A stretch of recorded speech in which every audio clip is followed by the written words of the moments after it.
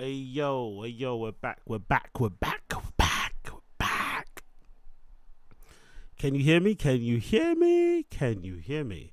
Can you hear me? Can you hear me? We're back. We're back. We're back. We're back. We're back. We're back. We're back. We're black. We're black. Can you hear me? We're black. We are black. Black. Can you hear me? Can you hear me? We're black. Can you hear me? Can you hear me? Yo, we're back. Okay, cool. Better. Am I not lagging now?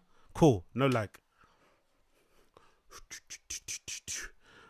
Just had to reset my computer, so we should be good.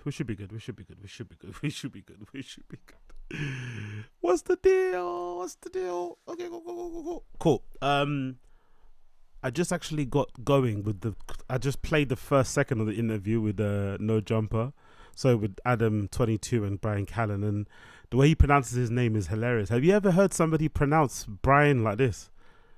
Have you ever heard this? Listen. Have you ever heard Brian's name get pronounced like this? Listen to this. Hold on, is my sound on properly? Yeah, it is. Listen to this. No Jumper, coolest podcast in the world. I'm in here with Brian Callen. How you doing? That's a lack of respect, isn't it? That's a real lack of respect. Brian Callen. What? No Jumper, coolest podcast in the world. I'm in here with Brian Callen. How you doing? Brian Callen. Adam doesn't know nothing about him, innit? Adam 22 knows nothing about him. Brian Callen.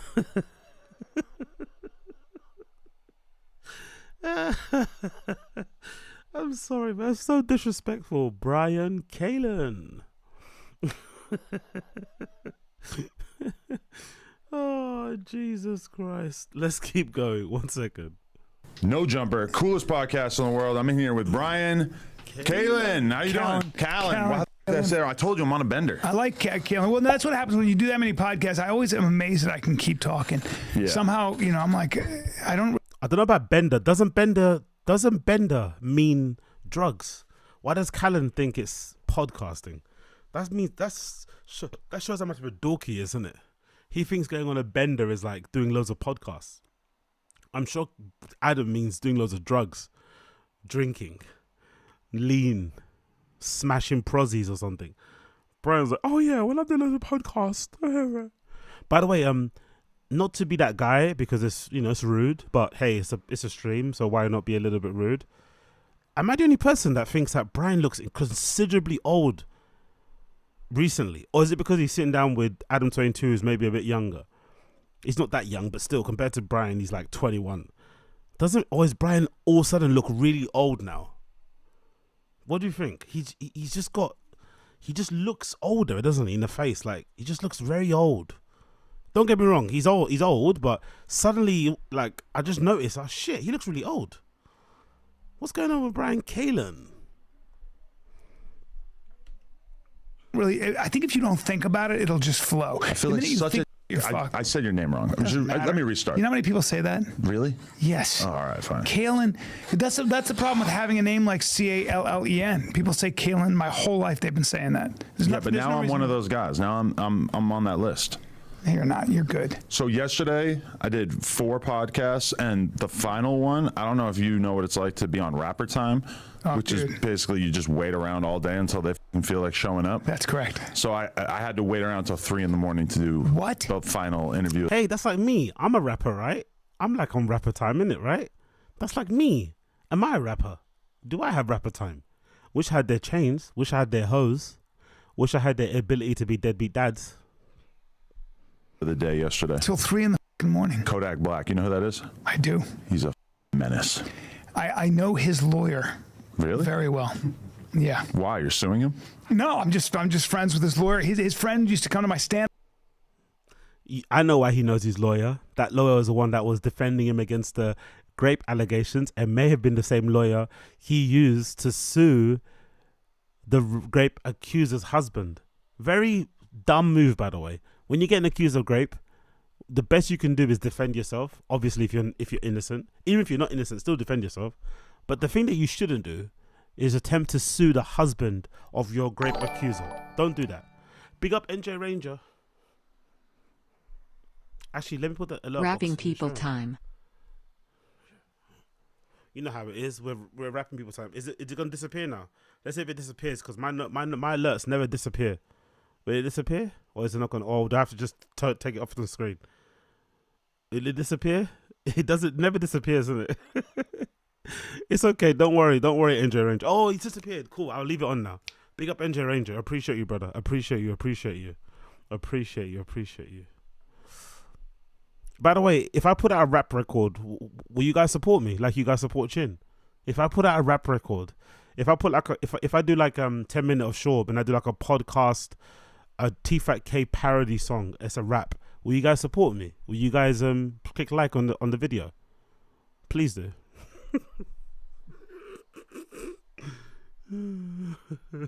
Stand up still does when I'm in Miami. Great guy. Really? Yeah, Brad Cohen, love him. Wow. And he's Sounds like one a of lawyer. those. He's one of Hey, Stephen Castaneda, Wagwan, brother, Wagwan, Eli Winslow, I see you, Wagwan, Eli Winslow. What's good? those dudes who he was on The Apprentice with Trump. Wow. And he's just he's a lawyer, but he used to wrestle in high school. He's just a great dude though, and he's one of those guys who will like he'll. I love the standard of exactly. Chris Mack read my mind. Read my mind. Sounds like a lot. Exactly. I read my mind. But also like the standard of a great man to Brian. Being a great man is knowing how to wrestle. He wrestles in high school. He's a collegiate wrestler. He wrestles in high school. Call somebody and be like, look, I like you. I don't want to get into this lawsuit thing. I could make money. He's not about money. He's about doing the right thing. Okay. And he was always in Kodak Black's corner. I think he was in Masvidal's corner. He was Masvidal's, Jorge Masvidal, the guy. He was in his, lawyer. So he's got a lot of high profile clients. I like that. Yeah. I like that you're tapped in with the lawyers. Yeah, dude. Go straight to the source. Not enough. That's the thing about jiu-jitsu and learning how to fight. You know what you're better off doing? Letting the guy punch you in the face and then lying down on the ground and faking the fact that you're having fainting spells. And then you sue him and make all the money. You're saying that's what this lawyer would suggest? No, I'm saying that if you had good friends who are lawyers, what you do is you square up with a guy, or you say, I don't want to fuck with you, I don't want to fuck. And if he punches you, what is this conversation? These are the type of things these guys talk about day to day. How to like scam people out of their money by getting into a fight with them in the parking lot. What is this conversation? So people are going to law school to get like what? What? and forget all your jiu-jitsu and all your boxing. You simply fall to the ground and you pee your pants, and then you just get that on video, and then you can sue them. So if you surround yourself by lawyers, they're going to encourage you to do the most bitch-made version of anything that you could possibly do in life. That's exactly. Now, you're never going to get laid, and you're not going to be a real man, but you'll be rich. Right. You know what I'm saying? See, on the other side of things, here in the hip-hop world, a buddy of mine got shot at a party the other day. Yeah, you want to avoid that. No, I'm just saying that to say that we're probably doing like the least lawyerly thing, which is that we're just like, there's a code of the street. So one of our friends suggested you should call the cops. Everybody else in the group chat, no. Damn, really? Not happening. Yeah, that's gangster. See, now so great story. So I'm not allowed to call the cops, even if I wanted to. Don't I ever say that again. First time I'm in LA, I go to a party. It's my first year. I'm doing Mad TV. Okay. I'm 28 or whatever. And I'm fucking hell. Callan's been in LA, just hanging around, fucking around, just being a dude for ages, innit? Fucking hell, mate. Give it up. Guy was 28 when? Like 1994. 1972. When was he 28? Just 28. Looking for a dream. It's like, give up, man. Go look after your kids and hang out with your wife, bro. Like, fuck. He's still out here trying to make it. He's on podcasts what are you doing on No Jumper anyway? You're like 70, bro. What are you doing on there? Like, give up. Hang it up. Yo, Wagwan Koila in the chat. What's good? Koila in the chat. What's good, my G? Bang your fucking chest, bro. I'm a kid from, I'd gone to boarding school, went to college in D.C., and, I did a little taekwondo, and I was a little wrestler in high school, and I was with my buddy who happened to have been black. He was a writer on the show, and this happened to be black. This car full of black dudes, kind of, they were in a Mercedes, but they were tougher dudes, a little older, and the guy said to my friend something, he said, like, your girl's fine. But he was being a little disrespectful. Right. And my buddy, who was from Crenshaw, he was like, ha, thank you, man, I appreciate it. You're a lucky man, I like that car. And they're doing this language that I don't speak. Right. And this idiot, someone's getting banged on. So his friend was getting banged on, and what did Callan say? Have you guys heard about the Intrigan system? Have you guys read Sapiens? Right? Brian Callan's boy's getting banged on in fucking Crenshaw. And he's like, guys, have you heard about Jordan Peterson? It's like, shut the fuck up. I'm looking at them like this. You called them like the in N-word. New York and stuff. You didn't? No. Okay. No. Hey, I thought dude, that's where you were going. Don't add racism to my fucking story, bro. Why are you adding racism to my story? I thought that's where it was going. No, bro. Come on, get your mind out of the KKK gutter. I'm just thinking. I'm trying to think like you. Yeah. Okay. Good.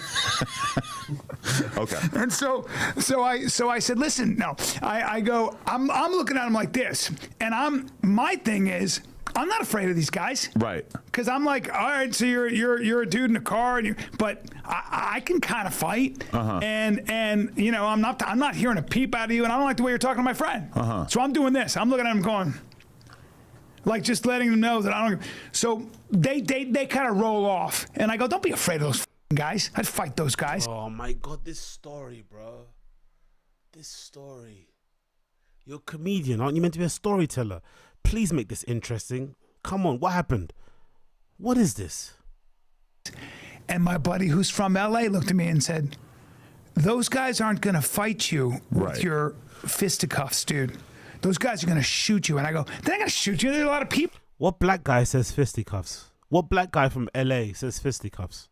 Please let me know. Please let me know. What African American man says fisticuffs? I don't know. This whole story, extra doubt. People around. And he goes, you know how many, and then he used the N-word because he was black. He goes, you know how many N-words are in jail because they shot somebody at a party in front of everybody? Right. And that was my introduction to LA. And from that point on, I've always been very respectful. Very respectful, because I don't. Press extra doubt for a black guy that can read and write. Press extra doubt for black people that can read and write in America. Please, extra doubt. You're not, don't fight in LA because you're going to get shot. The existence of handguns is the great equalizer. Correct. Now, if it's just a white dude who happened to have gone to college, I'll fight him as long as he's not big. Right. You know what I'm saying? Yeah. But if it's a dude I don't know anything about, and he looks hoodie, and he's from in a car on a Honda Civic with a fin on it. A fin. I'm not fighting him. A fin. Yeah, if he's souped up as Honda Civic, chances are I don't think those dudes were going to shoot you. probably not. I feel like you need to be like speaking their language. You would have needed to do something a little bit more aggressive for them to take it that far. But plus, it was 4 black guys. I doubt they were afraid of me, even if they didn't have guns. I doubt they were looking at the 170-pound medium white. Hey, do we think Brian watched or skimmed through Paid in Full, Menace to Society, New Jack City or something? Dead President, like Boys in the Hood. Did he watch some of these movies before he went on No Jumper quickly? And this is where he got this story from. Why does this sound familiar? Did he just watch lots of black movies before he went on No Jumper to appear like he's down? He just watched a bunch of black movies. Is that what he did? This fucking old wrinkly cunt. What the fuck are you talking about? Big up Addy Z. Nickelodeon double diddler. Yeah, exactly. Nickelodeon double diddler is hilarious. Big up Addy Z. I appreciate you, Brad Clark. Yeah, exactly. Hoodie. Everyone's saying the hoodie. Hearing Callan talk about hoodie is crazy. His agent told him, you're going on No Jumper. He just like Googled black movies and started watching them to get himself acquainted.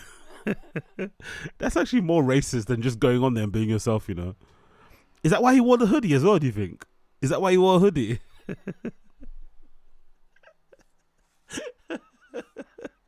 Grape Street.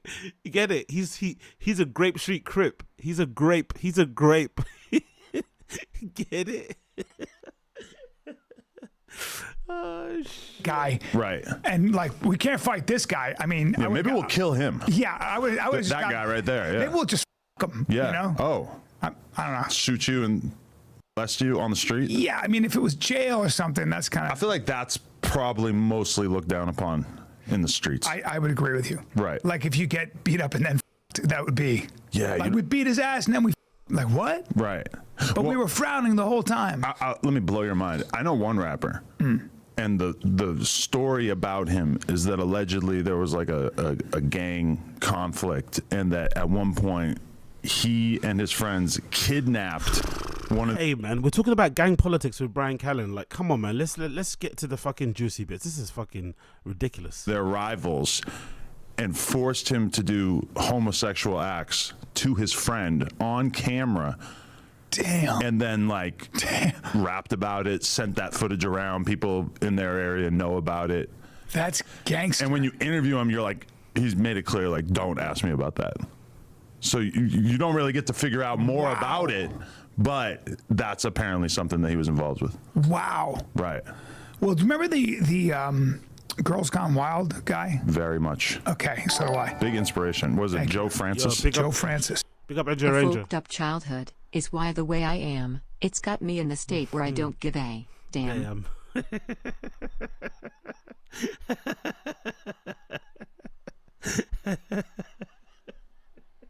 I just realized you're so dumb. You're so fucking dumb.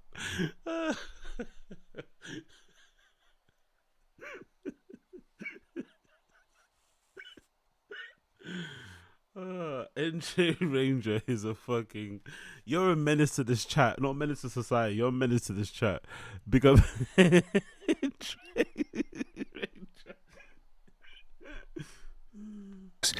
Allegedly, from what I've heard, a guy did time for a while. I think he was like a connected guy, mafia guy, for kidnapping Joe Francis and doing some stuff to him. I don't know. I don't want to. Oh, they had a freak off. So he didn't like the way he had treated a girl that maybe this guy knew. Right. And then broke into his house, tied him to a chair, and did some stuff. I think there was a case like that. Look that up. I might be wrong. Wow. No one's Yeah. gonna look it That's up, bro. gangster. But there was some stuff going on. I mean, They don't have a choice. that is like if you were to have a conversation with your lawyer friend and you were to ask him, hey, I have this crazy idea for a business. What we're going to do is we're going to go to spring break and we're going to find the drunkest chicks possible and we're going to film Hey, them. so I'm gonna skip a bit. This Social is boring. media- This is boring, please. I Always can't. fed was basically that this was a gay guy. Please. Let's get to Folk comedy sleuths talk. would put work in. That's true, but the mainstream media still likes to throw their political agenda. Shout out mainstream media. What? I think the strength of our country is, and Nope. No. so that to me is where I come down. I think you need an artist typically, which is the Because if we were to put the people from the Oh my God. Let's just skip by this. Honestly, I can't. without get. That's literally the image I go that's through. how you picture it, yeah. I'm that guy who was a cop who was killing people. He used to take. Oh my God. Shut up. Shut up. Shut up. You ain't going to sleep, and then you're going to talk because you're going to be so. That's Come on, Adam. Ask some juicy Not in- questions, please, bro. you know they. If you Pain, starve me, pain, yeah. you just starve me for Ask some juicy questions, Adam. What are you doing, brother? Talk to him about the politics and world affairs. basically like gymnasts. They're doing Yeah. double backflips, triple backflips, all that kind of shit. And then you have like street riders who are more like into the They talking about BMX. No way am I listening to that. Fuck off. really controversial one. Like, why are you platforming somebody who took somebody who was so important out of this world? I understand why he was Yeah. 15. He's 21 now. Right. Was he remorseful? There I don't care about his interview with the Pop Smoke killer. Concrete. It's a writer. He's a storyteller. Oh my I can- God. Fuck off. 20 minutes was just bullshit. that Come clearly on. he had a lot of anger from being streamed. Give me something juicy for fuck's sake. I'm sorry for skipping people, feel but important. Put a gun in my hand. I barely care what Adam 22 is Would he join saying, a let gang? alone fucking Callan together. Come from a certain Yo, neighborhood. big up Shade. and Big up Shades Cow in the chat, brother. Welcome to Shades Cow. Hope you're well, brother. You've got, or any sport in general, because it you learn how tough you are, you learn how tough you're not, which is huge. You learn where you are in the pecking order, you learn how to climb the pecking order, you learn how to learn, you learn about plateaus. All that shit's so important, man. And if you don't have somebody who sets that example, and you don't have a concrete, What's that little black thing he did? What's Callan doing, man? Big up Ricky Picture. Appreciate it, brother. My name is Callan, and I want you to know, I never listen when she says no.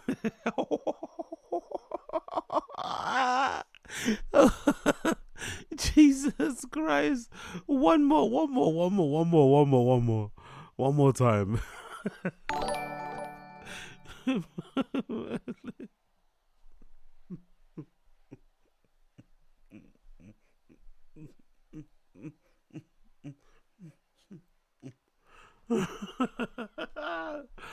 Big up Ricky Picture, appreciate you. Big up Ricky Picture. Is it playing? Why is it not playing? Play again. Come on, brother. Play again. Play again. Why is it not playing again for? What's wrong with this shit? Play fucking up. Play again, motherfucker. 1 second. Let me play it one more time. One more time. Come on. Where are you? There we go. Can we hear you or not? Oh, maybe it banned you, man, Ricky Picture. Unfortunately, maybe it banned you. Maybe it banned you, brother. Unfortunately, maybe you got banned. Damn. Anyway, continue. the pecking order, you learn how to learn, you learn about plateaus. All that shit's so important, man. And if you don't have somebody who sets that example and you don't have a concrete goal that you can see, then, you know, man, you're going to get yourself in some shit. How often do you still train jiu-jitsu? I mean, you know, I'll probably train today. Okay. If I get back in time. Yeah. And I hate it. I did it for like 6 months, and this was probably like over 10 years ago, and I can fully say it was the best workouts I've ever had in my entire life. Yeah. But that I got a bunch of staph infections over the course of those 6 months, and especially now with the porn thing, I just feel like that's like, no, yeah. it's just an occupational hazard I can't really get down with. I always wear rash guards and take showers right after. Really? Always, dude. Oh, okay. I don't trust any mat. I probably wasn't showering enough. Yeah, you got to shower right away. So first of all, you wear a rash guard. Oh yeah, well you how about skip language? I'm not talking about fucking jujitsu, man. That's good advice. Yeah. Don't worry about your psychology. Come on, don't worry Rogan. About that. Just get. Rogan, I promise Bobby you, Lee, get really good. I don't give a shit. Rogan, Bobby Lee, cancel culture, Annie Lederman, Kalila. Come on, man, get to the juicy bits. What is this shit? If it's jujitsu, good to act. Because, for instance, I spent like 20 years submerged in the BMX culture. Yeah. And I have friends from that period of my life who will hang out now, and I'll be shocked that they're still making references to BMX videos from 10, 20 years ago. But we're in like a room of like my friends who do like podcasts on this channel and stuff, which to them, obviously that means nothing. And it's like their reference base isn't really like big enough to be able to hang in those conversations. It's such a great point. Yeah. It's such a great point. And honestly, why would you? What are they talking about? Like, what are they talking about? What is this? The anecdote. In like Just waffling. horror movies. I don't give a fuck about horror movies. Can we talk about Rogan, please? Maybe I'm watching it for a different reason. podcast, stand up at least. More about math than Eric. That's how brilliant he is. And that's coming from my buddy who has his master's in math from Stanford, and he's smart as shit. So Eric is like, Eric thinks on a level that's so deep. And what's really interesting about the podcast is to watch Eric educating Terrence on the fact that he's a little over his skis. I bet you love that, innit, eh? White man telling a black man to stay in his lane. He doesn't have all these concepts correct. But does Terrence seem like he has the humility to accept actually. that? Okay. He does, because at first I was like, this guy's a narcissist, I didn't like him. Now I like him. I can't help but to love this guy because he's sincere. Like he's really loves and a lot of it, what he got is right, and it came to him in a. Fuck, I don't care what he has to say about Terrence Howard. I don't. These crazy arguments that are so theoretical. You'd be like, hey bro, I have bills. Like I got kids I got to raise. I don't know what you're talking about. It's almost like it almost requires an obsessive mind. Yeah. You know, you ever hear the theory on why men invent shit and women don't? You ever hear that theory? So why are all the greatest inventions? I thought you were about to say, have you ever heard the theory about why men like to grape and why women like being graped? It's very controversial. Basically invented by men, very few by women, very few. Well, one theory, and it makes so much sense, is that men have the ability to focus on one thing for a long period of time. When you're thinking about the theory of relativity and you come up with the idea. What? Is that what he's coming from? Men have a what? A longer attention span than women. Is that what you're trying to say? Okay, cool. I guess. Whatever books he's reading, I guess. That time is relative, or that light bends, and you prove that mathematically, or you're like Haley, who can prove and predicts when a comet is going to shoot across the fucking sky. That, or I don't know, how about Newton, who invented calculus, invented math or calculus. You need all of your brain for that, and you sit in a room and just think all day. Okay, if a woman does that when she has a kid, Chris Mack is right. Yeah, Weinstein was managing director of of Peter Thiel's hedge fund. Yes, he was. I forgot the name of it, but yeah, Weinstein suffered the same thing that Jordan Peterson did. I think seeing him on Rogan with Terrence Howard was actually refreshing, because I think he did too many pods. He was starting to get a little bit annoying, you know, and then he's taken time away, I think, from the mainstream, at least anyway. I haven't really seen him on pods as often as he was in the past. I think that break was necessary. He's actually a smart guy, but you know, podcast fame, because people don't really talk about that enough. Like what it must be like, what it must feel like, how hard it must be to be an intellectual, relatively maybe under-recognized, maybe just not really kind of like, you know, famous in any way, shape or form, then suddenly be propelled into some level of fame from Rogan, and how hard it is to deal with. You know, it probably gets to your head. It's pretty easy to get to your head. So it's no surprise that he's a lot better nowadays, I think. He came across really well on that Rogan episode. To give him credit, he was really good. And I liked how he treated Terrence Howard with respect, even though, you know, Terrence Howard is clearly fucking crazy and clearly a little bit, you know, redacted. He did kind of treat him with kid gloves. He was very patient.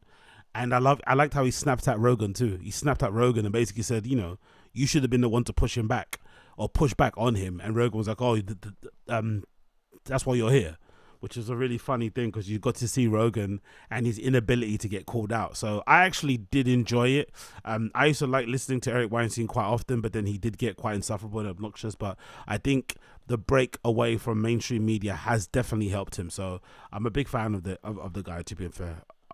I quite like him. He's a little bit kooky, a little bit eccentric, but I do like him. Kid, the baby dies. Right.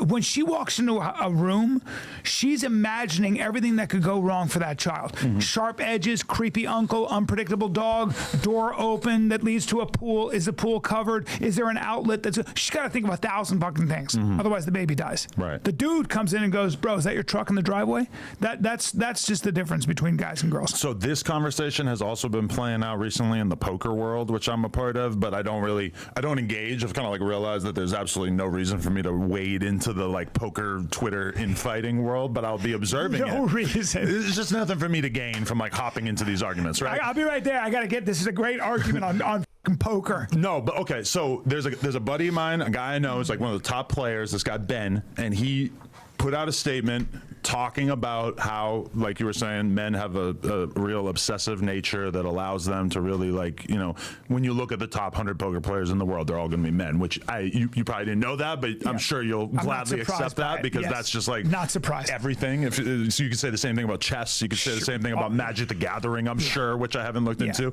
But he made a statement like that, and then this obviously triggers the out of like every woman plus every guy in the poker That's world fine. who's trying to get laid, so they That's need fine. to side with yeah, them. you go ahead and get triggered, but it's just the truth. The truth is triggering. But the thing that they rely on is to say, well, look at all of these societal things that exist that make it harder for a woman to exist in the poker world. Maybe the people aren't going to be as naturally confident in them because they're women, or they're not going to have as many opportunities to be staked or have people teach them. I don't buy that. I'm like, are you serious? Yeah. Men have they're just more of an appetite for risk taking. Right. They're more they're just more aggressive. You don't even need to see anything besides, like, if you look at a final table at a big poker tournament that's all men that are pros, they're quiet, they're orderly, they're like clearly like unbelievably well studied, and then you'll see the same thing with a bunch of women who play poker, even like the best women, and their demeanor is very friendly. It's they're enjoying themselves. They're appreciative of the human element of being in this environment. Yeah. And the guys clearly don't give a fuck about that. There's like something about men that allows us to. And this is not a competition. Right. Women have incredible qualities. Like, I love the difference between men and women. It's beautiful. You know, what's that saying? Like, a man gives you a house, a woman makes it a home. You know, all that stuff. You know, a man offers protection, she gives you life. You know, I mean, all that stuff. I put all of myself into YouTube and the content and like whatever this thing that I'm building is. And my wife, in comparison, recently started a garden in our yard. Yeah, bro. She got 2 dogs. She grows. She creates life. She was probably the one who initiated the conversation about us having a kid. Of course, clearly she's interested in all of these holistic, organic type of things that increase her feeling of fullness in life. And you in provide and general. protect. Right, That's what you do. But I'm obsessive, and I have an ability to like really want to dig into the weeds of all these bizarre hip hop storylines and do conversations about it. And when I find myself with an hour or two of free time, once all my emails are answered and the kids at bed, etc., what am I doing? I'm probably watching some obscure YouTube video and learning about some stupid topic. Whereas to her, it's like, you know, she's much better at attending to the feelings of our family. Of course she's going to be the one who's thinking about like, it's your mom's birthday. Yes, we need to get her a gift. Yes. Is this guy's brain broken? He wants a pat on the back because he does research on his guests. He's going to interview on No Jumper. That makes him what? Some sort of like hip-hop intellect or something. Historian. Because he watches YouTube documentaries. He acts like YouTube documentaries are like fact. As if they're not just made by random people. As if like the YouTube documentary is exactly what it is. That's where it begins and stops. You want information, it only comes through YouTube documentaries, not anywhere else, no? No amount of reading on books, no watching of documentaries actually, no watching of movies, no reading of interviews, no cross-referencing, nothing. Just, let's watch a YouTube documentary. That'll tell us all we need to know. Okay. Why do I not think about that? Because you are arming yourself with information. Yeah. Because you're learning about the world, your surroundings. You're looking, whether you know it or not, you're scanning, constantly scanning for threats. You're constantly scanning for opportunities in which you can bring home bounty. That is so deeply ingrained in us, dude. That's why I own guns. That's why I see like some dude knocking somebody out and I want to see how he did that. That's why I can talk about fighting all day long and I watch the UFC. Like I'm like a bird dog watches a squirrel. It's like that because I want to know how he's navigating that chaos because the world can turn chaos right quick. And I'm the last line in front, first line of defense. I feel like the UFC, if all this rap shit disappeared, that I would probably become like a rabid I'm sure UFC you would. fan because I watch a fair amount of it. Yeah. But it's just like I have two. This nigga's been spelling his own farts, isn't it? What, he thinks he can be a UFC expert just because he watches a bunch of, like, allegedly watches it while he's playing poker in the background. All right, cool, brother. I guess so, isn't it? You could be the next MMA guru. Too much other shit going on in my brain for me to like really start absorbing like the stuff that I would need to know in order to have like a really informed perspective about it. And every once in a while I'll end up in a conversation with a friend of mine and I'll realize like, oh, this guy has actually a pretty solid knowledge of like who's at the top of the. We've got to skip. When they're going to talk about comedy stuff? I'm bored of this already. They're kind of unraveling a mystery. This is how. Yeah. Here comes a violin. Floored by that shit. Yeah. It's like anything else. No, yeah, there's so much of that. Yeah. Should I resort to my question list? Yes, please. Whatever finally. you want, I'm here for you. I was actually planning on doing much more research than I actually got into it because of me being up till 5 a.m. last night. I was like, okay, What are you gonna research? We're gonna win. Oh, he's got no questions. No wonder he's been rambling and waffling. He actually didn't prepare for this. Callan mattered so little. Brian Kalen mattered so little to Adam 22. He didn't even prepare questions. And again, don't get me wrong, I'm not the biggest fan of Adam 22 anymore. No Jumper's a bit shit now. Everyone's left. But one thing you have to give the guy credit for, he does research. He does ask some good questions. Usually, he doesn't try to repeat questions. He tries to come through with some fresh ones. Poke, prod, blah, blah, blah. No wonder they were waffling for 40 plus minutes. He legitimately didn't prepare. He didn't give a fuck. Wing it a little bit more than I had probably planned on. Yeah, but what are you going to research? It's not that I'm that interesting. It's so funny. I was thinking about that with Rogan. I was like, I'd done his podcast and I did the Fight Companion, but I'm very close to him. I'm not going to ask him to do the podcast because I talked to him on the phone and they're still talking about this. This is definitely a sore spot. Anytime they mention stuff like this out of the blue without little encouragement, this is definitely a sore spot. So whenever you listen to Brendan mention money recently on the podcast, it's definitely a little bit of an insight into like T-Fat-K not making as much as they did in the past. And now that he keeps mentioning, because I think some fans were saying, how come on T-Fat-K episode number 1000, you didn't have Rogan on there? Rogan's been maybe one of the most important people to the history of T-Fat-K without being on T-Fat-K. Because Rogan having those guys on JRE was a reason why T-Fat-K became as big as it was. And those guys also being a part of the podcast boom, the LA podcast scene, blah, blah, blah, blah. And because Rogan has never officially been on To Fire and the Kid. He was on it one time when they filmed it at his studio. Back in the day, Rogan had this annoying thing that he did where he was like, to his friends, right? I don't know. He's not like that anymore. He does go to people's studios. But back in the day, Rogan was really kind of up his own ass where he was like, I'm not going to do your show. Let's just do my show. Like, my show's bigger. My show's more popular. And I have better equipment, facilities and shit. Just come and do mine. Or if he was feeling charitable, he'd let you record your episode at his studio after the fact. I think Theo did that a few times. Joey Diaz, I think, did that. And The Fire and the Kid did that on that famous episode where Rogan tells Brendan to quit the UFC because he's not good enough. But he's never officially been on the T-Fat-K. He's never sat on that couch. He's never, he's never been in the studio with those guys ever. They've always gone to him. He's never gone to them. So you'd imagine for the fans of episode, he just come on live stream, he jump on Zoom and just say hi and whatnot because he's played a big role in their success and he's also one of their close friends. But he didn't. He didn't do it. He didn't do it. So a lot of people have been wondering, and I think they've seen the comments. I think these guys have seen the comments. They've seen all the chatter in the, in the replies and stuff. And it's probably still grating at them because, Rogan will invite them on Fight Companion. And I think that's also a bit of a fucked up thing Rogan does. Rogan clearly isn't as close to them as he once was. Clearly. To me anyway. I don't think so. But he still kind of keeps them around. He's kind of replaced them with Save Our Parks guys. Other people have come in as well. But they're not as close as they once was. I don't think so. Ever since that whole bald guy who fucks and the Bobby Lee thing, I think Rogan's kind of, distanced himself from those guys, clearly. And now he's moved to Texas. It's made it a lot easier. But he still kind of keeps them around. I'd hate that. I'd prefer you to just cut me off and not be my friend anymore. Instead of being my friend, but then it's changed. You can't really go to him as often as you did in the past. Anyway, long story short, let's continue. I watch his guests and I'm like, Matthew Maloney, I'm backing horses at the moment. Give me a number between 1 to 9. Number 7, of course. David Beckham, my favorite Man United player of all time. David Beckham, number 7, brother. I don't know how much I have to offer right now.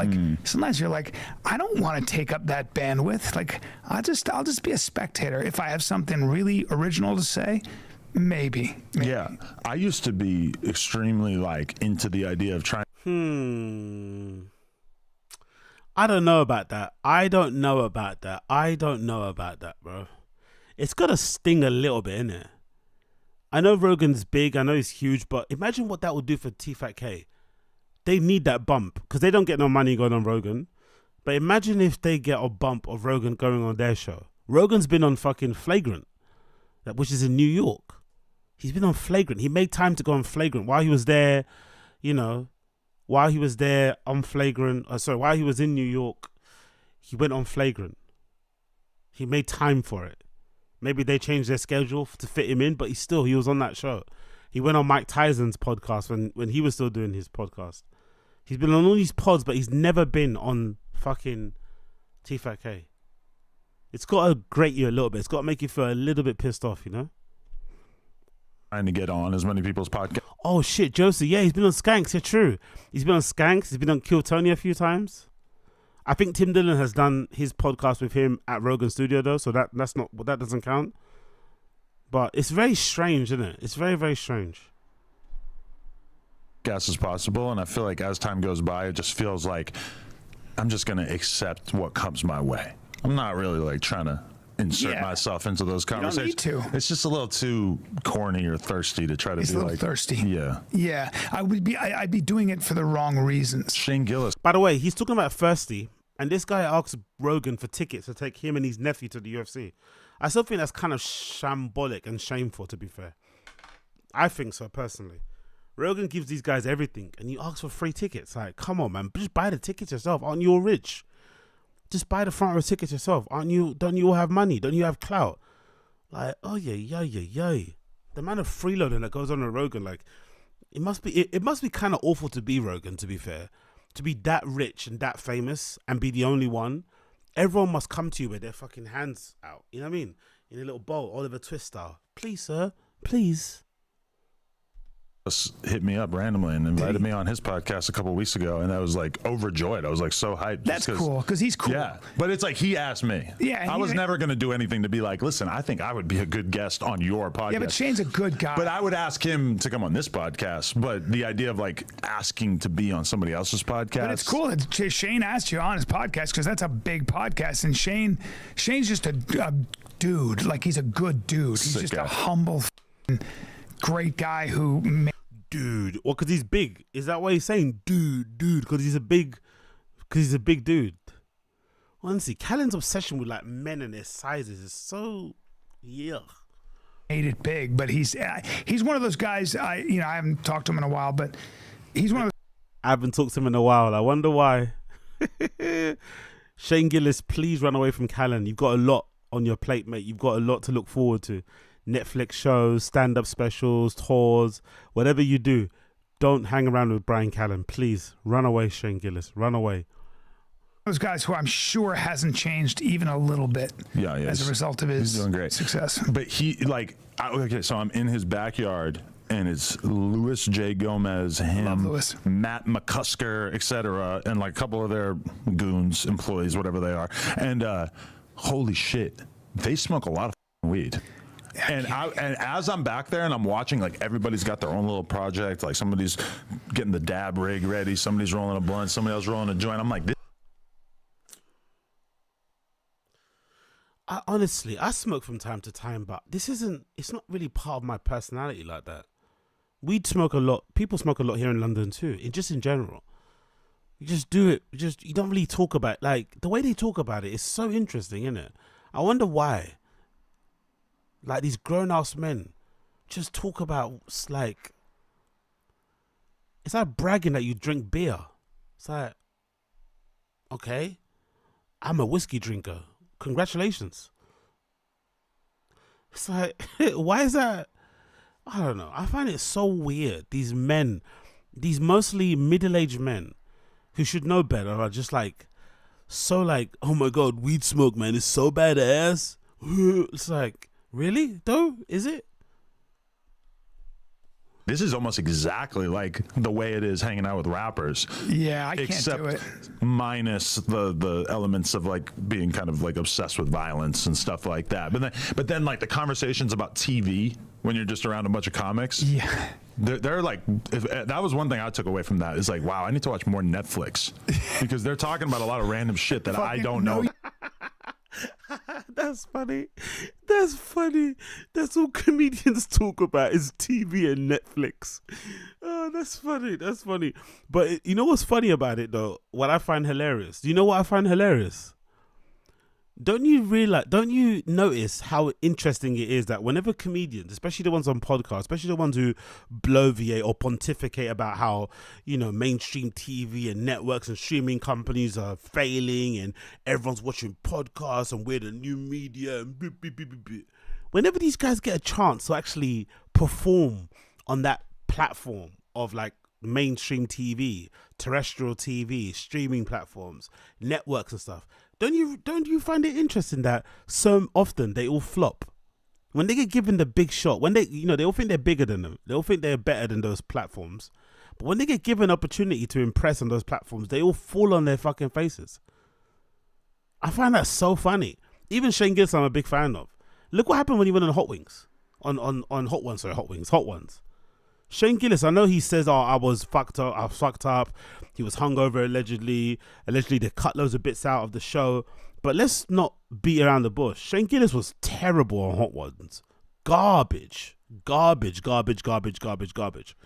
he's probably one of those people that would, act like he's better than that platform. I'm better than the channel. Look at the people they got on there. They're not funny. I could have my own late show, blah, blah, blah. Then you get given a chance to do it and you're not that impressive, man. Not that impressive. No, you don't, by the way. No, you don't. No. Never say that again. Never say I need to watch more Netflix because you definitely don't. You don't think that's Yeah, Brian Callen hating on Netflix because he doesn't have a Netflix deal. anything to aspire to? But okay, what about when we're in a room. Don't you find it interesting that Callen has never had a comedy special on a major streaming platform? I find that fascinating when I found that out recently on the fucking stream. He's never had a comedy special on a major streaming platform, ever. Wild, isn't it? We're all having a conversation. Somebody starts talking about The Office. I feel at home. I can have an elite level conversation about The Office because I spent so much of my life watching it. Whereas, like, if somebody starts talking about House of Cards, boom, I'm on the outs. Yeah, but I can't involve myself in this conversation. I'm not having that conversation. I'm already bored. I'm already fucking bored in my imagination that you brought it up. I listen to some podcasts. They start talking about basketball. I'm out. Me too. I can't do it. Me too. I'm sorry. I just don't know. But that's like, I don't know anything about cars. So Right. Schaub and Rogan start talking about cars or something, and they're getting into the weeds. I don't give a shit about cars. Right. I drive a Tesla 3, one of those little ones, because it's not that expensive. It's kind of safe, and I don't have to put gas in it. I'm done. Right. But that's a weird feeling because it's like, if I was on Rogan and we're talking about rap, okay, I'm the aficionado in this room. We start talking about MMA. I can just barely hang on. We start talking about cars. I'm like a kindergartner. Like, So you don't know cars either? Literally nothing. And it just doesn't interest me. Me too. I don't give a No interest. I don't own one. I lease a car. I have Me no too. interest. I don't care. I lease. I don't give a shit. Yeah. It's like, what do you want? What do you want from me? But a lot of people grow up with that like fetish for cars. They like get it from their dad or whatever. Or there's something about machinery.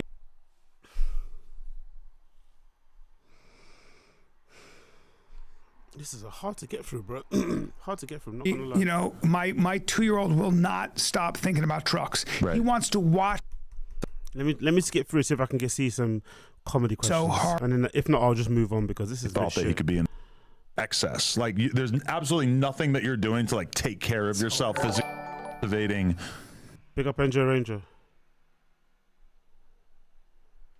NJR News Interactive Poll. Who are more annoying and cringe? Press 1 in chat for podcast gangsters, or press 2 for podcast comedians. Messaging and data rates may apply. See show notes for details.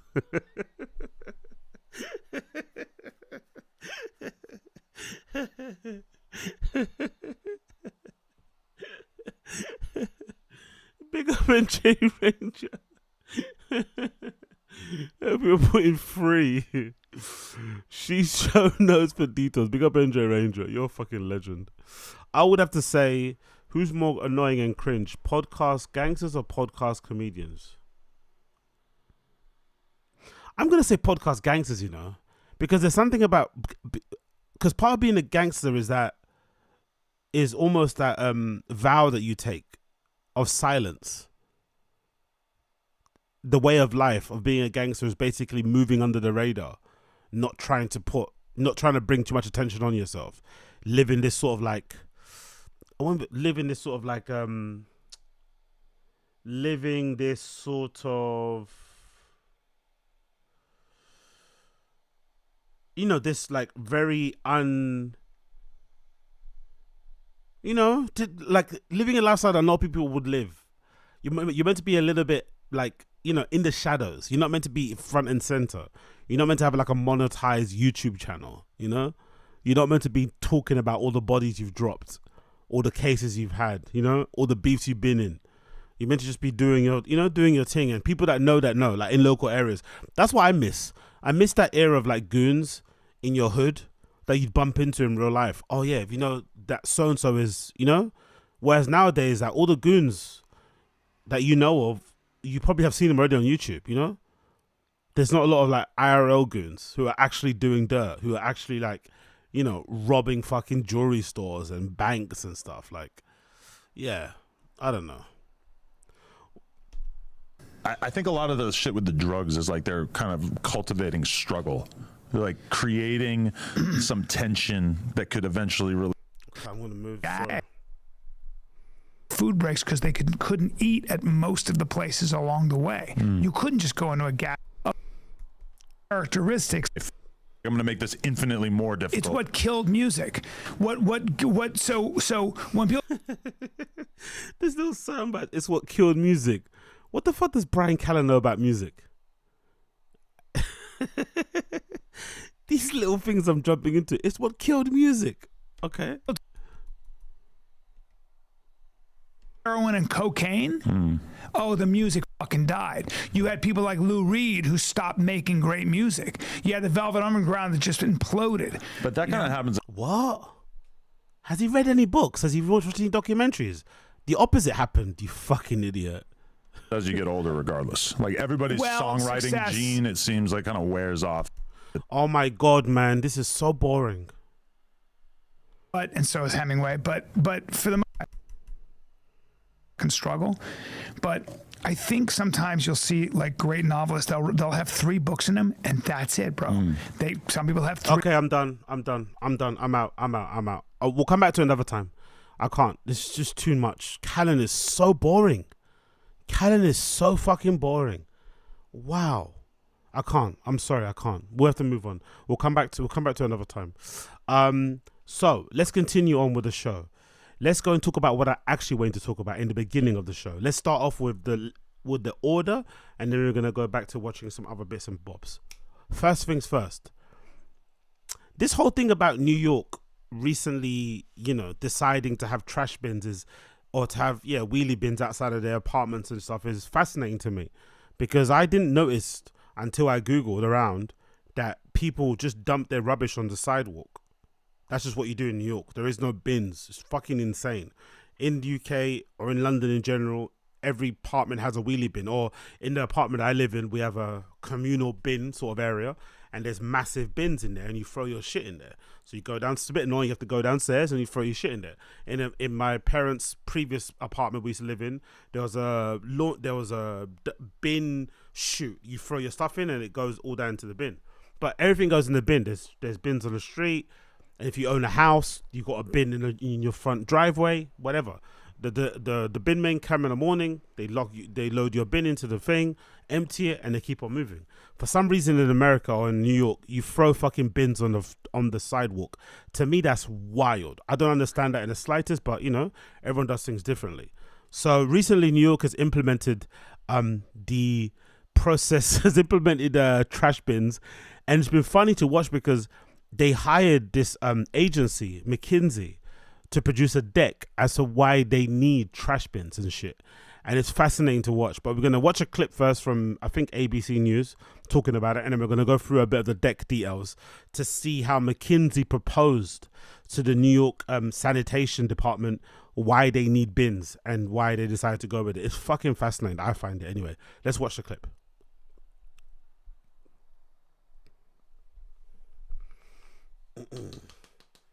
A new phase in the effort to combat rats in the city. People who live in certain residential buildings will no longer be able to put piles of trash bags out on the sidewalk. Mr. Zinnia Maldonado has a breakdown of the new rule from the Upper East Side.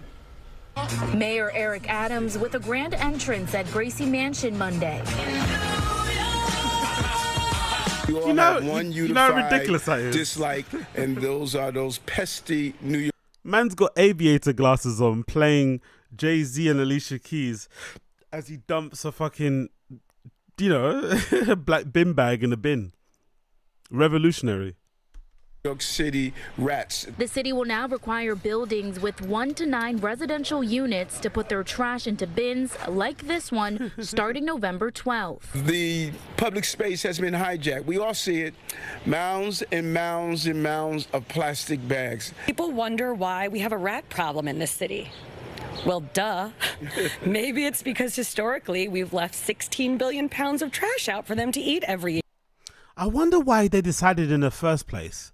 Why do you think they decided in the first place that it was okay to leave trash bags on the sidewalk? I'm sure there's a reason behind it. I'm sure. That's one of the things I kind of wish I kind of did when I was when I went to uni instead of fucking studying product design. I really wanted to study like urban planning and shit. Like, I wonder why they decided in such a beautiful city like New York with that grid system as well, right? The grid system is fucking gorgeous, I feel like, in terms of urban planning, and it's an easy way to probably deploy loads of fucking bin trucks and shit. There's probably a way. It probably would have been way more beneficial and way more efficient to just have like bins, right, on each corner or something, right? There's probably a way to do it. So I wonder why they thought leaving bin bags on the sidewalk was a better idea. I would love to know why they did that. For now, buildings can continue to use their own trash bins, but by June of 2026, buildings will be required to use the official NYC bin that comes with a secure lid and are equipped to work with the city's rear-loading garbage trucks. The little silver bar here is because that's going to make it easier for our new trucks to pick up the bins. The official NYC trash bins are for sale on the city's website. The cheapest costs just under $46. The rule only applies to trash and compost, and after an initial grace period, the city says fine. Big up Andrew Tate. Why am I slow, brother? Why am I slow? Why do you think I'm slow? Because I think aloud. Why am I slow, brother? Because I'm not aware of the New York sanitary rules and regulations and implementations. Why am I slow? Let me know why I'm slow. Let me know why I'm a redact. Please educate me. Unslow me, mate. Unslow me. Make me quick. Make me fast. Make me smarter, Andrew Tate. Let me know. Let me know. Let me be as smart as you. Why am I slow? Let me know. Fines will be issued. Because you don't live in America. What? Really? I thought I lived in San Jose. I didn't know I didn't live in America. My bad. Starting at $50. New Yorkers we spoke with remain positive, saying that any rule that helps keep rats away and trash hidden is welcome. When it's on the ground, it attracts rodents and pests. I think it's a good idea. Personally, I think they'll follow it. I know I will. Yo, it must smell funky in America or in New York in the mornings, innit? With that sun in the summer, with the bins outside. In certain parts of New York, it must smell crazy in the morning if you're leaving all your bin bags outside. Could you imagine what that must smell like? From the Upper East Side, Zinnia Maldonado, CBS 2 News. So that's it. And then there's obviously this deck here, courtesy of an account called Trung T Fan, which gave an outlook, a breakdown as to why the New York City of Sanitation decided to implement the bin. So this is courtesy of Tran Fang on Twitter. It says the following: New York paid McKinsey $4 million to produce a feasibility study on whether trash bins are better than leaving garbage on the street. The deck is 95 slides long and titled The Future of Trash. Some highlights. The official term is called containerization. I love that. The official form is called containerization, which is the storage of waste in sealed and rodent-proof receptacles rather than plastic Oh my God, look at how wordy this is. That's how you... Is that how you describe a bin, but like in design terms, in very posh terms, in very smart terms? You describe it as a as a waste in sealed rodent-proof receptacles rather than plastic bags. Rodent-proof receptacles. I love that. Two main types of containerization. One, individual bins for low density locales, and two, shared containers for high density. You didn't even have, in New York, you didn't even have like bigger bins for like tower blocks. What happens if you live in like a tower block then? Like one of those, hood places in America with those massive tower blocks. Where was the bin there? You still left your bin outside. You didn't have like a main bin. That's insane. NYC needs to clean up to 24 million pounds of garbage a day. Containerization has only been the norm worldwide in cities for the past 15 years. New York, is that true? I don't believe that's to be true. New York City first considered containerization in 1970s, but never conducted a feasibility study. So this has been on the cut. Look at red tape, look at governmental or local politics and this red tape. They've been considering the implementation of bins since the 70s. Oh my God, and they've only just done it now. Key consideration for container viability. Population density. New York has 30,000 residents per square mile, more dense than comparable cities. True, that's a good point. Built environment. Few places to hide containers due to history of infrastructure development. Weather. Snow creates challenges for mechanized collection. That makes a lot of sense though. Maybe that was part of the issue. Even though New York is designed in a grid system, it is also densely populated. When it's snowy, when it's rainy, it probably makes it very difficult to collect rubbish. Yeah, that makes a lot of sense why it's been the way it is. Curb space, mostly taken up by bus stops, bike lanes, and outdoor dining and fire hydrants. Collection frequency, NYC needs to double frequency of pickups for estimated speed. A new fleet of garbage trucks will need to be designed. I wonder if Elon Musk is going to design a new fleet of Tesla bin trucks. That's going to be sick, isn't it? Imagine if Tesla designed a garbage truck. That would be pretty cool. The proposed solution, literally garbage bins and shared containers, covers 89% of New York streets and 77% of residential tonnage. The 3 city studies, because you have to have a solid case study for Amsterdam, Paris, and Barcelona. There's a slide where it says containerization matters, and the 3 reasons are rats, pedestrian obstruction, and dirty streets. The 21-year-old intern that did this slide billed it probably at 10K an hour. The study is pretty impressive. But yeah, they had to hire an agency to put together a slide deck to kind of convince them why they should do this. So these are the bins from around the world: Paris, Amsterdam, and London, England. Yeah, so we have you guys in New York will have the same ones that we have in London, which we've had for fucking years and years and years and years. Containerization has been discussed since the 1970s. Rats, pedestrian obstruction, dirty streets. That rat isn't big enough, by the way. I've seen bigger rats in New York. I've seen pictures of people on the subway taking videos and shit, and the rats have been fucking crazy big. Let's continue here. What else is going on here?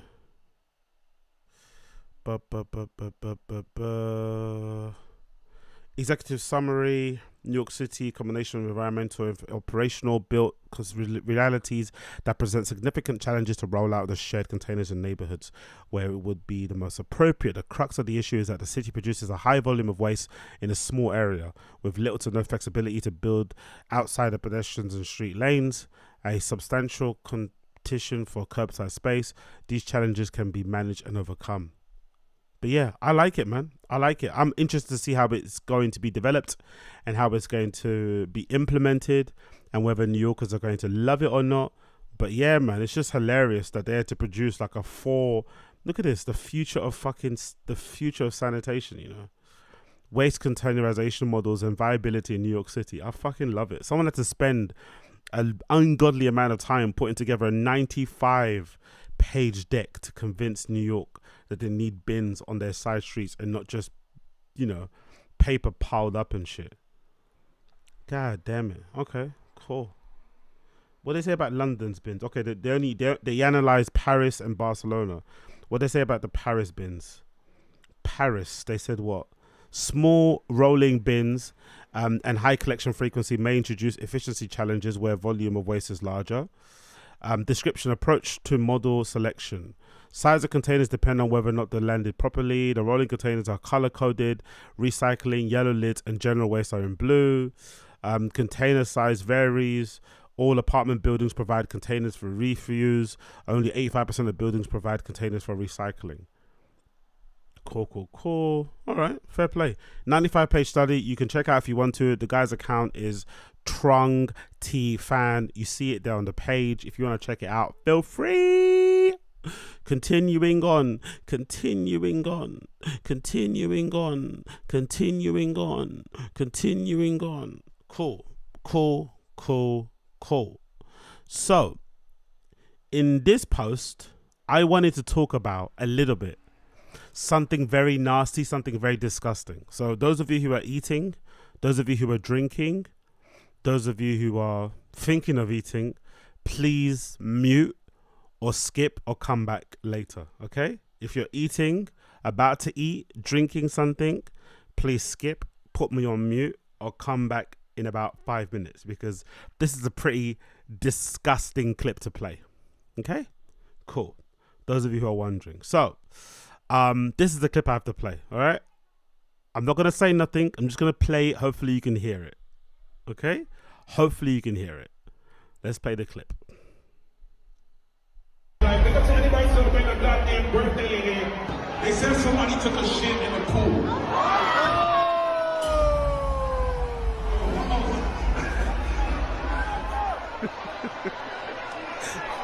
They said somebody. Like, big up to anybody celebrating a goddamn birthday in here. They said somebody took a shit in the pool.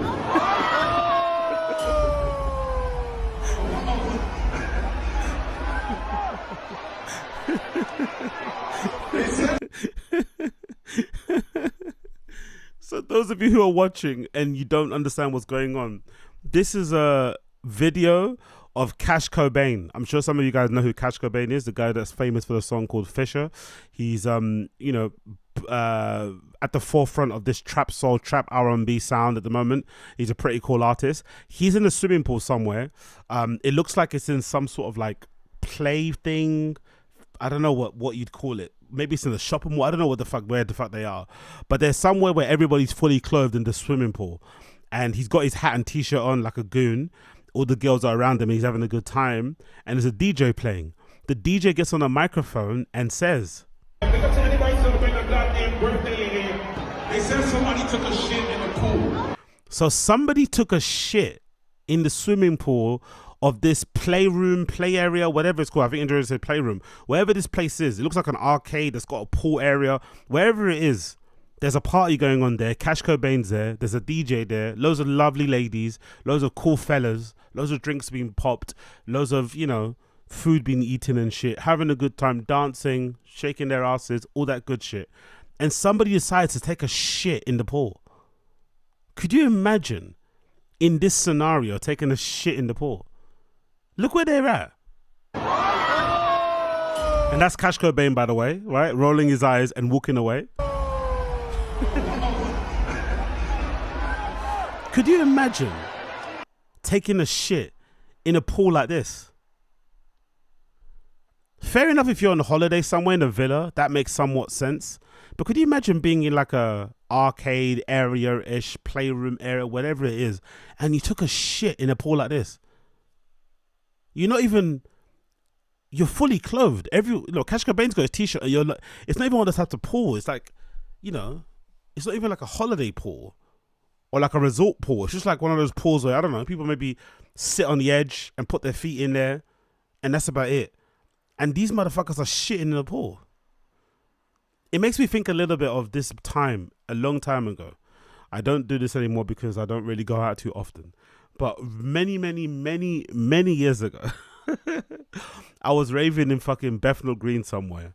And I happened to take way too much MDMA. I think I had like powder. I think I must have taken loads of pills and shit. And if you know anything about taking loads of MDMA and also drinking a bunch, you get the shits.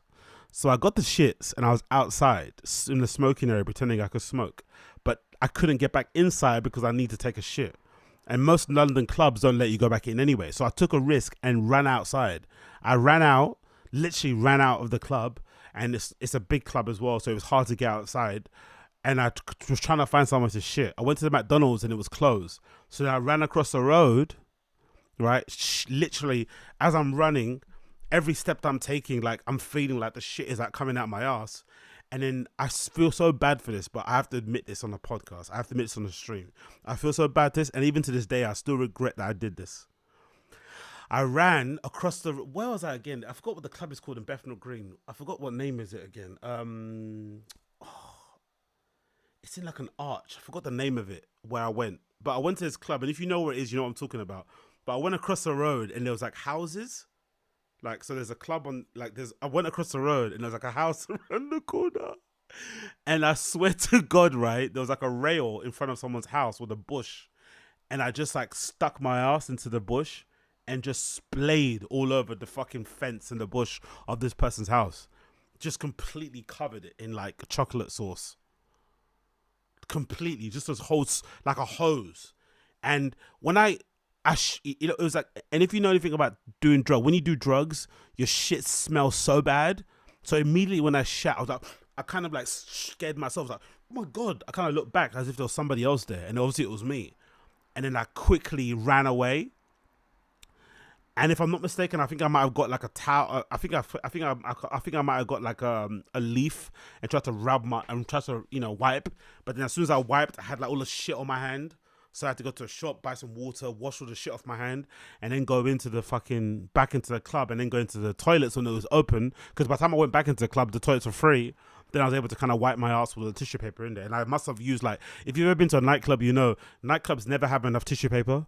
They never have enough toilet paper. And they never have,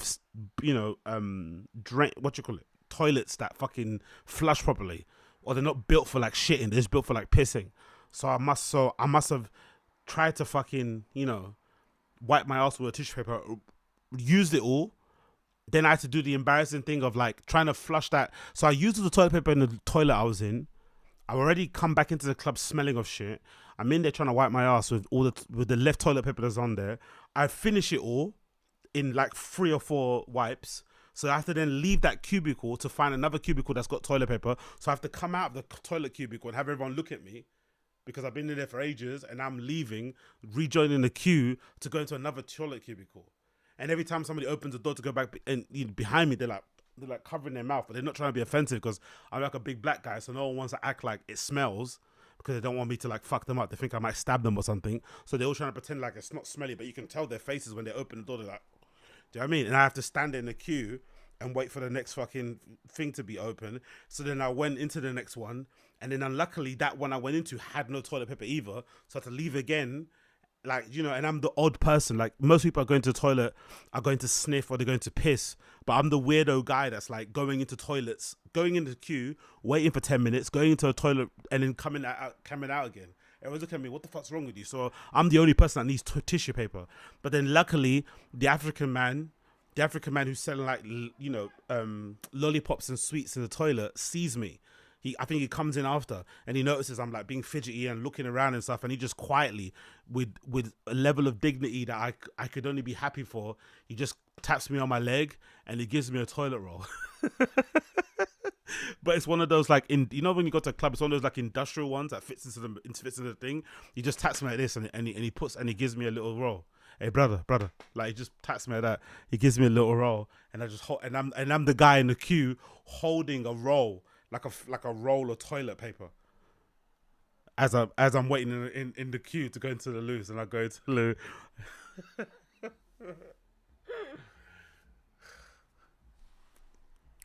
One of my most embarrassing times in the world, honestly.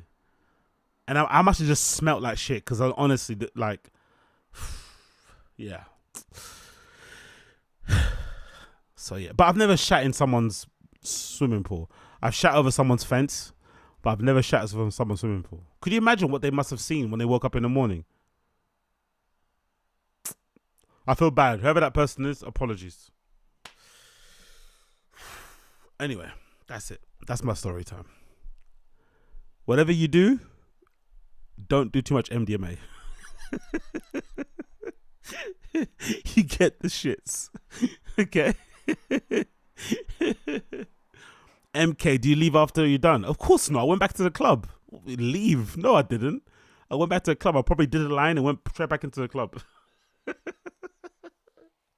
I was in there shuffling, smelling like fucking caca. Caca raver, My caca fumes. Caca fumes. And plus I got all that weight. I got all that caca weight out of me. Do you know what I mean? So I was feeling light, I was like bouncing. I was literally doing star jumps in the middle of the dance floor. I was doing fucking star jumps, doing fucking burpees. I was so light. You know what I mean? Oh. What can you do, man? What can you do? What can you do? What can you do? What can you do? What can you do? Hey, man, it's happened to the best of us, right? Right? Anyway, let's do a check-in on Brendan Schaub's Instagram account. What's happening with Brendan? What's he doing up? What's he doing? What's he doing at the moment? What's Brendan doing at the moment? What's he up to? Brendan's Instagram account. What's he up to? He's posting some news memes. Oh, what's he posting? Hack to a girl. How old and how late is this guy as well? It's kind of clout chasey to post this sort of stuff on your feed. What's this about? What's this Huck to a thing? Boo, boo, boo. Come on, man. That's so fucking lame. So lame, man. Anyway. Oh shit, look at that. Look at that first question. Look at that first fucking post. What charity does the money raised go to? What did he say? What's he saying? Oh, no reply. Wow, no reply. Okay. Or are they hidden? What are we doing here? This has been a lot of fun to watch you guys build it. Debating on the Yellow or Tiger shirt. I never won a contest. How do we win this truck, Brendan? Okay, cool. What else is happening here on Brendan's profile? What else is he up to? He's got a news post. What's this news post about?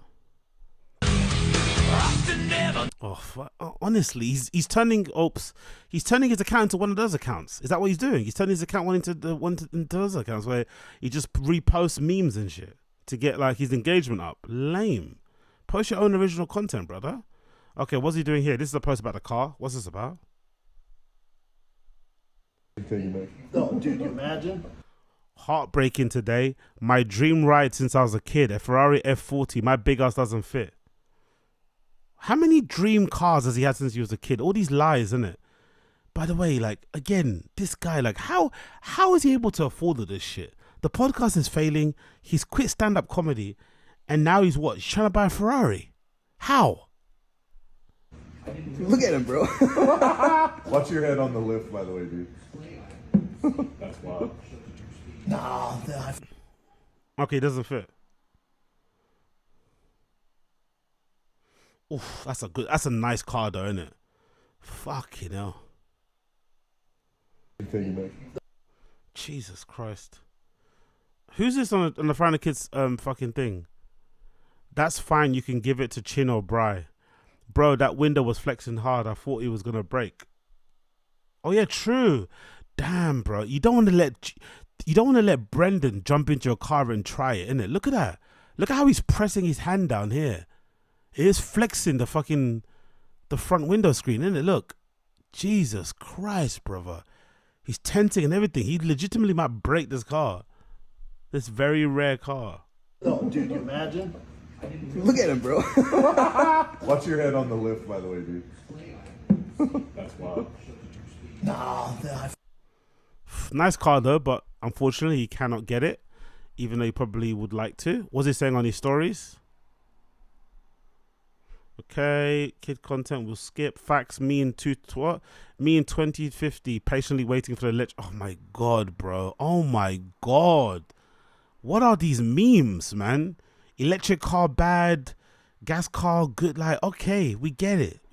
Shut up, man. God almighty, it's so lame. Okay, cool. Kid content, we don't care. More, what's that? Got my first dad order in. Cool. More stuff about the car we saw already. Another thing, heartbroken. Anything more? Cool, that's it. Okay, fair play. People are getting their merch as well, by the way. So clearly the competition's going well and everyone's happy with it. I guess so. Moving on. We did a bit of that. Let's also go to... Oh, let's actually go Fire and the Kid. Sorry, let's go to Fire and the Kid. Let's do Fire and the Kid, yeah. This is actually... What episode was this? Recent episode, right? Let's do Fire and the Kid. I forgot what episode it was. What episode was it? I think it was episode number... Yeah, let's do Fire and the Kid. So, Fire and the Kid episode... The recent one that just dropped, Let me get it up here in a minute. Bear with me a second. Where is it? Don't ever disrespect. No, it's not that one, is it? Which one is it? It's not that one. It's not that one. We got. Is it Rex? Actually, fuck off. Fuck that. Let's move on. I can't get the Fire and the Kid stuff up now at the moment. Let's just move on to something else. Let's do a quick Yuri check-in. So Yuri has now officially moved to, is it SoCal, whatever he's meant to be in, that location. He's happy. He seems content about it. But there's a really strange update regarding Yuri. Now Tent Talks, the show that he said was over, Tent Talks is now going to be on Patreon. So if you want to see Riley and Yuri content, or if you want to see Riley back on camera again, you'll have to subscribe to their Tent Talks. I think it's going to be patreon.com/Tent Talks. He's going to mention it in a minute. But Yuri has just moved into his new place, and he's just announced that Tent Talks will be making a comeback on Patreon. So if you want to see that, you have to check out his Patreon. So here is Yuri to tell you more. Let's fucking go, man. This is crazy. Chat, I'm not gonna lie. Okay, hold on. What was I gonna talk about? Fuck, I was gonna say something before I got distracted with the stupid officials of park shit. But number one, today, I haven't even been out here a week. I have not even been out here a week, and I have to be 100% honest. We're gonna talk about this more on Tent Talks. Tent Talks this Sunday. He does always big up Younger Vibes. That hasn't looked like a shower. He does always look like he hasn't taken a shower, innit? He does look always look. He's got that. You know what he kind of looks like to me? Have you seen people that you meet in hostels, especially people that have been traveling for a while? He's got that kind of look about him. He's got that kind of look of a guy that you meet in a hostel, who's kind of been around, you know? Maybe been out long, maybe been to different locations, you know, bouncing around. He's got that kind of like, even though he's in a nice house, a nice apartment from what it looks like from the background, he's got that weird kind of like grayish tinge to him, you know? Only on Patreon. Patreon.com/Tent Talks. That's the only place you can watch it live. That's the only place we're going to be. I think that's a good idea, by the way. I still think they should just improve their relationship and the way they communicate with each other in front of camera, instead of just doing things behind a paywall, instead of Riley hiding behind the camera and only talking and not showing her face.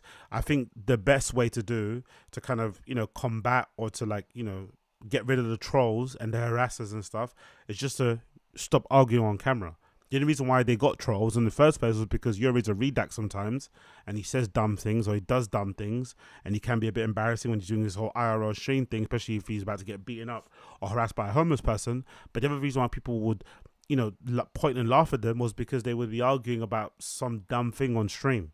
So if they stop arguing on stream, yes, it will hurt their views, but it will clearly be a better experience for the both of them. So they should put it behind the paywall, but don't just let the paywall be the, you know, be like a crux. Try and actually improve your actual behavior and how you actually treat each other in front of camera. But again, that's probably a lot more easier said than done. And that's it for Tent Talks for Riley and I. But we're gonna talk about this. You know, there's. Yeah, I agree, Shades Cal. That's a good point. Adam 22 looks just as dirty. Yeah, I agree. Adam 22 also has that. Even though he's covered in tattoos, I don't think the tattoos are the reason. It's just he has this kind of like tint where it looks like he doesn't really clean properly. Or maybe he doesn't use a loofah, or maybe he doesn't, you know, shower consistently. It's just something. It just doesn't look good, you know? All that money, and he kind of looks a little bit... He looks like he sleeps in his car, Adam 22. Even though he's got a mansion and he's clearly made a lot of money, he looks like he sleeps in his car. Well, but chat, today was one of those days where like I woke up, Riley had to do something in the morning, right? Or like she had to do something... Yeah, she had to do something in the morning. So like by the time I woke up, she was already gone. And I was just like, I woke up and I had this little moment of like kind of feeling of where am I? And I had to remind myself like, oh, wait a minute. We're at the new spot. We're in this room at the new spot. Okay, let me go walk around. And it was so weird, bro. Like I felt so weird this morning because it hasn't even been a week yet of me being out here. I'm in a whole new place, whole new layout. And it was like kind of trippy this fucking morning. I wish I could be this like naive and dopey and stuff when I was that age, you know? Kareem said, didn't you do the last episode of Tent Talks? Yeah, we did. And we talked about on that episode about how like there's the last episode for now, and it was we said like we might potentially do this in the future again, but we just we just don't know exactly at that moment. And Riley and I talked about it where it's like, bro, Riley loves our community. It's like people say like, oh, Riley doesn't like us, Riley's like hates this chat. It's like, no, Riley loves the Harmonious Gang. What Riley and I both don't like, and I'm sure the Harmonious Gang also doesn't like, is the weird ass fucking trolls that come from the PDF community and like this like it's like that's the shit that we don't fuck with. The PDF community he's talking about is no jumper. He thinks the main reason why he gets hate is because Adam22 sends all the no jumper subreddit people to be streams to hate on him. He doesn't think he does anything that would that would result in him getting trolled. He thinks it's all Adam22 sending people from the no jumper subreddit to bomb his chat and say questions, when really and truly his own fans are pretty brutal. If you actually watch his streams, I don't recommend you do because they're quite boring, but sometimes I do check them out on Kick, and his stream chat is pretty lethal. He bans them a lot, but they do deliver some home truths. They're very, very, very forthright, even more so than I am, in terms of how they talk to him. He just doesn't listen because he's a lolcow and, they don't have any self-awareness. And he's basically allergic to any constructive criticism. But he thinks the reason why he gets hate is because of the subreddit, not because of the stuff that he does, how he treats his girlfriend, the dumb things he says on camera. Nah, it's just because Adam22 has it out for him or something. Strange. And it's like, that's the stuff where it's like, bro, I be streaming for fun. I really don't care, all that stuff. But it's like when it's like Riley and I are really trying to have a conversation and like chill and, have a communication with like people we actually fuck with in the chat. It's like, it's weird to have like just weird trolls constantly entering. And, Riley made the decision recently where she's like, I don't really want to be a part of the streams like that anymore. And I was like, I completely understand. But she's like, I don't really want to give up on 10 Talks and shit. And we were watching Ordinary Adventures. So now they're going to be doing 10 Talks behind the paywall because they feel like it's safer. They can handle or control all the people watching and shit. I'm assuming if, you're not going to be a troll and pay $5 to watch them talk on the couch and meander back and forth. You're not going to do that. So most likely it will kill a lot of the harassment and stuff that they did get. That's a good point. But I still would say it's probably better to try to improve your communication as a couple, how you treat each other on camera, and then get on camera and with that changed attitude and behavior than it is to run behind a paywall just to run away from people who are taking the piss out of you. Because people are only taking the piss out of you because of the shitty things that you do and say to each other on camera. But who am I? I could be wrong. I don't know what I'm talking about. It's their business. Hopefully it works out. He does look a lot happier now that he's there, so maybe it could be the case. Moving on. We've got this clip to talk about. This is the flyer. This is the thumbnail of this stream, actually. It features Eric Griffin on Riffin with Griffin. I've done a pretty amazing job in that I am now watching Riffin with Griffin and taking clips from that show, even though it's probably one of the worst podcasts I've ever watched or listened to in my entire life, mostly because of Eric. He's incredibly negative, incredibly dour, incredibly moany, and just a bit of a bitch. So it's hard to listen to because all he does is cry and complain. But this is one excellent clip to show you the things that he complains about. And something about me, maybe it's just a stickler for like round numbers and maybe having a little bit of tism.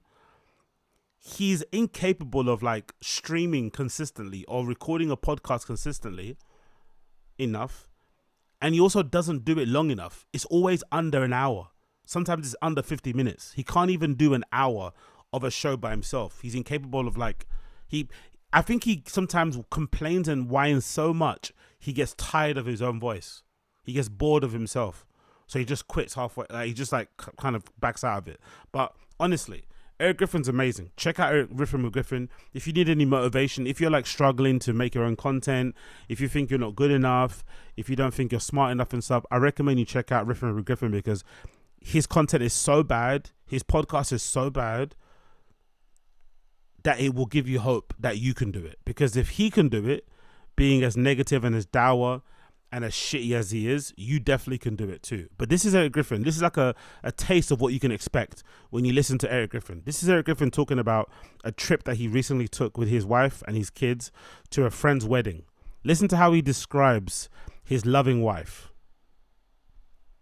To a wedding. I went to my cousin Alyssa's wedding this past weekend for July 4th. So we flew on July 4th because it was cheaper. And I took Wolf and Rachel. First of all, it's already a nightmare to travel with Rachel just by herself.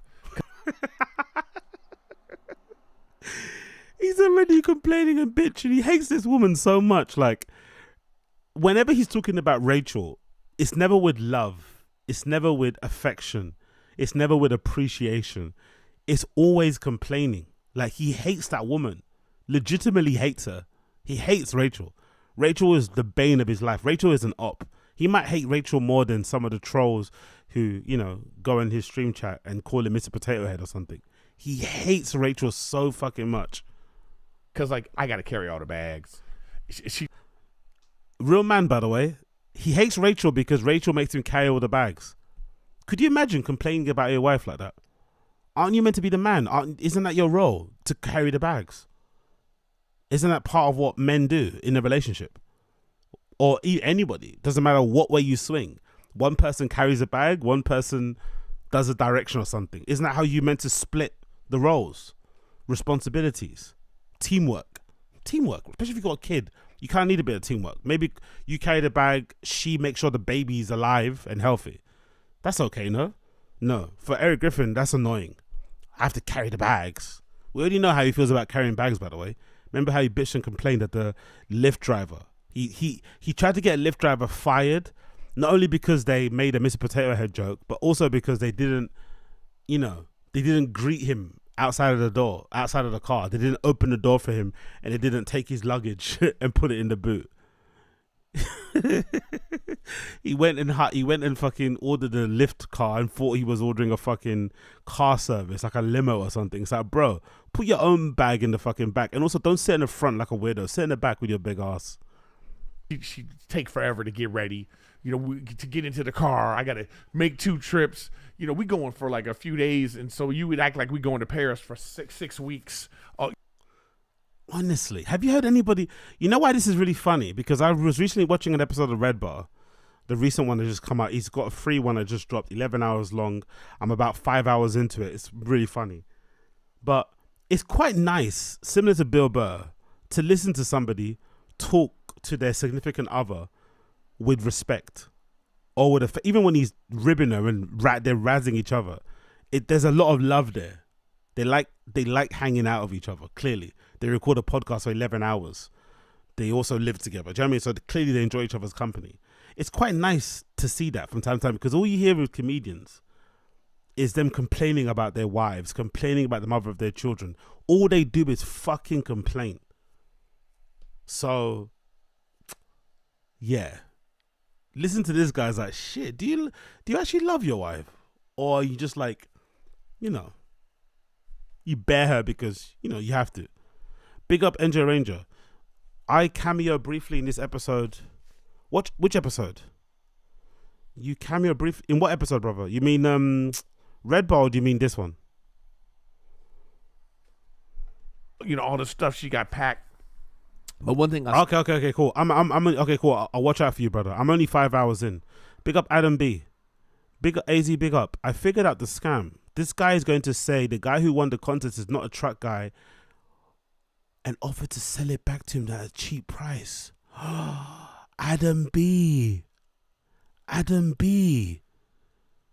If that happens, oh my God.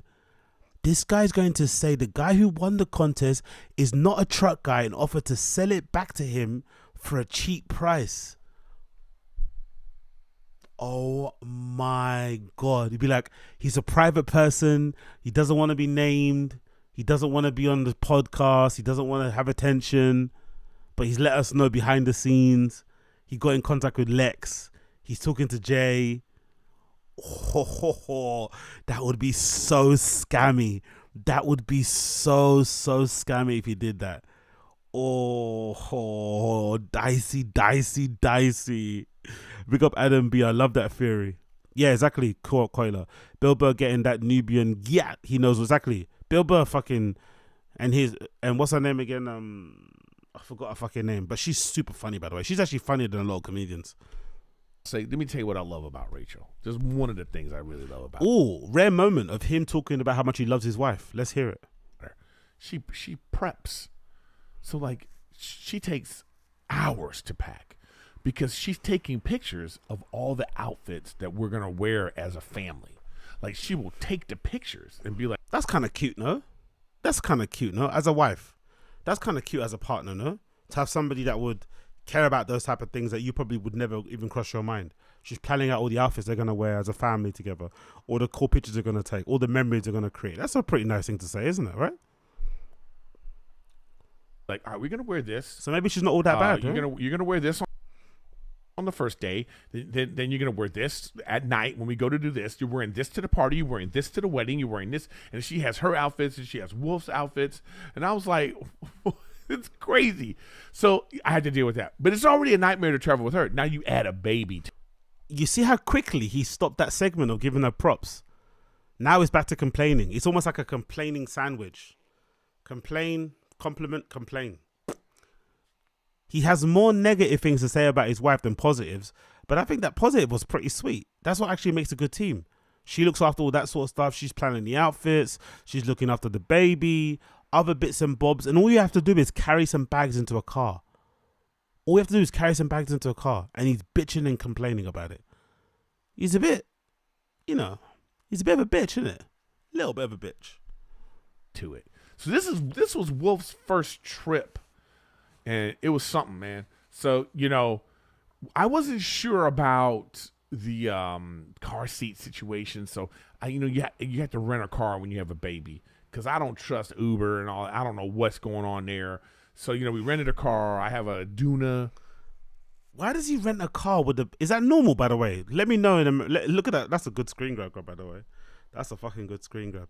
Let me know in the stream chat. Is it normal to be a man in America and have a wife and a kid and then not own a car and just rent them? Is that normal? Why don't you just buy a car, even just a shitty one, just something to drive your family around A to B? It doesn't have to be something fancy. Why is he always renting cars, taking lifts? Especially how big he is, how fat he is. Why wouldn't you just have your own car? Because it's annoying when you order a Lyft or an Uber and it's just some random car and it's a bit small and you have to get the person to pull the seat. It's uncomfortable. Having your own car, your own maybe your own SUV or something, it's pretty handy, isn't it? Big up Asad Aziz. I thought Eric was a gay Persian man at first. Exactly, yeah. He has got a lot of game. He has got a lot of gay mannerisms. He is very fruity, as we say here in the UK, or sometimes moist. He has got a lot of Yas Queen inflections, but no, he's not gay. Yeah, he doesn't have a car. He said he doesn't have a car. He said he rents a car. Listen, I'll go back to one bit. He said he doesn't have a car. And he doesn't like to take Ubers too often. Maybe he's scared of doing Ubers now because he gets, Uber drivers try and make jokes with him and call him Mr. Potato Head and he gets angry and try to get some fire. So maybe he's like scarred from that. But I get the feeling he doesn't own a car from what he said here. Situation. So, first trip and it was something, man. So, I wasn't sure about the car seat situation. So, you have to rent a car when you have a baby. Because I don't trust Uber and all. I don't know what's going on there. You have to rent a car when you have a baby. Why not buy a car for like $1,000 or something?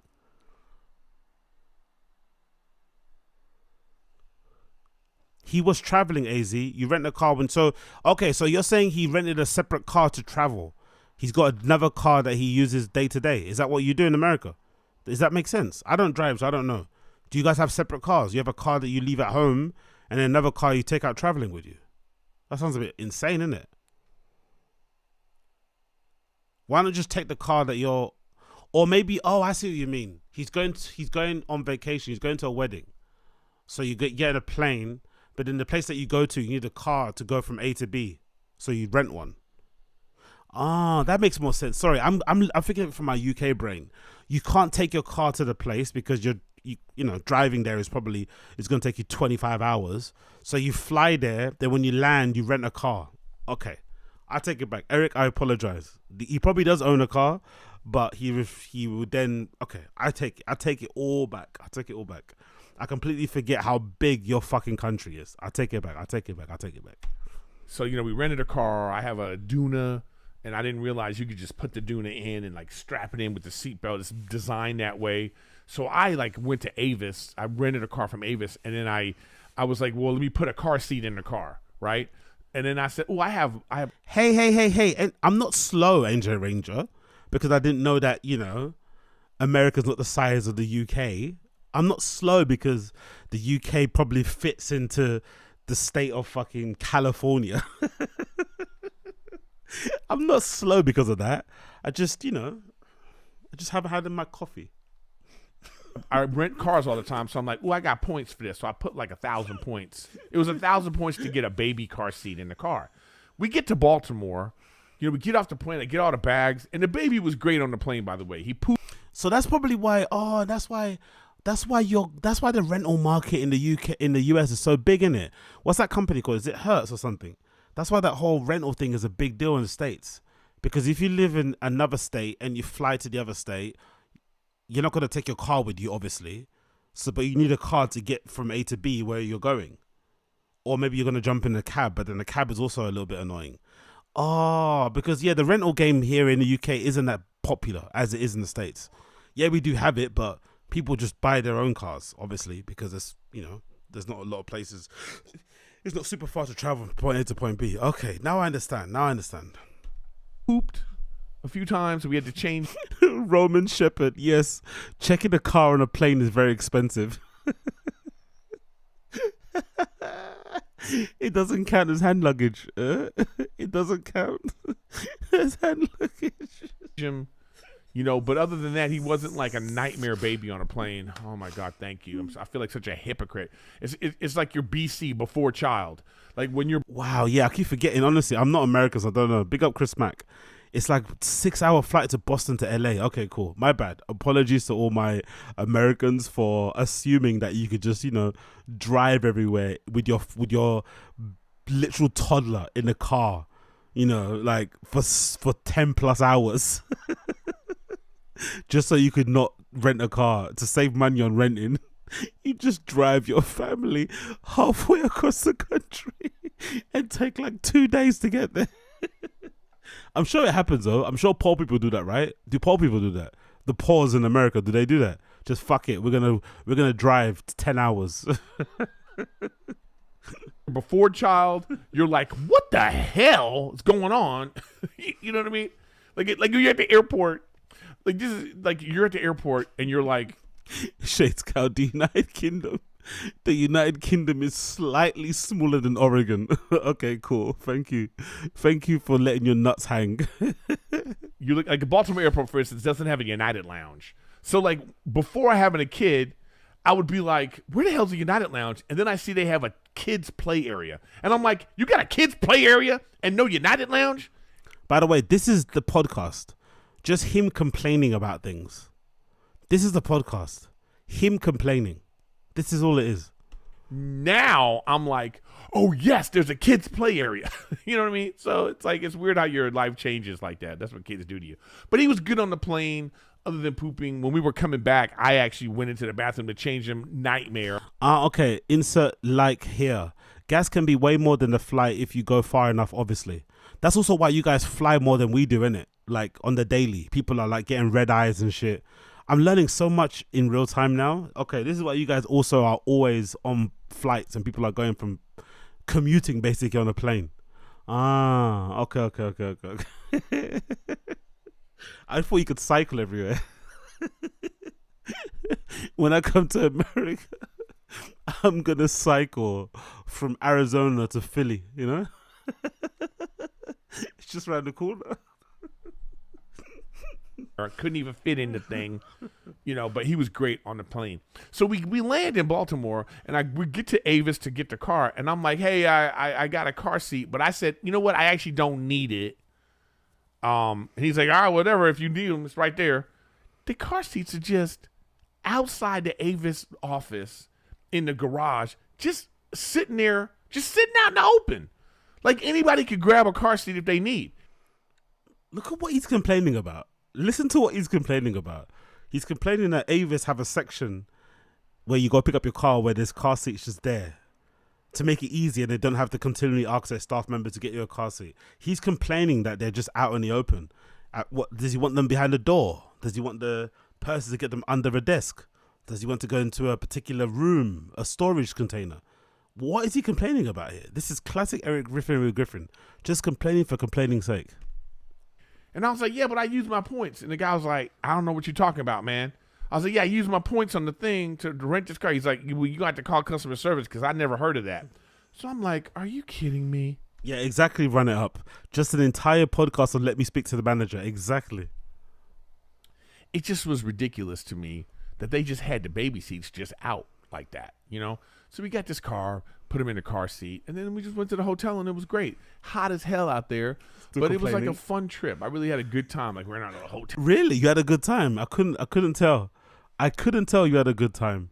But yeah, check out Rippin' with Griffin if you like to hear people complain, if you want to hear someone bitch and moan, if you're maybe low on confidence and don't feel like you can do this whole streaming, podcasting thing. I recommend you check out Rippin' with Griffin because he's terrible at it. And if he can do it, you can do it too, okay? If he can do it, you can do it too. Moving on. Let's talk a little bit about UK news. So I mentioned before on another random show that there's this podcast called Filthy Fellas where a bunch of dudes sit around and talk about football here in the UK. Well, unfortunately, one of the members of Filthy Fellas have been accused of stealing up to £200,000 from his friends on this particular podcast. It's been something that's been brewing over here in the UK. If you're not UK based, you won't give a fuck. But it's just funny to follow, even for someone like me that doesn't watch the show, because of the dynamic and because of, you know, the idea that a friend of yours could steal that much amount of money under your nose without you realizing, and how it came about. The reason why he was discovered for stealing, this guy here called Tago Siegel, the reason why this guy here was discovered for stealing was that allegedly this dude here called Stephen Bartlett, who's a very popular UK podcaster, kind of like our UK Joe Rogan type of dude, he was allegedly trying to invest in Filthy Fellas. And he requested the accounting of Filthy Fellas. Filthy Fellas gave him the accounting. He looked through it and realized there's some discrepancies. Oh, a lot of money going out here to somebody's own personal bank account. And that's when they figured out that this dude who's responsible for a lot of the back-end admin-y type of stuff and also is a host on the show was taking loads of money out of the account. But the funny thing is that I found out through my research and looking around on Twitter, allegedly he was sending some of the company funds to his own bank account or using his own bank account as a place to put company funds in.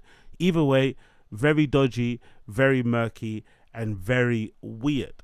There's a particular clip I want to play here where somebody uncovers some extra information that might prove that he might have done what he's been accused of. And this is pretty funny, the clip. So let me get the clip up for you, where the guy kind of details and breaks down some of the spending habits allegedly of Tago Siegel and what led to him being kicked out of Filthy Fellas. I think it's fucking fascinating. I really, really do. Let's go this post on here. Bear with me if I get up on here so you can see what I'm saying. The reason why big up NJ Ranger. Appreciate you. Wow. They made Mersh / Kevin Brennan woke now? Yeah. Exactly. Big up NJ Ranger. So this is allegedly the reason why Tago got kicked out of Filthy Fellas. Let's play it. Got it all. You can see New York trip with his missus, business card. Gucci shopping spree in New York, business card. Jesus. Nigel's 51% shareholder of Rewind. T was 49%. I've got it all here. Am I wrong? You can see it. He told so and so that he rents his flat. Told me he bought it to my face because I know his mortgage advisor. Because he's lying, because he's stealing money. Yeah? Bro, I've got it all.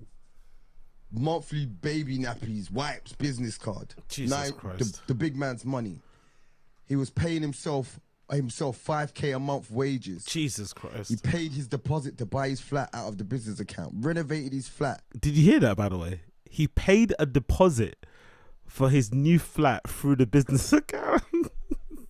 It's one thing, maybe, I don't know, buying the odd drink for yourself from the business account, maybe a meal, right? Or like a train ticket. This guy put down the deposit for his new flat using the company card. Yo, what a piece of shit. 7K on the business card. I've got the shits, bro. Like, people are hitting me up, bro. And just so we don't call in no names, yeah? Just want you to do this so these are not no fake accounts, yeah? Do you know who that is? Yeah. Is that person official? Yeah. Very official, like? They would know more than me. Right. And that's who's hitting me up. Like, and you know? And you know what they said? You know what they said to me, bro? I'm sorry. Imagine that.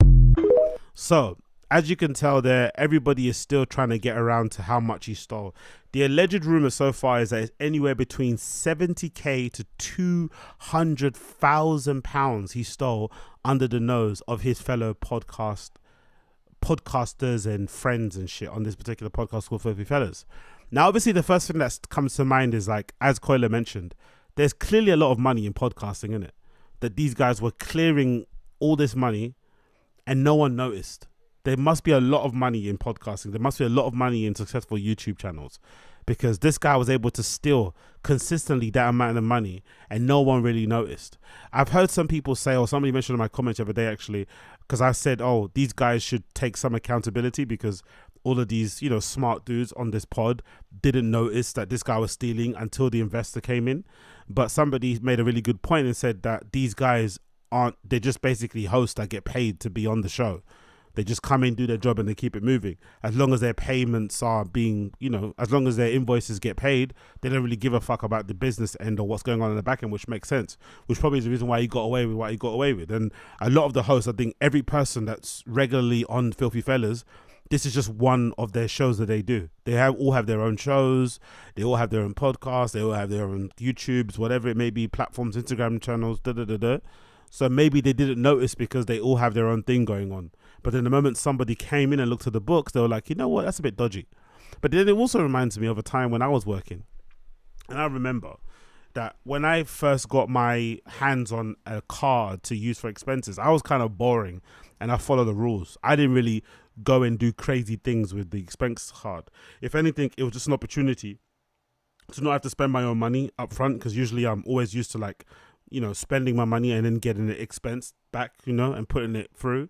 But this time around, I was able to actually use the company card, not to spend my own money. So I didn't come out of pocket, and then obviously just keep all the receipts and give it back. But I remember one job I was at, which was really funny, where this guy got fired, and he was a really high up guy in the company.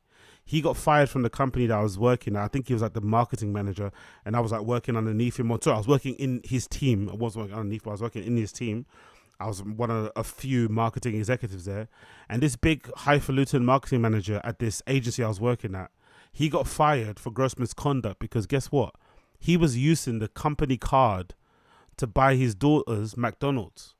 He separated from his baby mum and he would pick up his kids, I guess, you know, 3 times a week, and he'd take them out to McDonald's, you know, standard divorced dad shit. And he'd buy them, you know, whatever he wanted there. And every time he bought them something from McDonald's, he'd use the company card for some reason. And I guess over time, they tallied it up and they found out, you know, because you could imagine buying your kids Happy Meals 3 times a week, every week for like a couple of years. It's going to equal to a lot of money. And they found out there was a lot of money and they fucking fired him.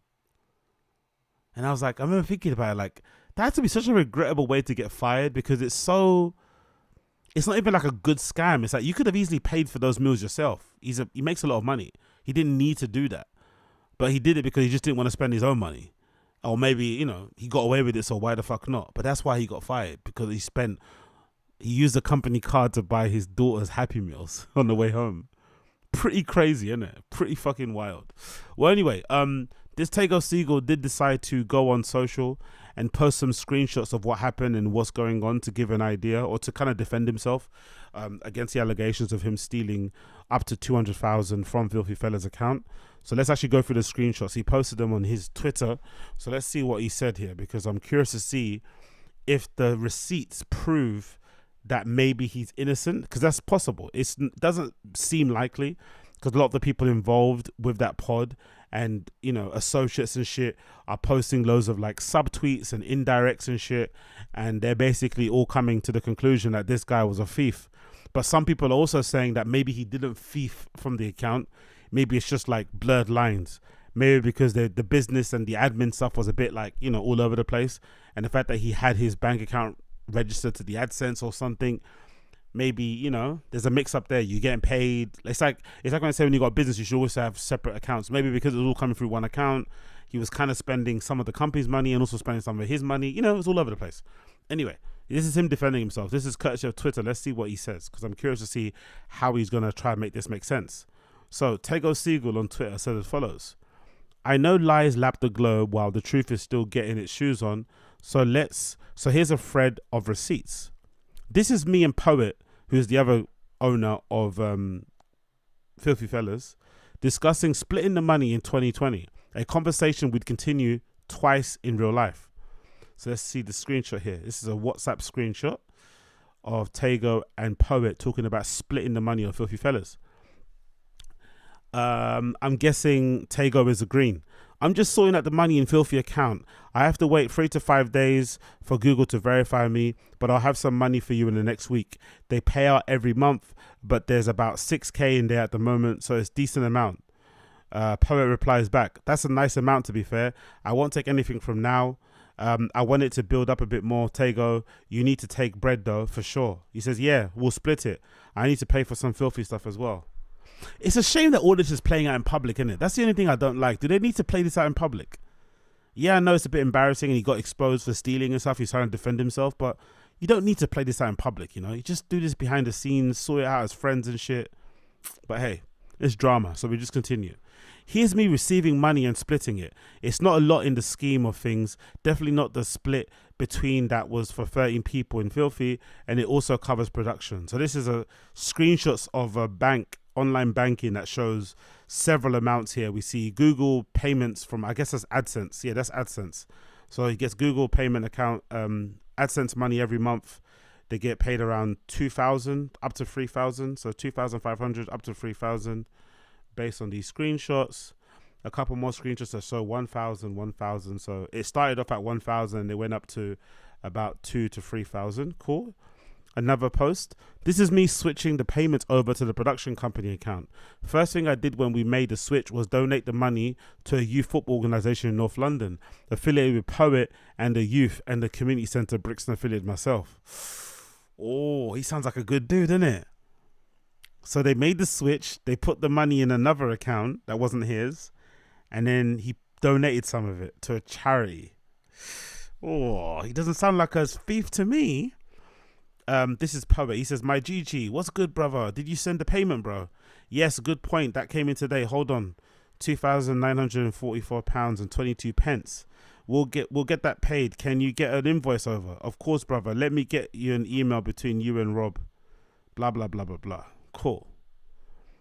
There's me and Poet discussing this exact situation we're in today back in 2020, but through Wiley quotes. Same small money ruining relationships is childish. These times someone else will try to be a millionaire off what me and you have built. Very mad twist. Cool. So they seem to be cordial at one point about the money. I wonder when it changed. This is me formulating the Filthy at 5 live stream idea when I realized lockdown really had no end point and there was no talent. And there was talent on the show that probably couldn't survive that extended spell with zero exposure. Then me saying I'm breaking lockdown rules to open the studio again. So I was messing around with that streaming thing yesterday, and it says we can host 5 people at once as live feed on YouTube and Periscope. I'm thinking we go live every day next week with a theme, Filthy at 5 or something like that. The software allows 5 people to screen, up to 10 to be in a room, and you can swap out guests. So could you let me know on Monday, being Harry Day, where he decides that you're talking about, and it can ask for people to be kicked out and replaced with other people. Then Tuesday is Geordie Day, Wednesday's Poet Day, etc., etc. Okay, cool. He's coming up with ideas. He seems like an integral part of the whole scheme, right? Let me think. Cool. I'm thinking about opening the studio 2 days a week from next week. Brand stuff is very stagnant, at the moment. So there's not crazy amount to do, but I want us to use the time that we have to do something. Can you think of anything we can do for Filthy Channel?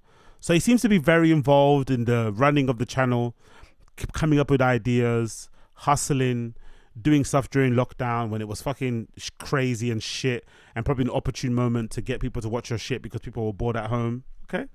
This is me telling the boys that John Arnorisa was coming on the show to be our first guest.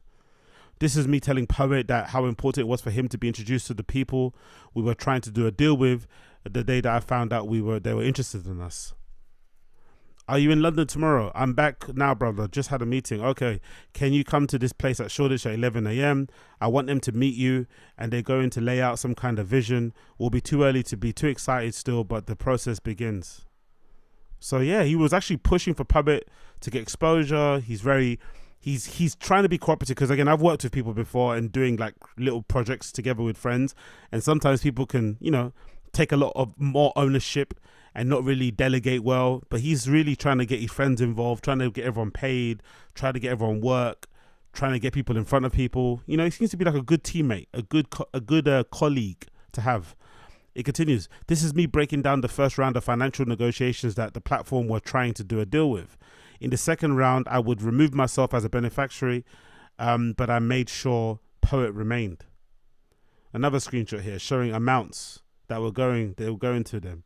Yo, these guys are getting paid a lot of money for this pod, innit? We would cover the cost of production for the next 6 months, half wage of productions. Okay, cool. Also take on YouTube, put the boys' earnings at higher than Filthy's revenue than ever before. Cool. Another post, I wanted to take Filthy away from my production company as I believe there would be people in my organization that hadn't done enough to be considered part of the deal. That was explained to my business partner and he was not happy. He was eventually brought in at the deal. This is me sharing the YouTube password changes whenever there was attempted hack. Info was always available.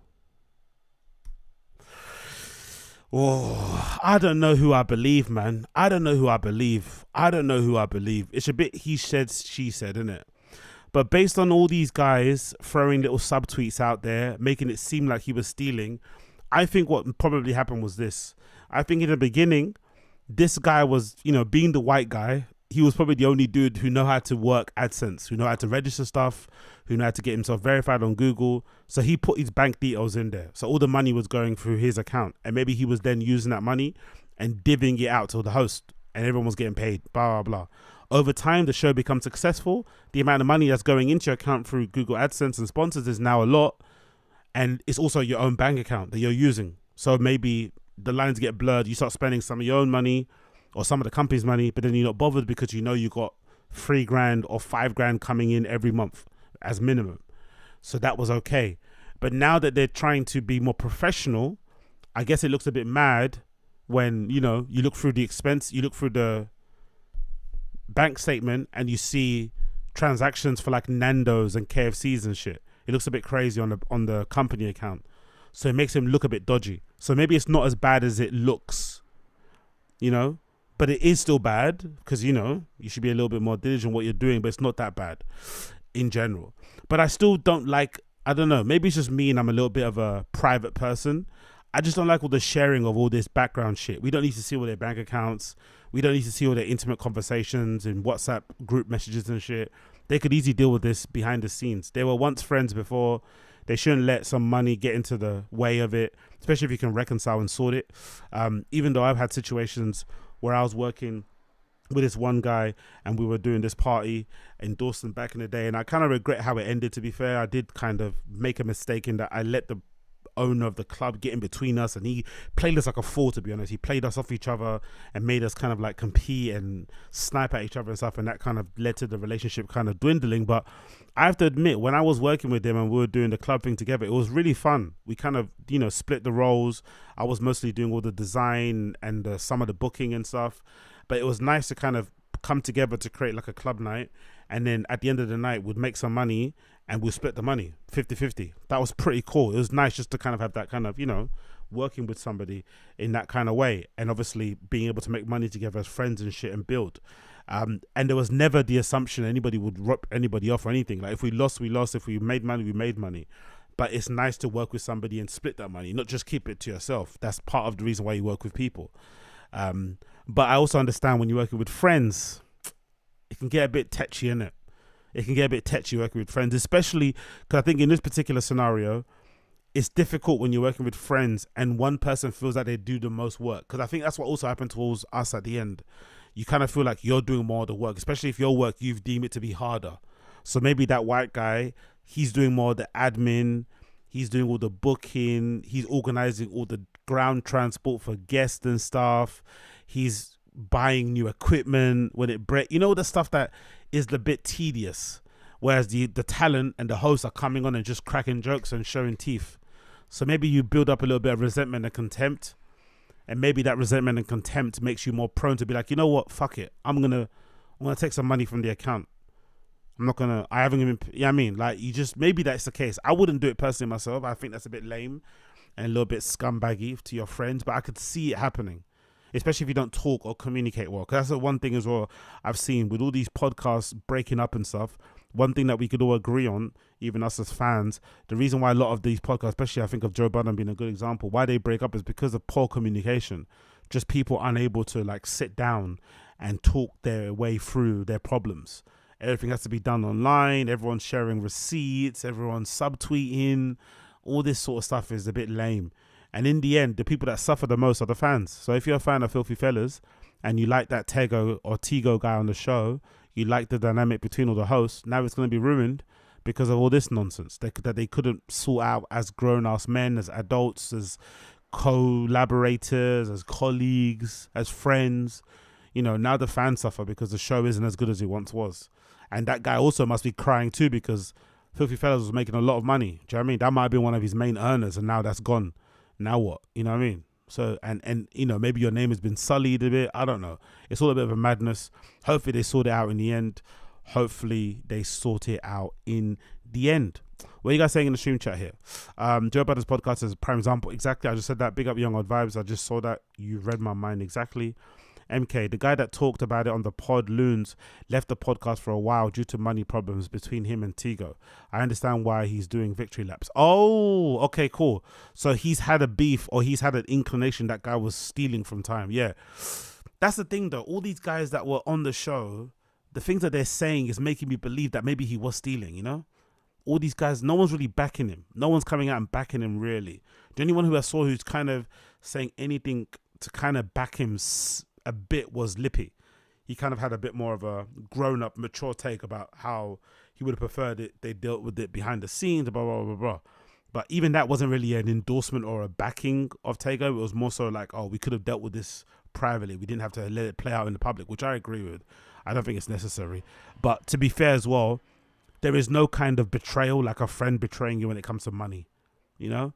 That sort of stuff is hard to take when it's like a close friend, which is weird as well because the only person that can scam you, the only person that can betray you, the only person that can stab you in the back is a close friend or a family member anyway, you know, but it does hurt way more. So maybe when that hurt happens, you know, all common sense goes out the window, you know. Big up Assad. If I don't, what's this one? Let's watch Calendar No Jumper. You want to watch? Do you guys want to go back to Calendar No Jumper? I've got a few things to run through. If you want to go back to Calendar No Jumper, let me know, and we could go back to that if you want to. Maybe we can skip to the bit where he talks about Bobby Lee. Because I saw Bobby Lee in your title. If you want to go back to Calendar No Jumper, let me know in the stream chat. He's white. Surely he gets a benefit of the doubt. No, I need to start a podcast. Exactly. Cool. Let's continue on. Biddy bing, bada boom, bada bing. Let's actually watch a clip that I thought was absolutely hilarious that features the one and only Jonathan Majors and Megan Good. So Jonathan Majors and Megan Good were out and about somewhere. They bumped into Michael, I think his name is Michael Ealy. He's basically the hot black guy with the fucking golden brown eyes that all girls love. And the interaction was hilarious because, you know, it kind of reminded me of a real life Drewski skit. But I don't think it's what it seems. So let's play the clip for you, so you can see what I'm going, but I don't think it's as bad as what it seems. Let me see what you guys think in the stream chat.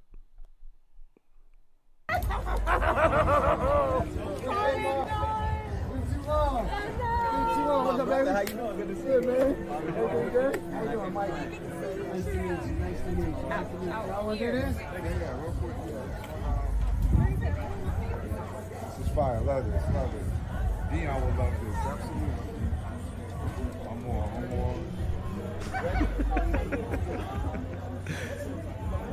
So the point of contention here is that this guy comes up to Jonathan Majors and his girlfriend, Megan Good, and it looks like he completely ignores the existence of Jonathan Majors and gives Megan Hood a very enthusiastic hug, and he lifts her up and she squeals in delight. And Jonathan Majors just stands there awkwardly looking at them.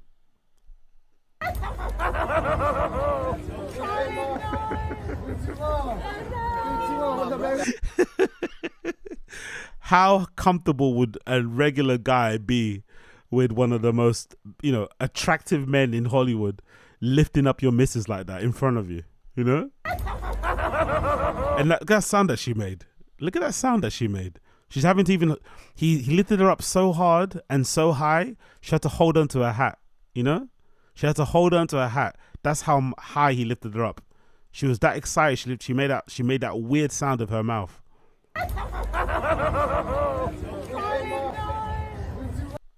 I love how he looks at them, by the way. That little look here. Look at the little look. Look at Jonathan Majors. So you guys know each other, huh? Okay. So you guys are friends. Huh? Friends, right? Yeah. That's your brother, huh? Okay. In this situation, I think it looks worse than what it is. Most likely this video is quite messy, and I got a feeling that most likely he did spud Jonathan Majors before the video clip starts. Whoever cut the clip knew what they were doing. Most likely he did say hi to Jonathan Majors first, and then obviously because he already said hi to him, he's not going to say hi to him a second time when he lifts up his girlfriend, Probably not.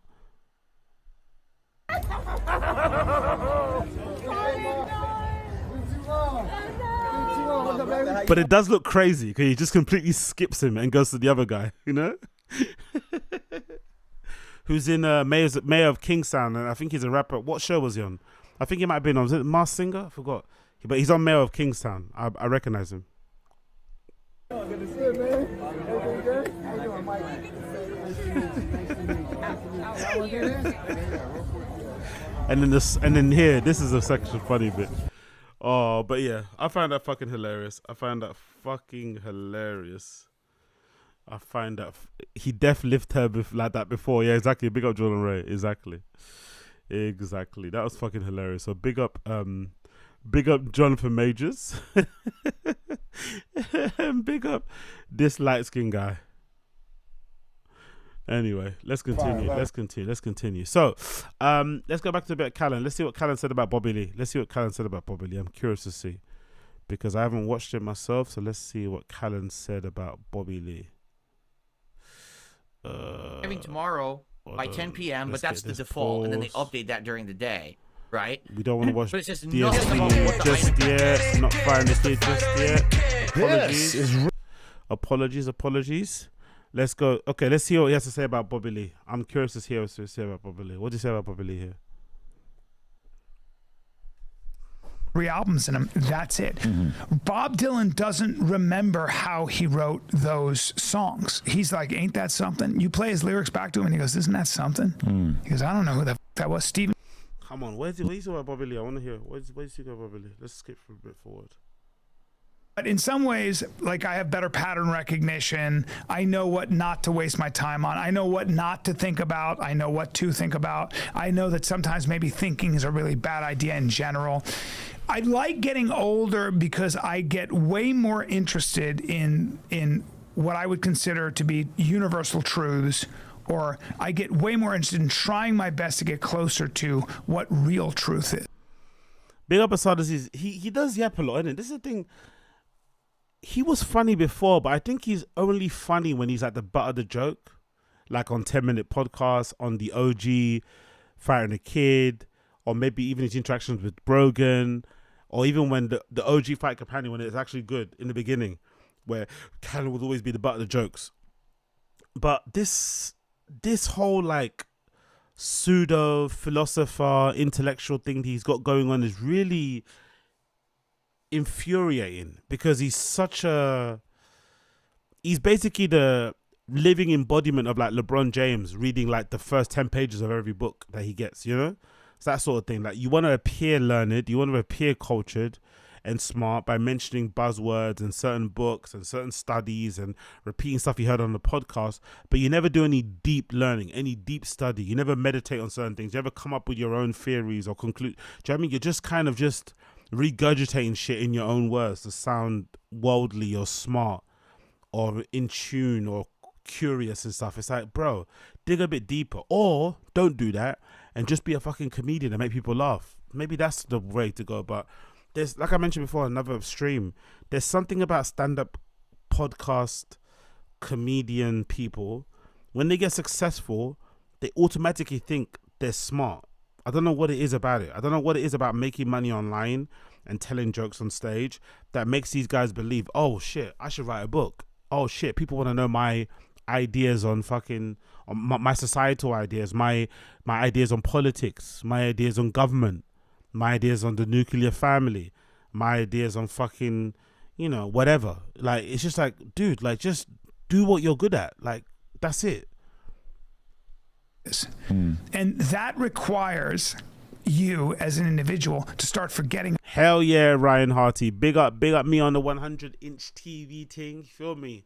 See me on my fresh HD and thing, skin all gleaming and that. Hope I look like I dip my face in fucking olive oil. Big up Ryan Harty. About yourself. You have to start to realize that maybe this self in your brain that you have created is an imagination. It's an imaginary concept. And because what happens, Brian bloviating Callan, is when you're young, you walk around with a strong sense of self. And in fact, if you want to be successful and you want to get certain status and stuff, you've got to invent a persona. You just do. And a lot of that is to fulfill certain sensations, sex and money and being liked and having eyeballs on you, all the things we do. But there's something super freeing as you get older about not only letting that stuff go, but realizing when you have children and you have a wife that other people's happiness is so much more important than your own. And in fact, you go from being a participant and the star of your own movie to being a spectator. And I think you should always work at becoming a spectator in your own life. You should learn. Great. Just as you're saying that, he's just bloviating about this nonsense and being the hero of your own movie. Big up Asad Aziz. Very astute observation. Being a good orator is a con artist's best tool. It's why comedians are able to sell and push ideas on podcasts the way they do. Brilliant point. Exactly. Brilliant fucking point. Learn how to cultivate what's called the witness. Young old vibes. I don't think Bert agrees.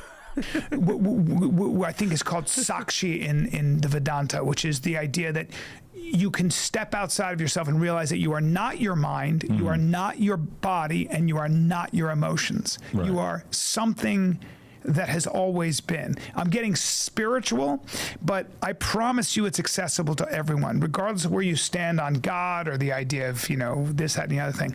It is possible to get closer to that concept because it's freeing. It's fucking freeing. Because this is some shit that Sam Harris is always talking about, is that you are not your head. Like, our presumption is that... Nah, please, let's talk about the podcast drama. I don't care about all this shit, please. It's ridiculous. Yeah.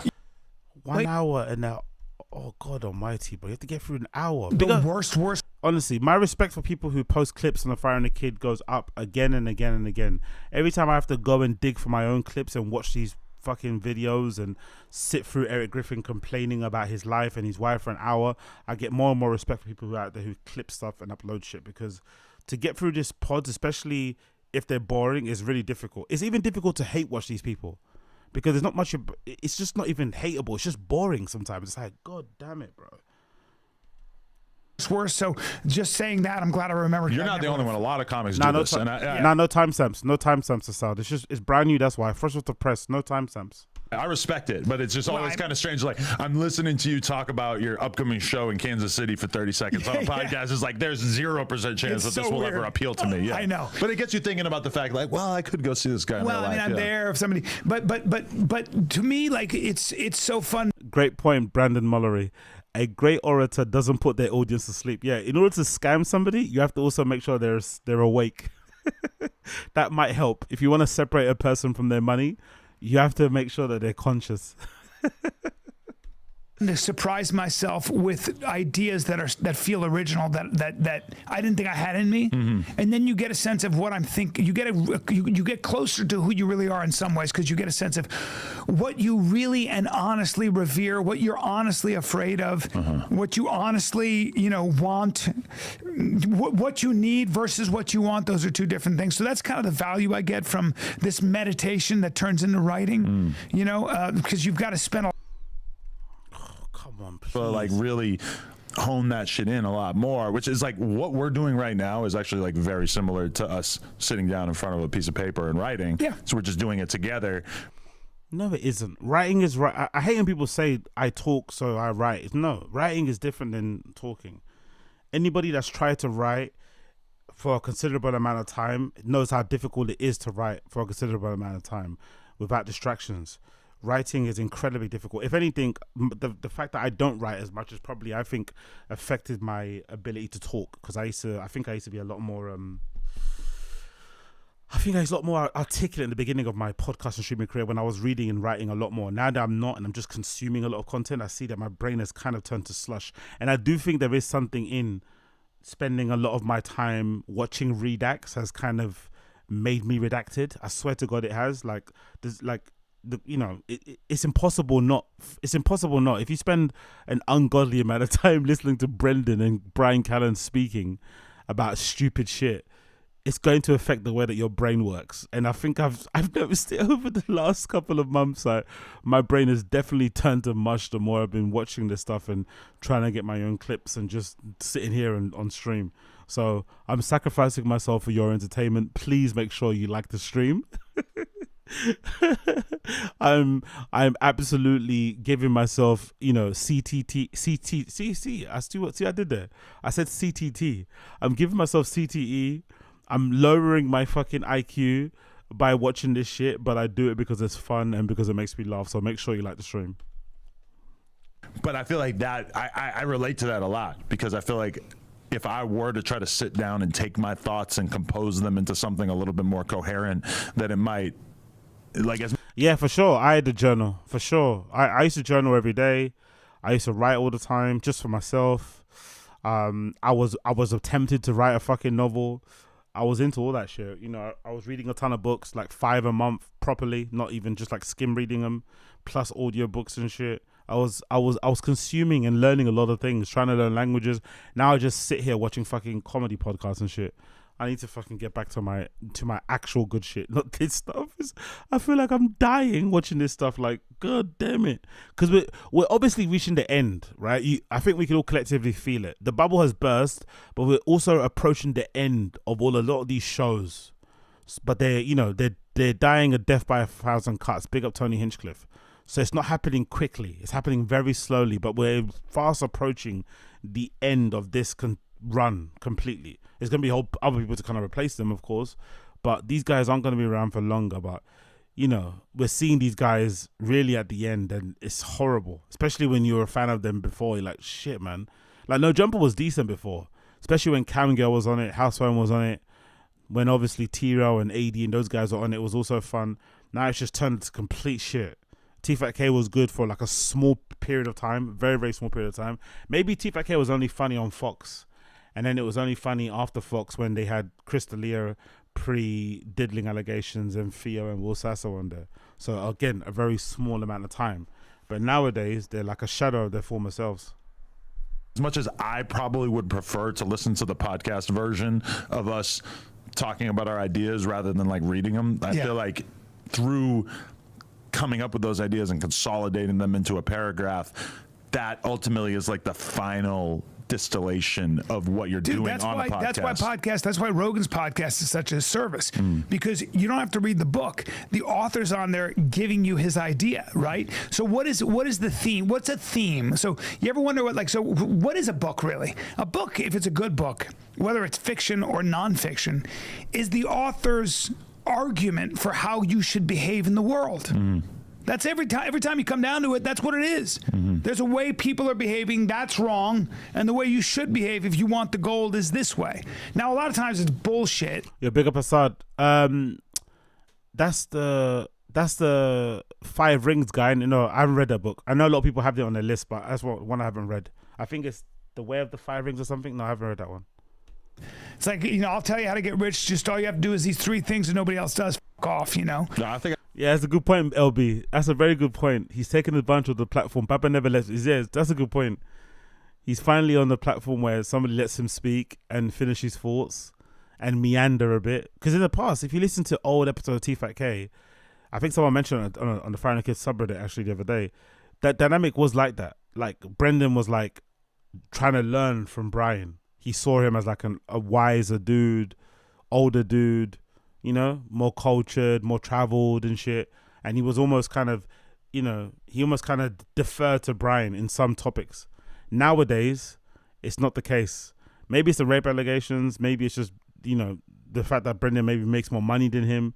But when that changes, when the show kind of nosedive, when it was just more them being playful and Brian kind of being the senior, the older dude, teaching the younger dude, and they had a bit more of a mutual respect and admiration of each other now. Nowadays, it's not such the case anymore. I don't think they admire each other. They tolerate each other, but they definitely don't admire each other as before. I was done reading business books by 25. I just really felt like there's not a lot that you're going to be able to present to me at this point. Yeah, maybe it helps. Or a lot of people, like celebrities and podcasters in particular, they'll put out a book every couple years, and it just feels so forced. Good point. I don't know why I'd have him on the 186. I have no idea why. Also, the 162. I have no idea why he had Callan on there. He's not promoting anything. There's no special coming out. He's not really a good fit for their pod or Adam. Adam just loves to talk about porn nowadays. So I don't really know why he's on there, to be fair. But as LB mentioned, it's probably nice for Callum because he gets a chance to talk and have a conversation. Rogan bullies him a lot now. Brendan doesn't really respect him and kind of cuts him off all the time, and he's a bit obnoxious to him. So maybe he does just need to have a chat, from time to time, spread his wings, get some other bits of content out there. This is my big idea that I chose to write a book about, and I'm going to spend 300 pages breaking it down in insane detail, and it's such a turnoff to me when I see that shit on the shelf or being promoted on their podcast or whatever, because it's like, I feel like you've probably got a good 10 minutes about that topic. That's so true. I do not want to read 300 pages of you. 300 pages is like. Do you know why they write 300 pages? Because their publisher goes. But their publisher goes, you can't sell. Most books should be 26 pages. Right. But as a YouTuber or a person who's used to creating content on video, it's like. To me, I'll hear that idea. I'm like, that's a 10-minute video. That's a 10-minute video. That's not a 3-hour video. That's right. It's definitely not me reading a 9-hour book. 100%. Hang in there, guys. I feel like we're coming towards the point where they're going to start talking about the podcast drama. They've been waffling for an hour now. I feel like we're coming to the point where we'll get to the Bobby Lee drama, Stephen Crowder, and podcast commentary. I hope we're going to get there. I feel it. I can feel it in my bones. 100%. But they do it anyway. Yeah. Now, you read great novels. Okay, let's shut up. Let's skip. Books for a flight or something. Let's skip again.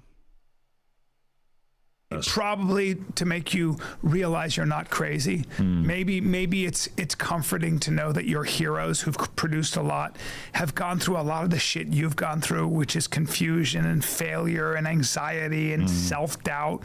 That's kind of why we read biographies. I want to know how human. Dude, I tried watching a FOTK episode where they had Godfrey on. I love Godfrey. I forgot how bad the Boppa interrupting was. Never again. Yeah, big up Asad Aziz. Yeah. I completely missed that one. I've meant to watch it with you guys on stream, but I completely missed it. It's 2 hours long. I was like, I can't do this. I like Godfrey too. He's really funny, and he has a good podcast too. But I don't know. These great men and women really were. Right. And Rodolfo Duran, hey Easy, random show, random question. Do you have any tattoos? No tattoos. I'm completely blank when it comes to tattoos. I do want to get some though. I want to get some on my hands and one on my face and the back of my neck. I want to get like a little moon under my eye and a little sun on the back of my ear. It's after a Lancey Foe song because I'm a fucking Redact. And I also want to get some, I might want to get my initials on the front of my palms, A and Z, on there. It's a bit lame, it's a bit redacted, but I really want to do that, like in like a gothic font or something. It's a bit wild to get a face tattoo and a hand tattoo as your first ones, but those ones I'm thinking of. But I'm not really into the arms ones or anything on the body. I just want to get a little one on my face and one on my hand. Or two on my hands. Every time you read an honest biography or an honest autobiography, it's so refreshing to go. Yeah, big up Assad. I thought of that actually. I thought of getting the sides because I always get the same shit. I always get the same fucking skin fade. I have thought about getting a tattoo on the side of my head because that would look pretty cool, I think. But I wouldn't do it on the top of my head because I don't really like my head shape when it's like no hair on it. So I'd probably get it on the side of my head if I did. Dude, you were barely holding it together. You suffered from the most self-doubt of anybody. Muhammad Ali said to Floyd Patterson. Oh my God, please talk about Muhammad Ali. What is going on here, man? Meant so much to me throughout. I think someone, who said it in the stream chat? Somebody said, I bet they talk about the Bobby Lee stuff right at the end. I think you're right. We're now approaching 1 hour, 10 minutes. And this episode is 1 hour and 40 minutes. Sympathy. So I think you were right. The issue is when you 12, 13, 14, 15, 16 knows who they are while their cerebral cortex or whatever the part the decision making is developing. And all this thing in the name of compassion, in the name of science. You don't have the fucking science. John. Yeah, big up Auteur. This is one of those interviews like later shitty Vice, forced and only done for hope for clicks for both dudes' audiences. They could give a shit about each other and ever seeing each other again. Yeah, to be fair, it's actually a weird interview to do. Somebody mentioned it before. He was just interviewing Pop Smoke. It's a weird one just to do for their platform or for No Jumper. It doesn't make no sense really. But like you said, it probably is, or maybe it's one of those like clout ones, social climber ones where you do Brian because you want to get some other guy. You know, you kind of do that. So maybe he want to get, I don't know, maybe he wants to get Eric Griffin or something. You know, I don't know. Maybe that's one of those kind of episodes, but it's a strange one because these guys would never talk to each other outside of this pod. They have very little in common. And yeah, man, it's just, maybe it's just opportunity just to talk. I don't know. Either way, it's so far it's been an hour of just nothing. On Money had one case study, and that case study blew their fucking brains out. So, and John Money was basically a child. Holy shit. The surgeries on something that people tend to do where they take. Oh yeah, good point. Yeah, good point. Yeah, I forgot. There's a transcript section, right? Yeah, I completely forgot. Good point. Let me see if I can load it up on my thing, because my thing is slow. Yeah, there is transcripts. Thank God. Good fucking point. Why did I not remember that? What an idiot. Just sitting here blowing through this shit. Let's see if we can see if there's a Bobby section. Big up. I think it's the HA162. Thank you for that suggestion, my friend. I appreciate you. Oh, I see. Fuck. Okay, cool. Let me get up on here. Let me exit this page and I'll get up on here. Play with me a second. Because my comp is being lame, but I can get it up on my other laptop. Just refresh that. And let's do this. Because I wanna really see what he has to say about Bobby Lee in the podcast drama. That'd be a knows who they are while their cerebral cortex or whatever the part the decision making is developing. And all this thing in the name of compassion, in the name of science. You don't have the fucking science. John Money had one case study, and that case study blew their fucking brains out. So, and John Money was basically a child molester. So if you look at the history, a lot of this gender ideology and and Judith Butler, who I read tried to get through both her books. Holy shit, holy shit. I want my month back. But you know, my issue is when it becomes an ideology that is enforced on the way I speak and enforced on our children before they have a chance to make their own decisions. I think that shit's evil. I think the St. Louis hospital, children's hospital, that gives these children cross-sex hormones, that gives these children puberty blockers, that engages in life-altering surgeries on minors. I think that's evil, and I'll always stand by that. I feel like this is something that people tend to do, where they take the conversation and they immediately guide it in the direction of how it'll affect kids, because we can all accept that adults can do whatever they want with their bodies.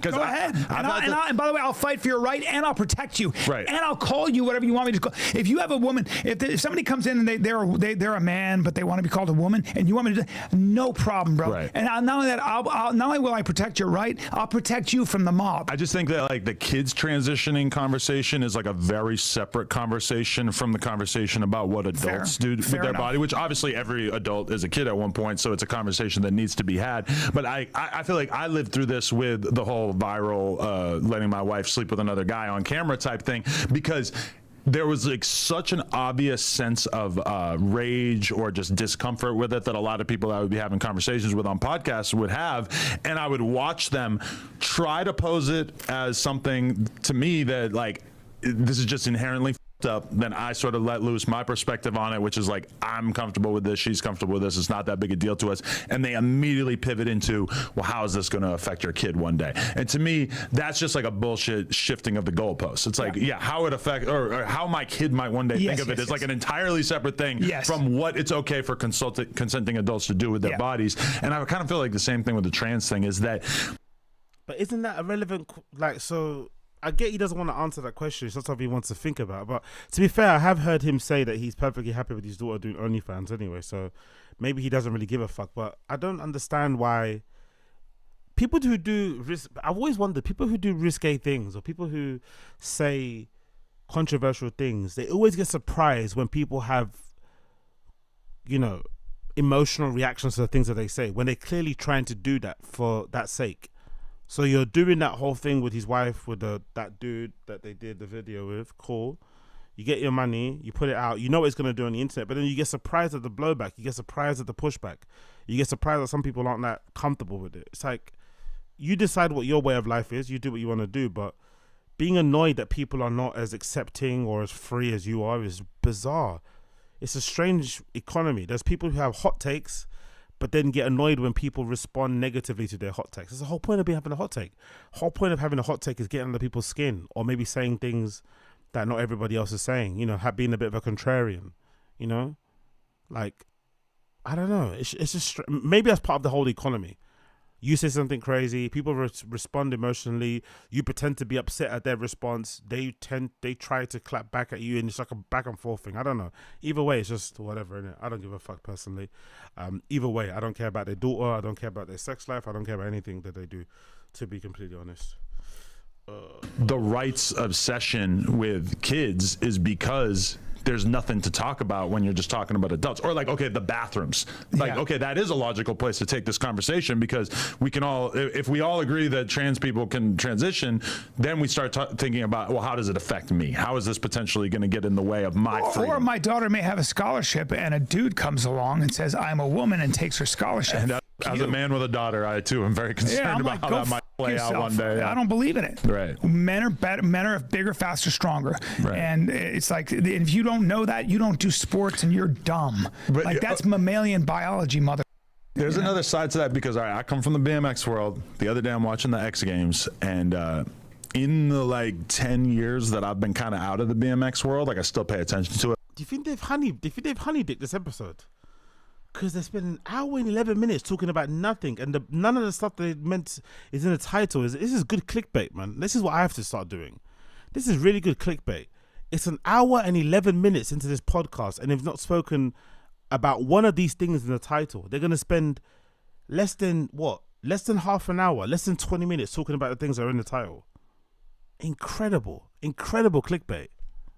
But I'm not paying attention to like all the minor developments or whatever. But now there's a lot more women's contests, and that wasn't really a thing throughout my time in BMX. And I'm watching who's winning this contest, and I mean, the person who's like dominating the women's event is a woman, but like I would be willing to bet that this person probably has testosterone levels higher than you or I. Like if you really get That's down fair. to it, That's fair. the attributes that are going to make a woman Are truly male. great at a sport, in particular a sport like BMX, which is like very reliant on upper body strength, is going to be basically the woman whose natural biological chemistry skews towards what the average man is like. Yes, but let me push back on that, because I've always said that I don't know why MMA women don't get their due. Why are feminists Oh my God, man. Oh my God. pushed? And they're very.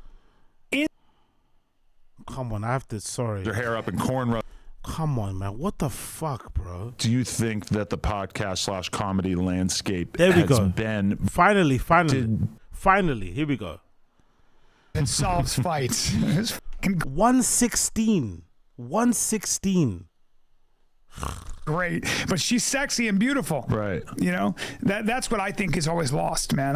That's my soapbox on that shit. Right. So, Okay, I wanted to ask you about this. Is that how affected do you think that the podcast / comedy landscape has been by there being this new emergence over the last couple of years of all these commentary channels and people who are sort Finally. of seeking to take the hours and hours and hours that you're doing of content throughout a week and then to consolidate those narratives into these tightly packaged videos? Do you think that has changed the landscape for? And by the way, Brian would be the best person to ask about this, because Too Ladies to Try video, that video that Too Ladies to Try did about Callan and about him being embarrassed and mocked and ridiculed and basically bitched around by Crowder, actually got to his mum. Do you remember he mentioned that on one pod?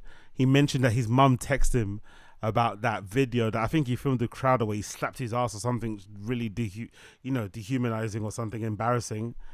And he had to kind of defend the reason why he dressed up the way he did and all that sort of shit. So it actually had some real impact in his actual life as well, that sort of stuff. And obviously all the other things, but that was a very, clear example of the podcast commentary scene, having an outsized influence in some of these guys' lives. Content creators like you? No. Because I thought of doing this interview because I was watching a video of somebody talking about you, and I was like, fuck, I would like to have a conversation with Brian. I should hit him up. Wow. Look at his face. He didn't get him on because he thought he's cool or because he thought he's smart or because he thought it was funny. He only got Callan on because he was watching some, I don't know, comedy enforcement, maybe podcast cringe, Too Ladies to Try, maybe unique video on him, and that's why he got him on. Or Red Bar, yeah. Look at his face. That is so bad. He only got him on because of that. Oh, I feel so bad for Callan, man. I feel so fucking bad for Callan. He thought he was on because he thought he's like cool and shit. But I was like thinking, like, this is kind of strange that I'm not watching The Fighter and the Kid. I'm watching a video that's breaking down what's right or wrong with The Fighter and the Kid. Yeah, What did it say? Look at him. Listen, I'd love to hear what he has to say about this. I'm very curious. What does Brian Clare have to say about the haters, the hate watchers of The Fighter and the Kid, who think The Fighter and the Kid is a washed up podcast that should be abandoned and that they have one of the most boring shows in the history of podcasts? Let's see what he has to say. I know there are a lot of videos like that. Oh, you avoid this? I've never watched them. Oh, okay, that's smart. Yeah. But it's not that it's smart. I think it's pretty flattering that there are enough people that hate or love us to make that many videos. So we had a big impact for a long time, and we used to be so popular. Now we're not as popular, but that's young people who are being creative. They might be being negative, but maybe there's a lot to not like. How are him and Brian friends? How are him and Brendan friends when he has this type of perspective on the hate watchers and the trolls and the detractors? Very reasonable response there. How are him and Brendan friends? Brendan thinks everybody on the subreddit is evil. He probably thinks people like myself and others are probably worse than evil. Yet Brian's like, yeah, what are you gonna do? I'm kind of annoying. I get it. Maybe there is a lot to criticize, you know, but that never bothers me. But you don't wade into that. No, I'm not going to watch it because part of it I might agree with, part of it I don't agree with, part of it might hurt my feelings, part of it might make me laugh. But I don't listen to good or bad things said about me. Really? That's a lie. Especially don't listen to the good things. That's a lie, by the way. This is something that they repeat ad nauseum because it's one of Rogan's saying. Rogan says stuff like this all the time, so they all repeat it to make themselves feel better. But I don't think this is true. I think they all read and watch everything that's said about them. All of them. All of them. It's impossible not to. They're too niche of a celebrity to kind of avoid it. I think if you're like a mainstream celebrity, you know, whatever, on a movie or TV show, I could believe you if you say you don't watch or listen to things because there's just too much out there. But if you're like a niche, you know, micro celebrity person, you're not that well known anyway, and there happens to be a whole community of people creating content about the stuff that you say and do, why wouldn't you watch it? It's impossible to avoid it. It's like they all Google their names, they check Google Trends to see why they're trending. That's why they go on certain shows and talk about certain topics. Like it's all a lie. Like they just say the stuff that Rogan says to make them sound professional and, you know, wise and whatever. It's like, bruh, Rogan could probably get away with this, but you can't. Like, you're not that famous. Come on, you watch everything. Let's be real. Because I don't want that to define me. Because what will happen is if you say something good about me, if I get a good review about something, I'm going to try to aim for that the next time. So I get very worried about that. I don't listen. I don't read comments. I don't do any of that because I don't see any positive. Press X to doubt. In it. So like I dropped my thing on Instagram and I heard the comments are very good. I don't care. I love it. Thank you. Who do you hear the comments? Like, who is he kidding? He thinks he has a team. Who tells you the comments are good? Do you have like a team of people who relay Instagram comments back to you? It was always preposterous anyway. People don't really talk about it often enough because Brendan's a Redact. But it was always preposterous that at one point, Brendan was so thin-skinned and so sensitive, he couldn't have access or see his own social media. He'd get Chin or Kat or BGL access to his Instagram account and they would post on his behalf. So he'd create like some distance, so some separation. So kind of like his assistant would post on his. It's like, bro, you're not that big of a celebrity to need an assistant or a social media team to handle your. Have thicker skin or just actually post and ghost, which is easy to do, by the way. Posting and ghosting is easy to do on social media. It's not that difficult. You can even have stuff scheduled up on your desktop and stuff. It's not that hard. To be that sensitive that you need to have people relay back comments to you is fucking insane. But I can't read it because I'm too sensitive. I'm going to want more of it. Really? And I can't get attached to likes. I feel like 10 plus. That's a lie, by the way. He's 60 years old on No Jumper. He's still posting videos of himself in his car screaming about things, trying to go viral. He was speaking recently on T-Fat-K about his struggles of going viral. He still wants to be in the game and get his notoriety and be relevant and shit. Like, this is a lie. Like, if you weren't attached to likes, you wouldn't be making those cringy videos where you're trying to have a hot take in your car, like hot take car sessions or whatever nonsense he's done. He's full of shit, personally. And I don't know, and it's not a bad thing to want to be relevant at his age. I personally would never do it. I think I would hang up my hat, given his run in the game and stuff. Like, sometimes things are not meant to last forever. You'd had a good run, hang it up. But if you still want to be relevant, you still want to play the game, cool, but don't lie about it. Like, you're playing the game. I'm not in it for the like. Like, why are you on No Jumper then? Years of reading comments on every single thing I put out on YouTube. Everything. Oh, you're out of I will read your every mind. single comment on this. Yeah. You will? Yeah. Dude, you're a sadist. Why? Everyone does that, though. Everyone does that to a certain extent. Everyone does that to a certain extent. You read the comments. Of course you will. What's he going to do? Post on his Instagram profile and see that red button, see that red mark on his notifications and just ignore it and not click it? Come on, bro. Let's be real.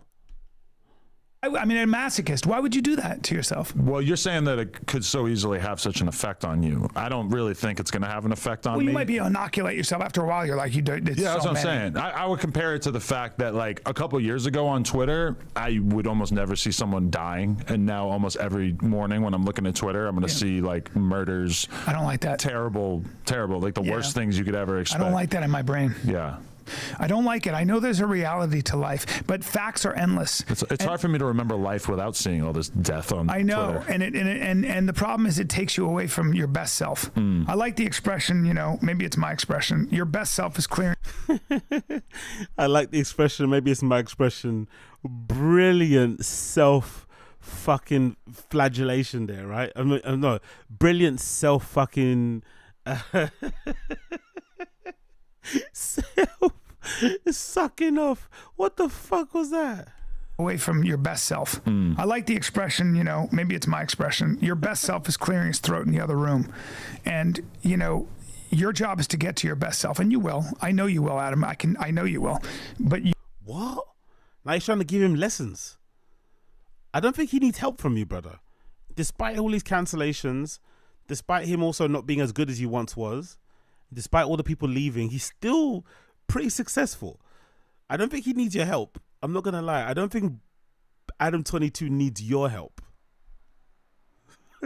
You have to go through all this insanity. You have to go through. Your brain likes chaos right now. I do. Like myself, and people always are telling me like you need to look at social media less. You shouldn't be on that shit as soon as you wake up, etc. Like I've always been a person my whole life where all I want. I used to be a person who. To be fair, everyone that says that doesn't know what they're doing because he's still pretty successful on social media. So clearly being plugged in the way he has, and I don't like it because I think No Jumper suffered, but the way that he kind of like manipulates and provokes people on purpose, like even the Pop Smoke Killer interview, that clearly was to get a reaction, and it worked. I think the video, last time I checked, it's got like 400,000 views or something. He knows what he's doing. I find it a little bit cringe. I don't like content over everything. I've always hated that COE approach to podcasting where you purposely create narratives and purposely create beefs that don't really artificial. Like I've always hated that shit.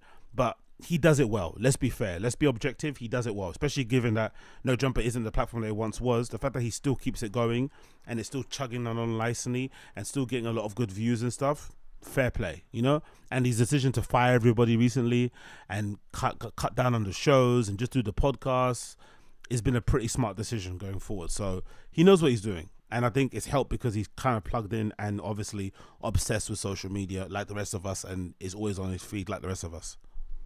I would wait by the mailbox. Hey, what's going on, Uche? I didn't see you there. Wagwan, Uche. What's good? What's good? It's when I thought that I had a magazine coming. Yeah, because it's the way you deal with your neurosis. Trying to sit still and do nothing, try that sometime. You can't do it. No, it's I'm terrible at that. Brian was just complaining and crying on the thousands of episode, the one before, about Netflix is a joke festival. He was just crying and literally contemplating his career and his life just a minute ago. And crying about how he's not relevant and he's not involved anymore. And now here he is trying to tell Adam 22 to meditate. Why don't you meditate? Why don't you meditate on the fact that you don't have a special on the fucking streaming platform? Why don't you meditate on that, mate? Why don't you meditate that your career might be over because you didn't have the guts to defend yourself against a rape allegation that was most likely not true? Why don't you meditate on that? Come on, bro. Meditate, You need to meditate. Yeah, but you're going to have to come to that. And it will come to you if you don't come to it. And we are living in a time where if you're always, something's always, there's a podcast, there's music, there's your reels, there's the infinite scroll, there's stimulus. And I believe, and that's what my next special is about. I think that is. That's why he's on there then. Okay. Maybe Adam only has him on there because he was watching loads of, podcast commentary videos on him. But maybe Brian's on there because he's got a special coming up. Okay, cool. That explains it. That is as close to the devil as it gets.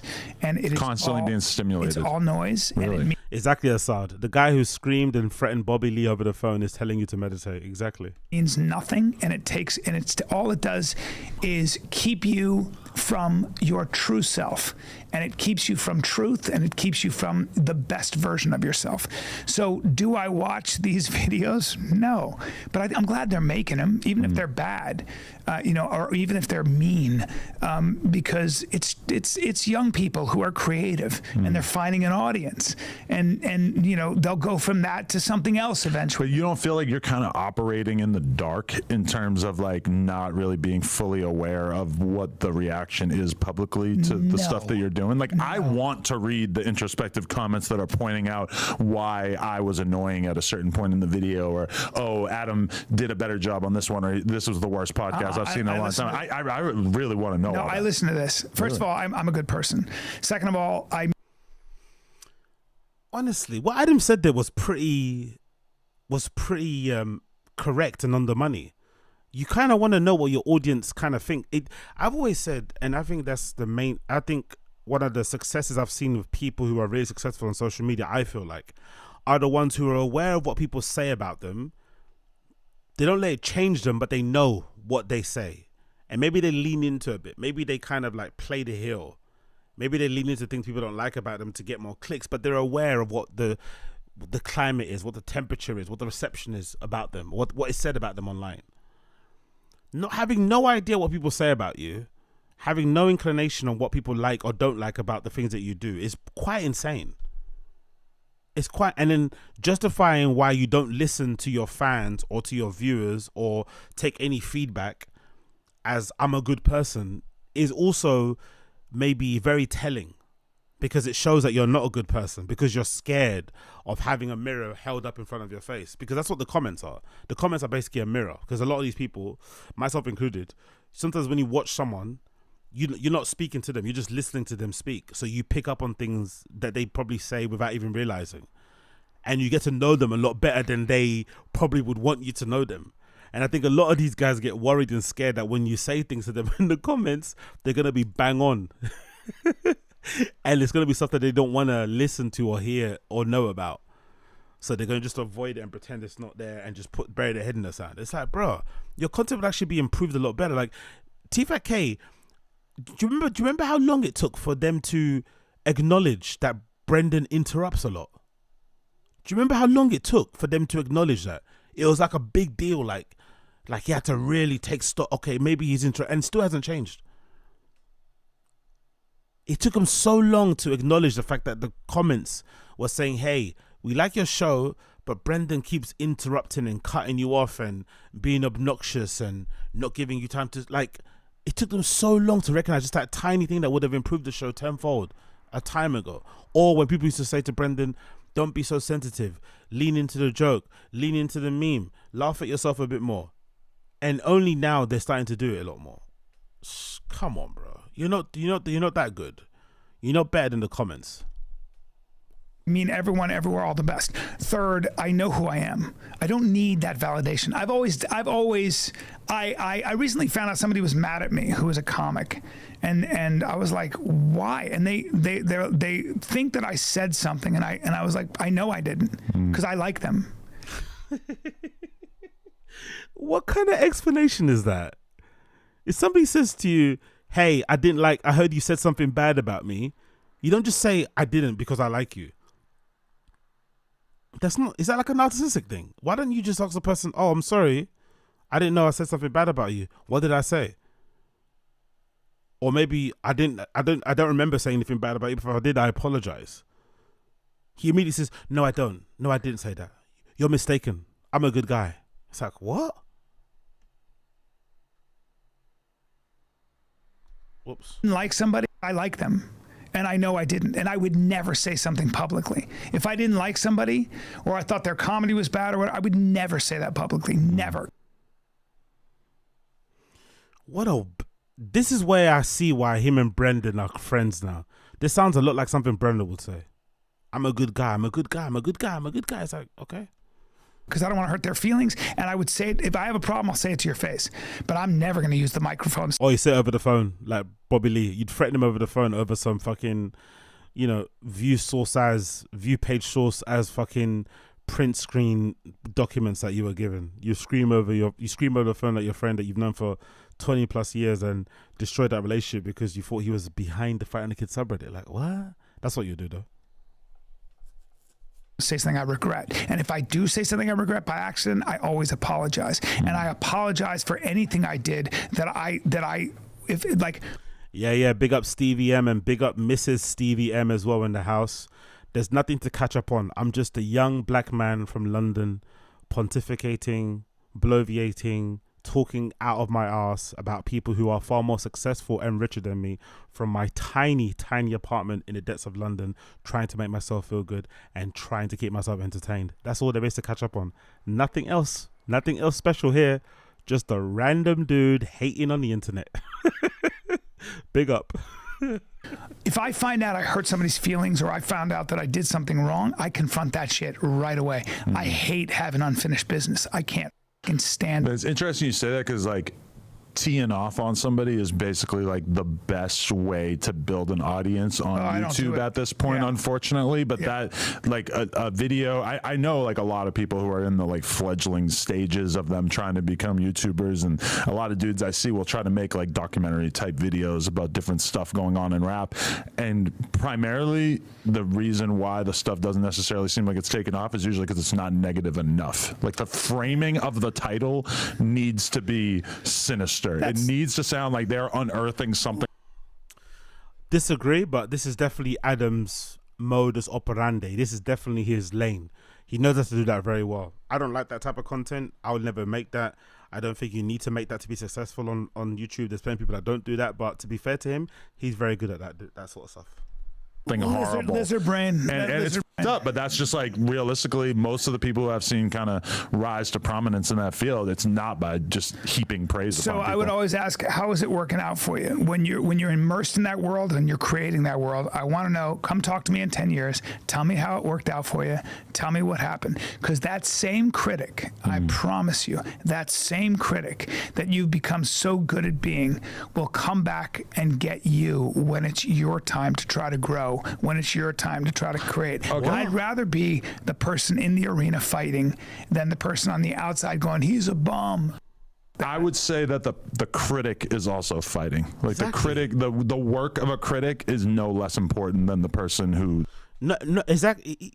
That's probably just an age thing and a generation thing. He's just too old. He's just too old to realize what's happening. He's not in the arena anymore. He's probably in the fucking outside watching people's feet, selling nuts and stuff. You know what I mean? Holding people's door, hoping the door open for people. You know, he's not really in the arena anymore, so he's not really aware. So this is a bit of an old man take in his idea, because you know, the commentary community is just as big as the fucking people who are getting commented on. It's sometimes even bigger. Because I remember listening to people in the stream chat one time, people in the stream chat actually said to me, in my fucking stream chat, which is a tiny fragment of the entire podcast comedy scene, whatever maybe, people were saying that they don't even listen to fucking comedy podcasts. They just watch other commentary channels talk about those shows. So people aren't even watching or listening to these guys outside of Too Lazy to Try, Podcast Cringe, Comedy Enforcement, Unique. That's all they do. They just cycle through those shows. So it's like people are even, and that probably might contribute to their numbers dwindling, because people are then just, you know, people just would rather watch Podcast Cringe summarize the Terrence Howard and Eric Weinstein interview in 30 minutes than actually watch the whole podcast, which is 3 hours and a half. It's a pretty wild trend, but that's quite common. But Brian's just a bit too old to understand that. The critic is documented. If it's a real critic, right, and they're cultivated, and they've but even a bad critic is probably like in the stages of figuring out how to be a better critic, right? I know people who are music critics for the New York Times. That's different. That's not what I'm talking about. And so right, but that's somebody who you would surely say they're doing something honorable. Yeah, because that's somebody who understands that there's a criteria for art. So there's good art and there's bad art. There's shit podcasts, there's great podcasts, there's shit comics, there's great comics, there's hack comics, there's musicians who rely. Big up Ucha. Let's be clear, you can be wealthy, live in a big house, and be here in your chat and feel the same way about these dipshits as yourself. Your Monk's proper company and appreciate your efforts. But that's the thing, you guys, I think hopefully you guys recognize this and feel this. that's the fundamental thing about these guys, and hopefully you guys recognize this. They have a weird contempt for people. Most of these stand-up comedians. It's honestly odd because I think outside of all the content creators I watch online, from the live streamers to everybody else, they're quite similar to locals in that way. They have a bit of a contempt for the audience. That's why they hate the commentary thing.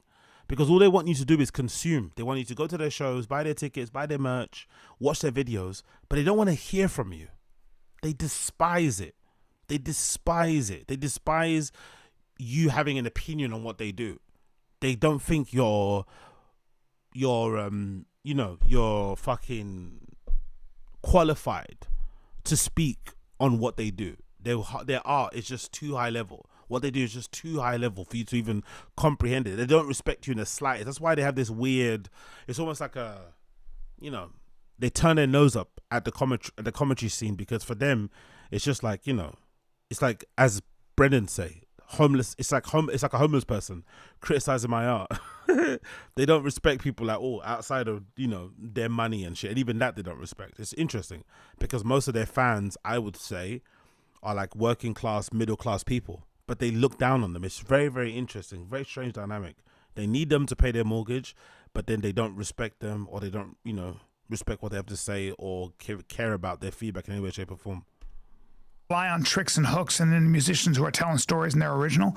You need people who can tell the difference. That's what's good about the internet sometimes. What I like about the internet is that if you're lying, or you're selling bullshit, or you're doing bullshit, people will be there to tell you. People will be there to be like, hey, this listen, for a while with The Fighter and the Kid, we were not our best. We just weren't. And if there are people that called us out for that and made videos, probably right. Okay, because I've been through things quite similar to what I think you guys have been through, in the sense that maybe a year and a half ago, I had a couple of different dudes, really a whole bunch of dudes, who were on this platform doing podcasts, co-hosting. Big up AD, T-Rail, Duno, House Phone, Blasey, Yuri to a less extent, Pot Lord, all them mad them. That was a good era, man. And Adam 22 fucked it up. But they fucked it up also, but that was a good era. With me / doing their own podcast, and a bunch of them chose to leave at the same time, and they didn't just leave, but they also painted negative narratives about me and the brand on the way out, and that made it so that I was going through one of the harder things that I've had to go through in my life. But then in order to keep the business going, or to keep the podcast going, is like, you can't just duck off for a couple months, you got to keep going. And so I'm having to go on camera on a consistent basis, and in my head I'm the worst version of myself. Me too. Yeah. And so when I'm watching you guys go through similar stuff with the whole Bobby Lee thing or whatever, it's kind of like I'm recognizing that that's probably where you guys are at. You felt like you're under fire. Bobby Lee I deserved. Okay. Bobby Lee. Oh, nice. Well done there. Good self-awareness. Because I thought the Bobby Lee situation was not similar at all to the AD, T-Rail and those guys leaving No Jumper. To be fair, now that time has gone by, we could all see that as much as Adam 22 is a horrible boss and a horrible leader, because essentially the whole reason why those guys left was because Adam 22 opened up his big fucking mouth to Lush and spoke to him about AD and about changes he wanted to make, which then had a domino effect in terms of making people feel a bit uncomfortable about working there, because Adam was talking about other employees to other employees, which is something you don't do as a leader, as a manager, as an owner. You speak to other people in management. You don't speak to just the subordinates. It doesn't make any sense. And obviously the stuff happening with House Phone also didn't probably make people feel too nice. The fact that he would have that trans woman on the show who then exposed and outed House Phone for some sexual encounter that they had. He didn't edit it out. He then tried to act like a dick to House Phone on the stream and I won't say mocked him, but kind of dismissed his concerns and his feelings, and said that crazy shit about paying for his mum's funeral. Like, he did a lot of bad shit, Adam, to be fair. He did a lot of bad shit, but I think they also played a part in it. But it's got nothing in relation to the Bobby Lee situation. The Bobby Lee situation, Brendan and Brian were completely in the wrong. Let's also remember, the Bobby Lee situation started because Brendan tried to fuck Kalila. After trying to offer Annie Liederman a drug walk, he then moved on to Kalila, or maybe it happened before, I don't know. But the reason why him and Bobby Lee had an issue in the first place was because he tried to fuck Kalila. Kalila then exposed him on Trash Tuesdays, which then led to the whole 300 pages and all that sort of shit to kind of cover their tracks. But the genesis of it was Brendan trying to fuck his friend, quote unquote, Bobby Lee's girlfriend at the time. And for whatever reason, Brian, being emotional, trying to defend his friend, he got into the phone and started shouting at fucking Bobby Lee and saying some bad things to him. Allegedly, something along the lines of, oh, we run this town, I'll get Rogan to cancel you. I don't know, something along those kind of lines, which then obviously affected his relationship with Rogan because Rogan wasn't involved and heard his name being used as a threat and shit. But they were in the wrong completely in that situation. Nothing relating at all to Adam and those old hosts, I don't think. It was, I love him and he's my friend, and I was acting on bad information, and there were things, and I was protecting a friend, and the way I spoke to him was, and I've said it, and I said it right away, and I've said it to Bobby, and I've apologized unreservedly, right? Because I love him. And I've heard that. I hate that sort of stuff. Like, I think I'm one of those type of people where, like, I'm very open and chill. But I'm also the type of person, like, if you cross me once, you're kind of dead to me. Like, there's no coming back from that. Especially if you're an actual friend, like saying certain things, like being super disrespectful, going over the line, threatening, raising your voice, all type of things that you shouldn't be doing to someone that you love as a friend, as a brother. There's no coming back from that. Like, for me, the fact that you felt comfortable enough to say that kind of makes me see where you view me or how you view me. So I think if you're Bobby Lee, you have to think to yourself, rah, man, I've known you longer than you've known Brendan. Like, I've known you for 20 plus years. We were on Mad TV together. We came up in a scene together. We probably got past at the Comedy Store together. And you're just taking some thing that you heard that I'm behind. And the funny thing about it as well is that Bobby Lee isn't even like, it'd be different if Bobby Lee was like Red Band or something. Bobby Lee is known to be somebody who's very, you know, babyish. He's like an adult baby in a way, granddad baby. He's not the most computer literate guy in the world either. So why do they think that Bobby Lee was behind the subreddit? Like, why would you even believe that? Of all the people in the comedy community that you'd believe would be behind the subreddit, why would it be Bobby? Why wouldn't it be somebody else that actually hates Brendan behind the scenes? You know what I mean? So if I was Bobby Lee, I would never forgive Brian for that. Like, you know what I mean? Like, who are you talking to? I did nothing wrong. Why are you trying to bully me for? What did I do wrong? Was fucking wrong. And sometimes in life, and it doesn't matter how old you are, you fuck up. And I fucked up. And in that moment, I was a bad dude. I was angry, and I wasn't angry at him. I was angry at something much. I was angry at the weather, and I was going through a hard time. And Bobby Lee was what got caught in my tusks. No excuses. No excuses. Unforgivable. Maybe, you know, and we've texted and kind of like, you know, made things okay on text, but it may never be the same. And that's what I get. And if you fuck up on the level that I did when I spoke to him, the way I spoke to him, without, like, he didn't deserve that shit. He didn't fucking know what was going on. He didn't. I also love that how, for some reason, Brian gets the most, like, Brian, like, to be fair to him, he's only trying to defend Brendan. Why is he the one being so apologetic and being so genuinely sorry about what he did, but Brendan just gets away with it, quote unquote, scot-free? He's the one that caused the whole issue. If he didn't try to fuck Kalila, none of this would have happened. No, he was like, what? And I did that. Well, you know what? I'm a pretty good guy. In that moment, I was a piece of shit. And people that are actually good guys don't always say they're good guys, don't always talk about how good of a guy they are. I feel like the people who mention how good of a guy they are usually scumbags, and he says it a lot. So does Brendan. They love saying how good of a guy they are. Good guy, beast of a guy, great guy, killer, beast of a dad. Actual people who are those things don't continually talk about it.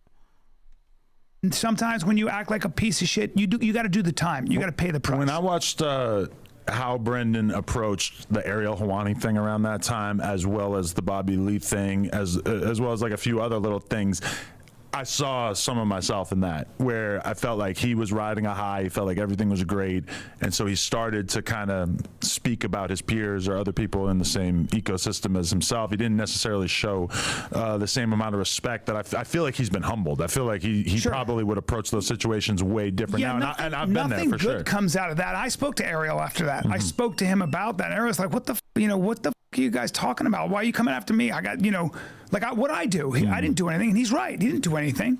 And we were just talking. It was Rampage, and I knew he and Rampage. And I think I brought up the fact that I said something. Again, why does he do this, man? I think it's almost maybe the cuck tendencies. Why does he take Brendan's problems onto himself? Why does he run for cover for him? Like, literally use himself as a human shield. Even here, he's not even in a room. What did Ariel have to do with him? Brendan went after Ariel for no reason. He started talking about how he was not liked and he can't keep a job and all this sort of like literally, defaming and besmirching his name. Ariel was like, hold on, I might not be not liked. I might be a bit of an arsehole because I think Ariel's self-aware. I think he knows how he's perceived by some people in the MMA community. But he must have been looking at Brendan like, no, you can't talk to me. Some people can maybe have some stuff to say about me, but you have no position, no places to talk about me, and you completely tore him apart. But it was Brendan's fault. Brendan just started going after him for no reason. Just because he was a bit jealous because Ariel was working with Showtime or something. I remember that, how do you think he got the job? I'm the one that turned it down. That's why he got the job. Like, just being a dickhead for no reason. And now Brian's like running cover for him. Literally like using himself as a shield. And the funny thing is about this, which is really sad, I have a feeling if the roles were reversed, Brendan would never do this for Brian. If the roles were reversed, Brendan would never be out here capping and, white knighting and running cover for Brian in this way.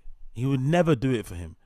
But Brian does it for him because I guess like he's a man, he's big, he feels, he's got maybe cuck tendencies, maybe because, the money that the podcast make, he knows his bread's buttered. But I find this stuff very yucky because, Brendan's obviously the reason why T-Fat K is successful, and without him, the whole thing goes under. But a lot of the issues that they've been having in comedy, maybe even in part to Brian Callen's problem now in comedy, it's all been because of Brendan's ego and shit, man. Like, Brendan's actually he might be the reason why this guy's where he's at the moment, for better or worse. Something about Ariel being sensitive or something, and that's not a bad thing. But like, Ariel didn't ask to be brought into that. He's never said anything bad about us. Like, he wasn't like he didn't ask for that. So again, yeah, exactly. That's what I just said. Exactly. You put it very well. To be fair, without Brendan, Brian would be in a worse position. Exactly. So maybe that is the case. Maybe he's just an older dude who knows where his bread's buttered, and he also knows without Brendan, where would he be without Brendan? Let's be real. We've all seen his own podcast. He started like 17 in the last in the time that T-Fat K has been around, he might have had like 17 podcasts. He's never been consistent, even though he's been around since the beginning. He's just not a serious guy, innit? He's just like a rich dude. He just never takes life seriously. So he needs Brendan to be like, he's anchor and he's rock. And T-Fat K has been that. Throughout all the bad times, cancellations, rape allegations, all this has still been consistent. So Brendan is necessary. That's probably why he acts like this. But I don't know. Brendan does something wrong. He causes all the issues for them. And then he doesn't even defend himself. Brian comes out and defends himself. And that's the only time you see Brendan quiet is when he fucks up and Brian's having to explain why it happened and trying to make excuses. That's the only time you'll see Brendan quiet, sat next to Brian, sorry. When you have a podcast that a lot of people listen to, you can fuck up sometimes and you can say things. And that's again, when that happens, you've got to make it right. I like Ariel. I think Ariel's, I think he's a great reporter. As an MMA casual, I've always been a huge fan of him. He's a great reporter. So Brendan makes you fall out with Bobby Lee, who you love, and now that relationship is gone. Brendan then gets into a beef voluntarily with Ariel Helwani, which he loses and gets embarrassed by. But you still like Ariel. So every person that Brendan's beefed with, Brian likes, but then has to choose Brendan because he's the one that pays his bills. Jesus Christos. Ariel is a guy who tells it like it is. Right. He's honest. And casual fans like me really need somebody like him to be able to, like, you know, observe his observations and be like, okay, he's probably way closer to whatever. Nah, I don't think so. Extra fine. I suspect Brendan asked Joseph for money. That's why it got weird. I don't think so. I think Brian getting cancelled for the grape is what made it weird in general. That's one thing I've always been curious to find out about. But I think the explanation is simple. It's probably Spotify. But I'll be curious if I ever did meet Rogan. That would be it. It'd be like before all the comedy guys went down, if you remember correctly, and this was maybe during the whole Harvey Weinstein thing, and when cancel culture was really kind of ramping up, Rogan was always talking about cancel culture. It was like his thing. It was like before COVID, he'd always be talking about the, you know, negative, you know, aspects of cancel culture, how it's not a good thing, blah blah blah blah blah blah blah, and how you know the fight against it, censorship, all this shit. The moment cancel culture came to the comedy scene, he completely shut up like a clam. He literally went quiet. Like, he never spoke about the people, especially his friends who got cancelled. I think even Louis C.K., he spoke more about Louis C.K. than Brian Callen or Chris D'Elia. And Brian Callen must be his best friend. So I'd love to know why he didn't use his platform to fight against cancel culture like he said he would. He completely just went quiet and acted like those guys didn't exist. So I think that was probably what damaged their relationship, because I'd imagine, you know, Brian also being a little bit of a, you know, entitled so-and-so, he probably thought Rogan would help and maybe defend him a bit more or say something. He never.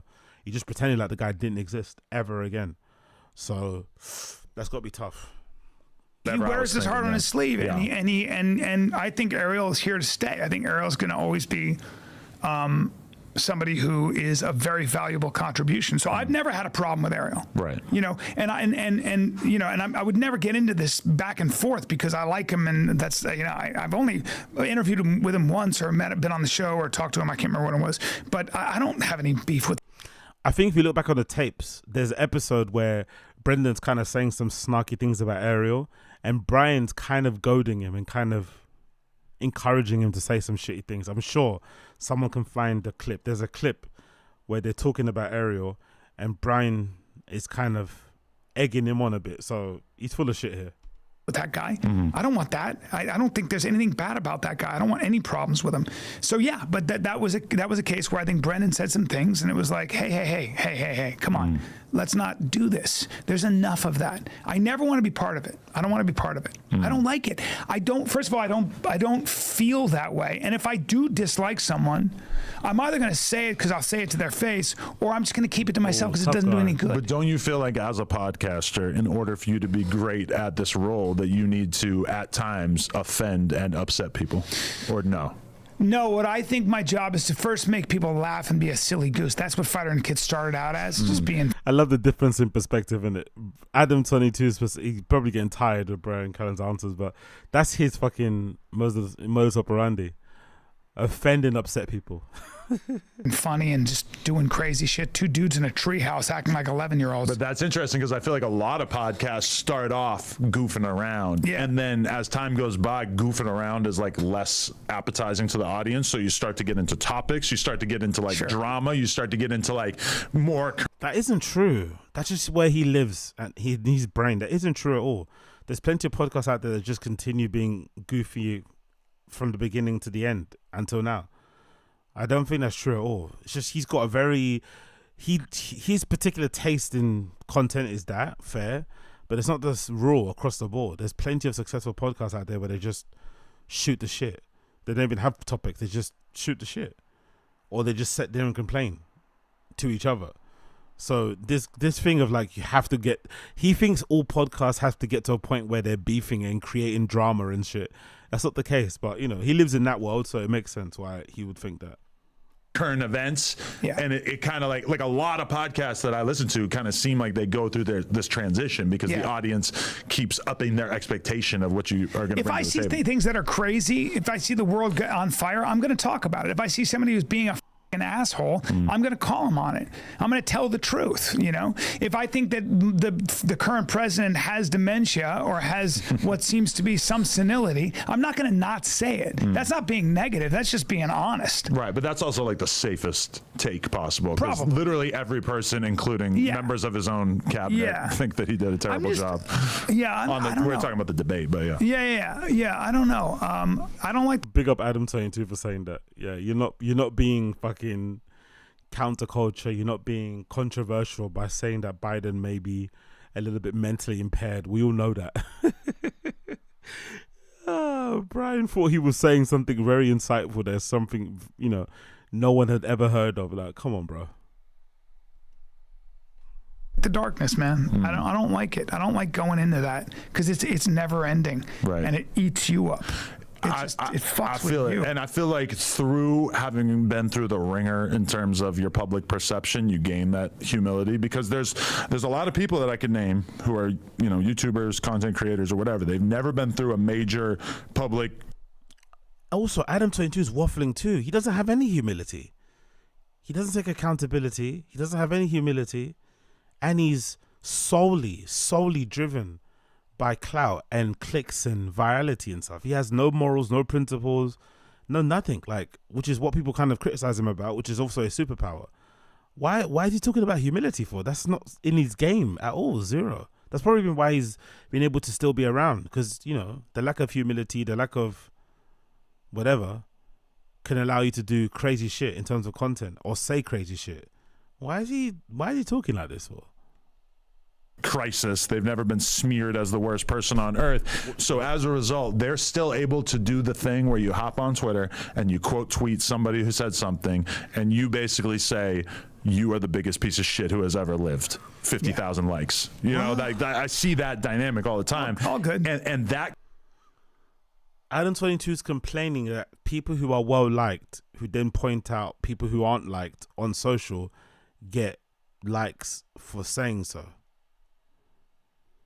Yeah, Adam's a bit of a redact, isn't it? Adam's a little bit redacted, I swear to God. Like, I don't know. He's complaining that some people have a better perception or better reputation or are more well-liked than he is online, are capitalizing on it.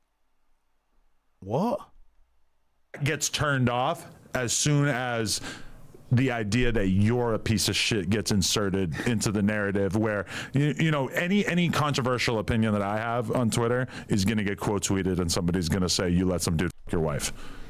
But that's the truth. Why is he so he's up? This is the thing I don't understand about this guy.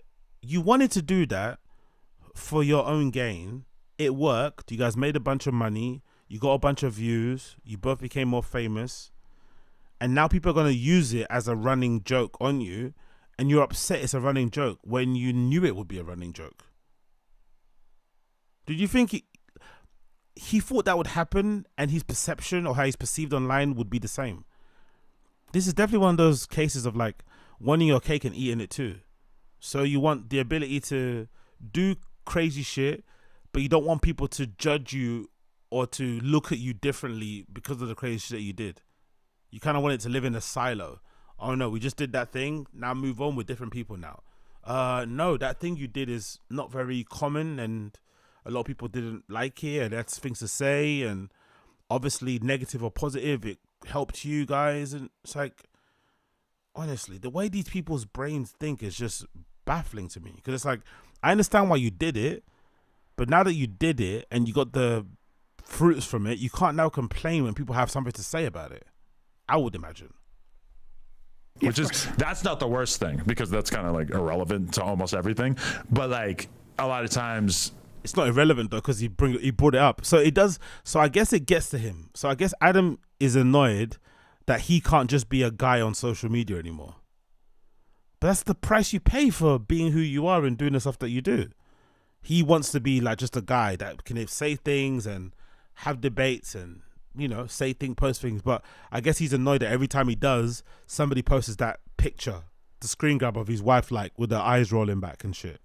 I guess it's starting to annoy him now. It's like, what do you expect? If you're someone who's just been through the fire, like you'll see somebody make an offensive statement and then somebody will quote tweet them and say, maybe you should start paying your employees. And they'll post like a screenshot of an article from 10 years ago about somebody who like sued you and didn't get paid on time or something like that. Something completely irrelevant, but that's used to debunk the... No, but it is relevant though. I don't think that's irrelevant.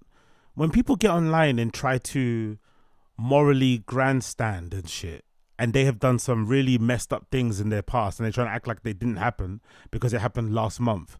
Sometimes getting dunked and then getting reminded in the comments is a good humbler, because they usually don't get that in their real life. So it's, you know, it's nice to see it online, and it also is nice to see that they don't escape some of the shitty things that they do.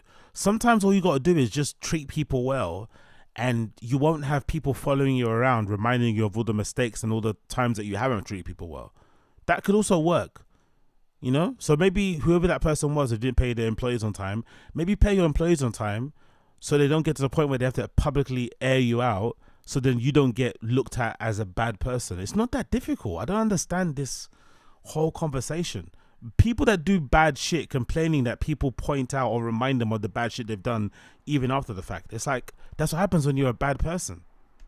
Entire statement that you just made. So do you want to get involved in that world? You'll never win. No, yeah, I don't think that's a good world. No, to be in, dude, it's like, and it's not good for them. Like, I don't think, you know, the funny thing about all of that is you get a bunch of likes. If that's what you're going for, then you have a gimmick, and a gimmick never lasts. No, the gimmick is profitable. The gimmick can last, but unfortunately, it's not going to be the kind of lasting effect that you want, which is what Adam's talking about. The gimmick of him being this porn guy, him and his wife having a polyamorous relationship, it probably isn't going to last long. It's probably just something they were willing to do at the particular time. It's probably not something they want to do forever. But unfortunately, that decision to do what they did is going to follow them forever. They just have to live with it. It is what it is. Like, there's always going to be pros and cons with anything you do. Like, I don't understand this world or this worldview that this world that he wants to live in, where you can do risque things and just be, you know, immune to the consequences of it. Do that. That'll last for 2 years, 3 years if you're lucky. Then what? I've seen this. I see the crisis. When people build their life on a house of cards, when they build their life, for example, on getting as many likes as they can with spectacle, with doing stuff. All right, but what's the second act? Like, are you trying to do this forever? Style versus substance. Like, you know, what are you actually building? How are the foundations of your house? Because the wind will always blow. And if you are fickle enough, if you are actually dependent on that audience goes away. That audience is fickle, man. Because, okay, we saw the narrative at a certain point, because these commentary channels were putting out videos saying Brian was leaving The Fighter and the Kid to go work for Steven Crowder. And even when I went to do the interview, when I appeared on The Fighter and the Kid, I was like surprised to be like, oh, okay, so you're not even necessarily on that show. That was never going to happen. Okay, so that was never a possibility. Never going to happen. We thought. Can we take a step back into the time machine? Do you remember when he got announced on Louder with Crowder, and they made that really cringy video where they were all walking with their blazers on, and we saw that Crowder had a bit of sugar in his tank because he had a very sassy walk, and then.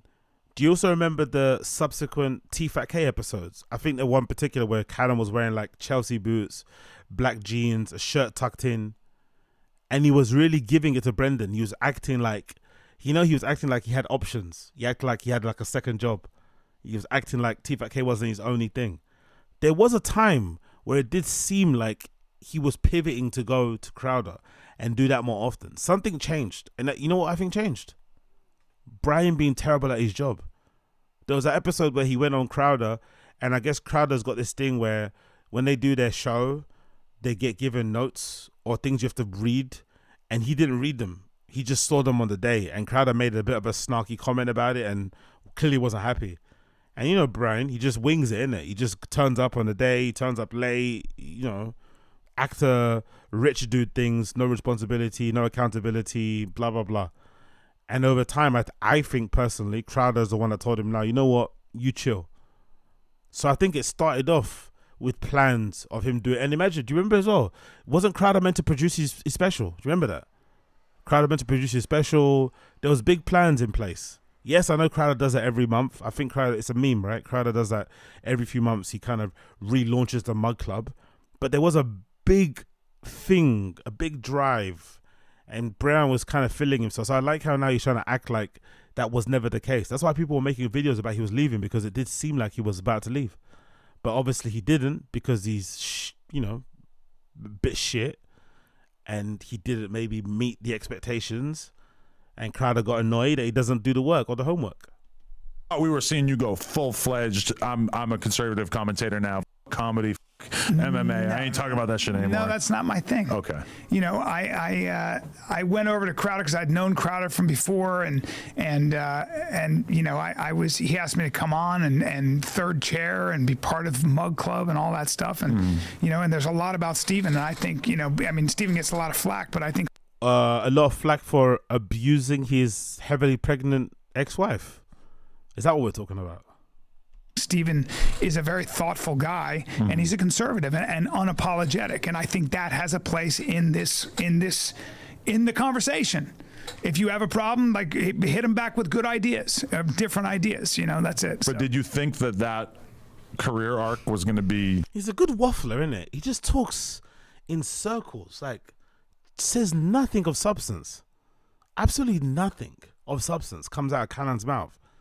It's quite impressive how much he can speak without saying anything. Have you noticed that? Wow.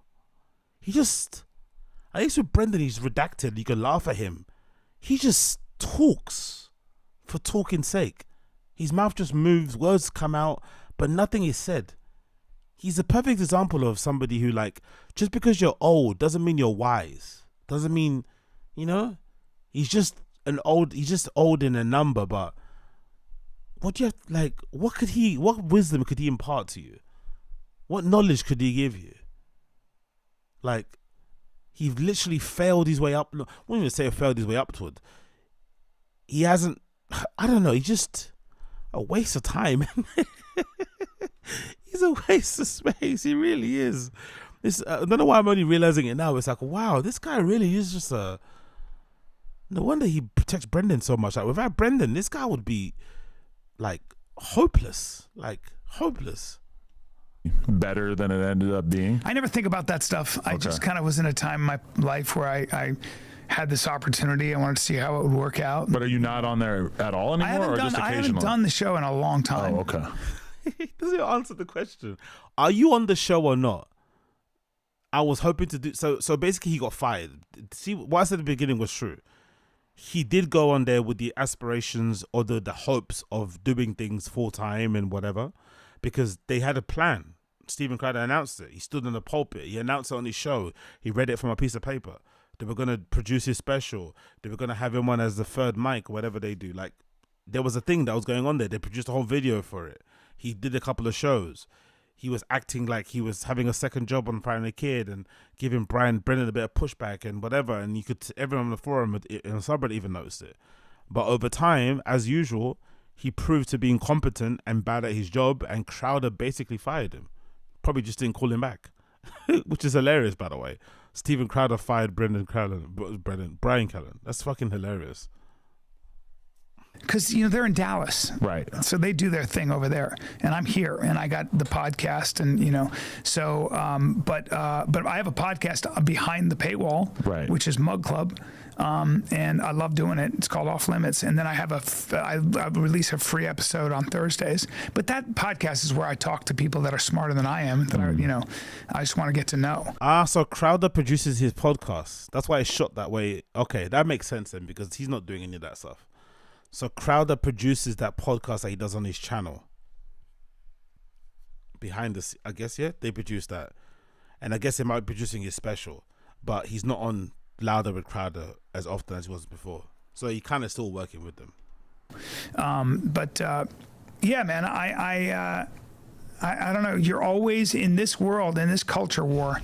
If you align yourself with whoever it might be, you're going to get a whole lot of pushback on the other side. But at the end of the day, I'm a comic, and that's what I love to do.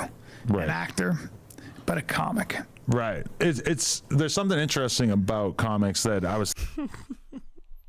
Is he trying to basically say that the reason why he doesn't get acting gigs is because he's friends with or works with Crowder. Not that allegations. No, that's not the reason. It's because of Crowder. That's why you don't get acting gigs. Okay. I was thinking about recently when I was listening to. Wait, let me say one more thing about sure, Crowder. Sure. Part of the reason also that I think Crowder's important is I'm terrified of the authoritarian left. I think the far left has lost their mind. God almighty, what? Nah, I can't. Enough, man. Enough. Cool. Now you're talking about... Okay, cool. We got what we need to get to. By the way, incredible clickbait. I don't usually do this, but I have to dislike. Incredible clickbait. Stupendous clickbait. 1 hour and 40 minutes of an episode, and they only talked about the title an hour and 10 minutes into it, or an hour and 15 about. Incredible clickbait. All the stuff that is in the title is in the last 20 minutes of the show. Nah, fuck all that shit. Mate. Honestly, crazy clickbait, mate. I feel like I wasted my time and I'm fucking bored my fucking brains out watching that shit. I'm actually angry. What are you guys saying in the chat? Assad is smart. Sorry, Assad. Callan. You said Callan is smart enough to think that he knows, but not smart enough to know that he doesn't. Exactly. Exactly. Talk to people smarter than he is. So anybody. Yeah, exactly. Honestly, man. God almighty. Like, what absolute gobbledygook these guys talk. Absolute gobbledygook. Anyway, moving on from that gobbledygook. What do you guys think about this clip? This clip was deleted from the video portion of the recent episode of T5K. They were talking about relationships and stuff, and then Chin flipped it back and asked Sainaz what her status is relationship-wise. And Sainaz had a weird response, didn't want to kind of answer it, ended up answering it, and then they eventually cut that clip out from the video portion of the podcast, but they left it in the audio, obviously, because Chin is a redact. But why do you think she was so weird about answering the question? Was it because she might be allegedly fucking Brendan or something? Why was she unwilling to clear up or clarify her relationship status? Like, and why did she answer it in this way in particular? What do you guys think? I've recorded off my phone, but I'd love to know what you guys think of this. Sainaz being very weird about her relationship status. And shit. No, I think. Anyways, the book is pistol right here, bro. Get a pistol here. Yeah. Start working out like a like motherfucker. Shevchenko? Become a huge Asian man. Just lift weights and get sexy tattoos. I don't think Chin has a problem getting ladies. I think he has a problem finding the right one. Yeah, well, he's a very particular fella. I think. Yeah. I would say. By the way, I love that fraudulent slip from Brian.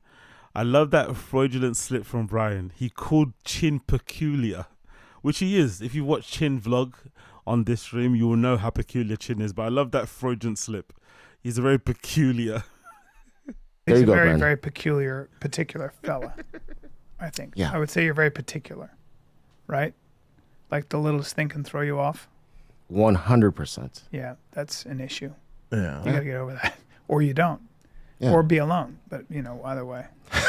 Okay, this is depressing. Yeah, it is. Got sad. Yeah. What about you, Snaz? Nope, we're not going there. Why? We're not going there right now. Nope, that's for another day. Are you single though or not? You are single, right? Yes. Well, then there we go. Now all the guys are like, yeah. All right. I am. Current event. Why was she so weird about it? Was it because she felt awkward because Brendan's sitting in there and they allegedly might be fucking on the side? Why would you answer? Why would you be so coy and weird about answering that? It's not like they're asking you who you dating or who you're fucking. Are you single? Yes or no? Yeah, I am. No, I'm not. Like, or does she not want people to know because she might have other situations going on at the same time that aren't to do with Brendan? Either way, that clip was not included in the video portion of the episode, but it was on the audio side because, Chin doesn't know how to do his job and just spends, just does busy work basically. Wastes time in the office to appear like he's doing a bunch of stuff, but the stuff that he actually needs to do, like when his colleague says, hey, could you mind clipping it out? He clips out of the video, but he doesn't clip out of the audio. Brilliant. But yeah, Sainaz was very uncomfortable about talking about her relationship status. Didn't want to broach the topic at all. And yeah, maybe there is some meat to the bone about her and Brendan having some after work, meetings where both of their clothes are off. Maybe. You never know. You never fucking know. But I thought that clip was rather interesting because Sainaz did not want to say whether or not she was single or not. And being a dirtbag guy that I am, I know when people do that sort of stuff, it's usually because they've got different options going at the same time that they don't want people to know about. You know what I mean? But hey, what do we know? What do we know? What do we know? What do we know? Oh yeah, let's play this one. This is a good one too. This one's a good one too. This one's a very, very, very, very good one too. Let's play this one. Bear with me a second. What are you guys saying here? What are you guys saying here? So nice parents listening, B. LOL. Let's continue here. Have you guys seen this clip? I think this is courtesy of the Fire and the Kids subreddit, actually. You seen this one? I'm sure you have. I'm sure. Oh, okay. So you got a little different. Hey, do they have to have that thing on the side of the car? Yeah. Actor, author, restaurateur. Restaurateur. He calls it a restaurateur. One more time. Restaurateur. Okay, so you got a little different. Hey, do they have to have that thing on the side of the car? Yeah. Actor, author, restaurateur. I love how he knew he was about to fumble the words. He was about to fumble the pronunciation. He tried to bail, but then he just mush mouth his way through it anyway. That's why I say Brendan's redactedness is I wasn't not intentional, but almost like he doesn't care. He just say it because he knows that most people know what he's trying to say. It's not important that he says things correctly. It's important that he gets the words out of his mouth. However they come out is how they come out, but you get the gist of what he's saying. That's basically what he tries to do. But I love that. One more time. Oh, okay. So you Restaurateur. A little different. Hey, do they have to have that thing on the side of the car? Yeah. Actor, author, restaurateur.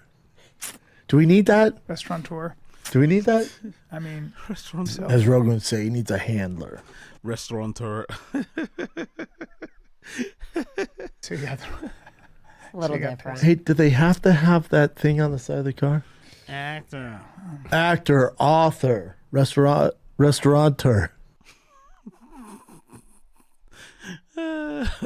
He tried to act like he couldn't see the words. That's why he didn't pronounce it correctly. I love how he tried to act like he couldn't see the words. That's why he mispronounced it. Restaurateur. Like he couldn't see the. He couldn't make out the letters. Restaurateur. Nah, nigga, you just dumb. Nah, nigga, you just dumb. You know what the word is. You just can't pronounce it because you dumb. There's nothing wrong with the words. He's trying to say this. This is what he's trying to say. He's trying to say this. Restaurateur. Restaurateur. Restaurateur. That's what he's trying to say, but he ends up saying actor, comedian. Okay, so you got a little different. Hey, do they have to have that thing on the side of the car? Yeah. Actor, author, restaurateur. Brilliant. Restaurateur. Oh, that was a brilliant bail. Unfortunately, it didn't work the way he wanted it to. Cool. What else did we go here? We did that. We did this. We did the Tego Seagull shit. Oh yeah, let's do the boogie stuff. Let's do a bit of the boogie stuff. So most of you are aware that Boogie has lied about his cancer diagnosis, right? You know that, right? You know that Boogie has lied about his cancer diagnosis. So we're going to go through a couple of those clips. Number one being the exposure. It happened during Local Live. Local Live has become a little bit not too sure if I buy everything that happens on Local Live. I feel like some of the times a lot of the drama is clearly scripted and shit. And I don't be sure if I even buy this cancer lying thing because it feels too convenient off the back of them going to Keemstar's house for the 4th of July shit. But either way, out of the blue on Local Live, Keemstar invites Destiny on. And unbeknownst to Boogie, Destiny had been talking on his stream about how he feels like Boogie had lied about his cancer diagnosis. And he used the cancer thing as a way to just guilt trip more donations and tips from his fans.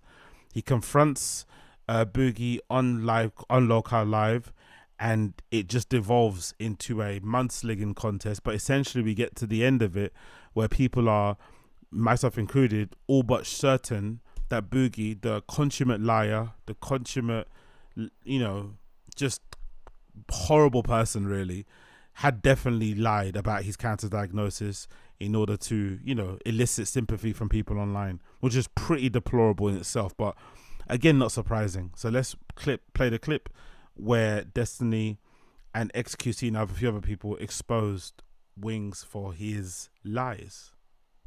Boogie 2488, you are being confronted tonight.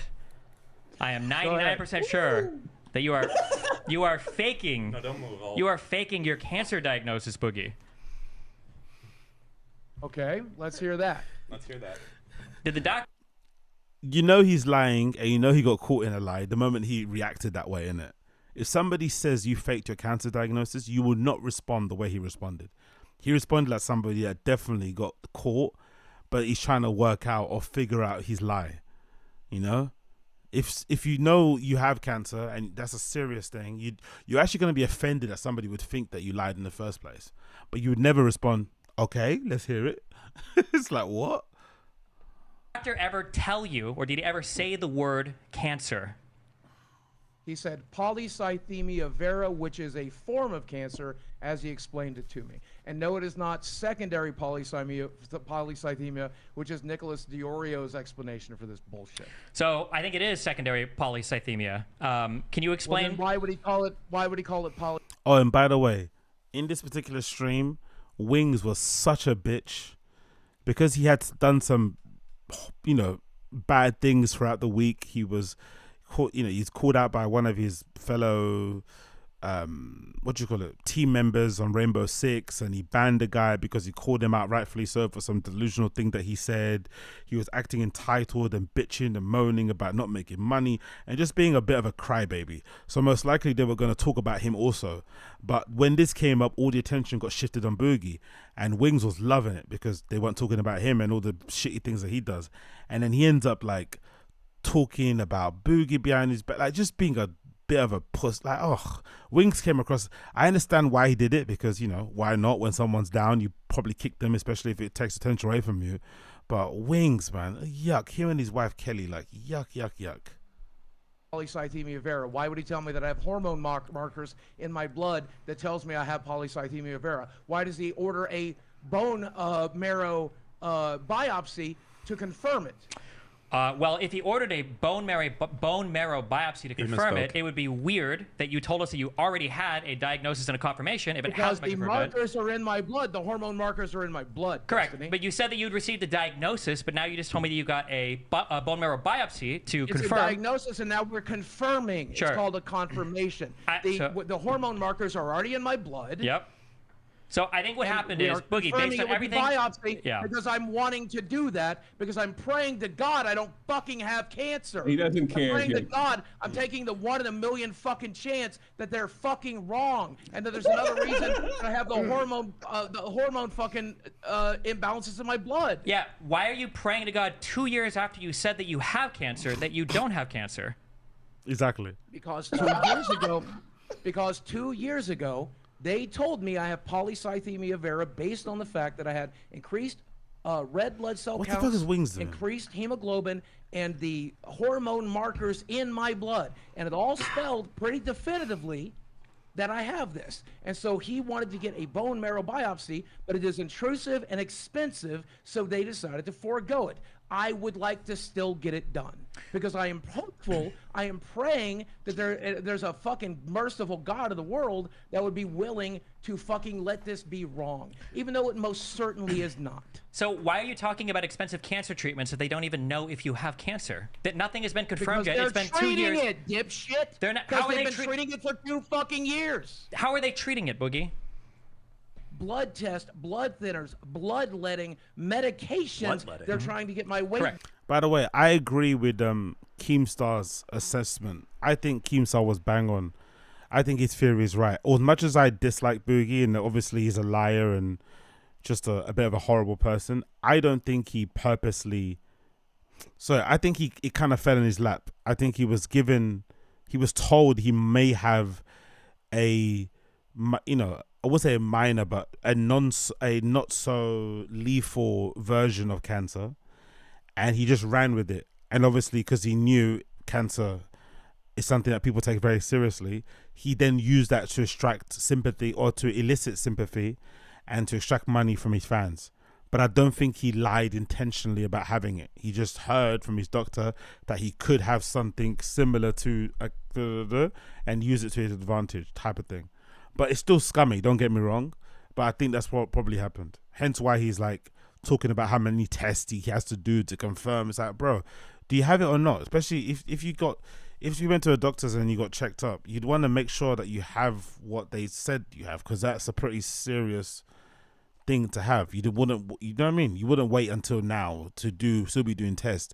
You'd have some sort of clarification. You'd have some sort of idea about what you have and what you don't have pretty early on. So then you can start making the next steps and adjustments and shit. But I don't know. Down. Yes. I'm seeing the doctor every 3 fucking months. I'm doing blood tests every fucking month. We're doing it. Yep. So they don't know if you have cancer or not. So can I understand hold this? my fucking hand? Well, sure. So I mean, I can explain. So I can explain everything, right? So Boogie has a condition called polycythemia, which means there's an elevation in his polycythemia vera. No. Polycythemia vera. You fat fuck. I want to hear the guy that actually knows something. Polycythemia vera. Destiny, He knows go ahead. more about my fucking medical Yes. diagnosis Yes. than I do. guarantee. Well, Go right the fuck ahead. I was in the fucking room. My girlfriend was in the fucking room. And they told me, so go You right are the fuck ahead, filibustering. Destiny. Go right the You fuck are ahead. Yo, be nice, Okay, Boogie. yeah, I will go ahead. Okay, so I think that Boogie was told that he has polycythemia, which means he has an elevation of his red blood cells. Now, there is a cancer known as polycythemia vera, which is caused by a mutation in some part of your body that causes an elevation of 3 different levels of things to find. One of those is the red blood cell count. However, when Boogie was talking about the polycythemia, he mentioned a couple things that I thought were interesting. The first was that taking an exogenous hormone, TRT, testosterone, that caused a increase in him developing this condition. So taking testosterone will not cause you to develop a cancer. That doesn't, not for this particular cancer, it won't. It will cause you to develop secondary polycythemia. And the second thing that he mentioned was that his doctor ordered a sleep study. That's because one of the things that can cause your body to produce more red blood cells is if you have hypoxemia, which is a lower count of, or a low amount of oxygen in your blood for an extended period of time. And the reason why he ordered that sleep study is probably because Boogie either has pulmonary obstructive something, or he has, as he mentioned, sleep apnea. And sleep apnea, which is a decrease in oxygen overnight, can lead to a decrease in oxygen in your blood, which can lead to an increase in the production of red blood cells. All of the things that Boogie described, both the things that cause this and the treatments for it, are consistent with secondary polycythemia. None of these are consistent with cancer, and the fact that he's saying that they've now ordered a biopsy 2 years after. 2 years after. Let me just finish real quick. Let me finish real quick. Real quick. Yeah. 2 years ago, you said that you had a cancer. Boogie's caught in the lie. Boogie caught in the lie. Rambling, fast-talking Destiny has exposed him. Diagnosis, but now you just said now they're doing a biopsy to check for cancer. Confirmation. Is this House MD? Are we treating a blood cancer without actually confirming it yet? For 2 years you've been having a cancer treatment without confirming there's actually cancer there? Because it was in my blood markers, and that's pretty goddamn definitive. You can Google that, Destiny. When you have the hormones, when you have the hormone in the blood that is produced by this cancer, it's pretty goddamn definitive. It doesn't show up for just the shit sakes of it. that's a good point, King Bayo. Boogie is scamming. Oh, what a surprise! Not, I'm just waiting for him to turn to porn or something. This is a really sad thing about this whole situation. This is a pretty scummy, deplorable, and downright, wasn't even evil, but very displeasurable thing to do, right? It's something that you should be like villainized for. You should be fucking, you should lose everything when you lie about stuff like cancer. You know, it might even be it might even be one of those things that it will be punishable by, you know, authorities and shit, depending on what he's done in terms of how much money he's got out of the situation. But this guy is such a bad person. Nobody is shocked. Nobody is shocked by this, and it hasn't really necessarily caused the waves online as it probably should, because he's such a horrible person. He's done so many horrible things over the years. He lies all the time, that nobody is shocked by this. That's the unfortunate thing about this guy. He's such a terrible person that it's just another day in the life of Boogie, isn't it? It's just the next arc. It's the next saga, you know? And most likely, given his fans and his whales, he'll be fine. He'll have to maybe hide for the next couple of days, but he'll reactivate his Twitter account soon. He'll be back, and everybody will just kind of to just carry on and just accept it, you know? The same way how he scammed his fans with that crypto shit. He'll just get away with this eventually as well. That's the unfortunate nature of this whole thing. He will really see no consequences to his actions, which he should really, because what he did was horrible. You know, lying about cancer to get more money is fucking unforgivable. But he'll be fine. That's the really unfortunate thing about this whole situation. He'll be completely fine. Can I say something real quick? Yeah, he said he had cancer. He said he had cancer, and he used the fact that he used that sympathy that he was getting from people to basically ask for money. And I think at one point he would beg for money, or he would justify the things that he did, like the crypto scamming, the rug pull that he did, because he needed the money to pay for his cancer treatment. So he used it. He used the fact that he had cancer, quote unquote, to his advantage financially. And obviously it was all a lie. What's what it seems like anyway. Yes. Look, you want to keep saying you're the patient, you know what your body has. Yes. But when I go to the doctor, they give me shit like this, Yep. which is like papers. Because I was going to say, Boogie can end this whole thing. Show me a single document with polycythemia vera on it. You don't have one. I don't think I don't like Wings kicking him while he's down. He's meant to be his co-host as well. I don't like that. That's the only thing I don't like about this whole thing. I don't like. I didn't like Wings coming in and getting involved and exposing him and shit and asking. I mean, that was a bit lame. Destiny and those guys can do what they want, but aren't you meant to be part of Local Live? Aren't you guys like colleagues and co-hosts and shit? Why are you? Yeah, I didn't like that. Can I ask you something, Destiny? Is it possible that when the doctor was seeing him, they were asking you could have polycythemia, if I'm saying it correctly, or polycythemia vera, but you don't have the cancer version. You have this version. Correct. Polycythemia. I'm asking him. Is it? It could be like a loss of translation type situation. Yeah. So polycythemia just means you have an elevation of red blood cells. That's all it means. Your red blood cell count is high. And so I think you can just be fat and sleep apnea can create sleep apnea could do it. Yeah, anything. Yeah, like that could cause it. And the fact that Boogie said we knew that when I was taking TRT, this was a risk of that. That means that risk is to develop secondary. I don't really watch Destiny streams. Who's Dan Coiler? Is Dan the guy with the hat? Is it this guy here? Who's Dan guy? Is it this one? I don't really watch these streams. I don't know who Dan is. Is it that guy? Because next to him I think is XQC. I don't know who the other guy is. Polycythemia. That was the risk, and then that is what ended up happening, unfortunately. But it's not cancer. That was induced because of just a low oxygenation of the blood. So why? Explain to me, Destiny, why there are markers, hormone markers in my blood that have tested positively for polycythemia vera. If there was, then he wouldn't have. Look at one of your medical papers, dude. Yeah, I'm never showing any of these motherfuckers my medical papers. Go fuck yourself. I said that 2 years ago, and I'm staying by it now. Destiny, Jackson Clark, Keemstar, you can see it when I fucking die. It's my fucking goddamn medical record. I have given you every goddamn. By the way, the dying thing he keeps saying, people are suggesting that he's kind of like he's hinting at unaliving himself when he keeps mentioning that sort of stuff. You'll see my records when I die, blah, blah, blah, blah, blah. He always kind of threatens that he's going to, off himself and shit. Typical manipulative shit. phone call. I've given you every fucking text. I've given you. It's never made a single goddamn thing better. I'm not gonna fucking do it. Go fuck yourselves. You could Go easily fuck end yourselves. this right now by just I would showing rather these you guys- motherfuckers. I would rather you motherfuckers continue to LARP. I would rather you motherfuckers continue to LARP. Okay, well, no, than to well, have here's the an easy last question. Goddamn thing. The last You're the goddamn one- thing. you're the one last accused piece of of LARPing. fucking security I have in the fucking world. So the You're the one being easy accused the of easy thing LARPing. here is if there are blood markers that definitively confirm polycythemia vera as a blood cancer, then why are they doing a biopsy? Because I'm insisting on it. Because Drop I'm the hoping they're microphone. wrong. No, wait. Why would you have to insist on a biopsy if you can confirm with a with blood markers? It's because you can't. Because I'm hoping that I are wrong. If Because you're I'm hoping they're wrong, then wrong. why 2 years ago were you talking about fighting cancer? Why would you be talking about Because like I have been for 2 years. fighting Destiny. cancer? How? I've With been- what? With listen, blood thinners? Oh, this one's for you, Boogie. Because Okay, Coiler. Once again, you motherfucker, you pointed out something that I can't unsee now. This guy's a fucking dork. First of all, he does the whole drop the mic thing. Then he stands up to get the L. To put, like, who is this guy, man? He's sucking off Destiny too. Like, what are you doing? Look at him. Here is if there are blood markers that definitively confirm polycythemia vera as a blood cancer, then why are they doing a biopsy? Because I'm insisting on it. Because Drop I'm the hoping microphone. No, wait. Why would you have to insist And then he tries to drop the microphone. He tries to grab his microphone and drop it. on a biopsy if you can confirm with a with blood markers? Dork. It's because you can't. Because I'm hoping that I are wrong. Then he If gets you're up and looks for hoping the they're L. wrong, then why 2 years ago were you talking about fighting cancer?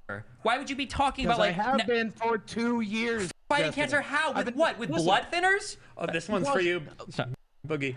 Look how proud he is of himself. Ugh. Yuck. Yuck. Because oh goddamn it! That's for you. Because you treat polycythemia Yeah, that's definitely Destiny's Brian Callen. If he's Brendan, that's definitely Brian Callen. Jesus Christ, man. Yuck.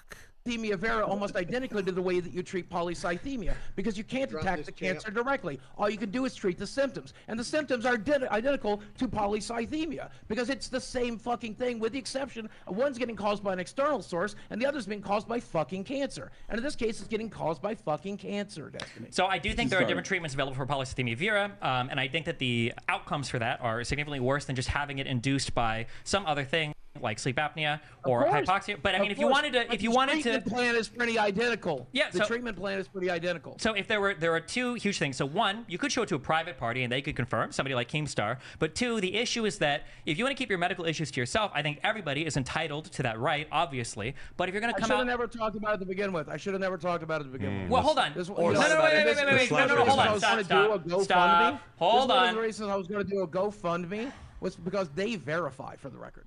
They verify. They verify? So- that would be the third party that I would yeah. go So for. GoFundMe does not do the best verification, as has been proven multiple times in the past. But the issue is that you say that you shouldn't have.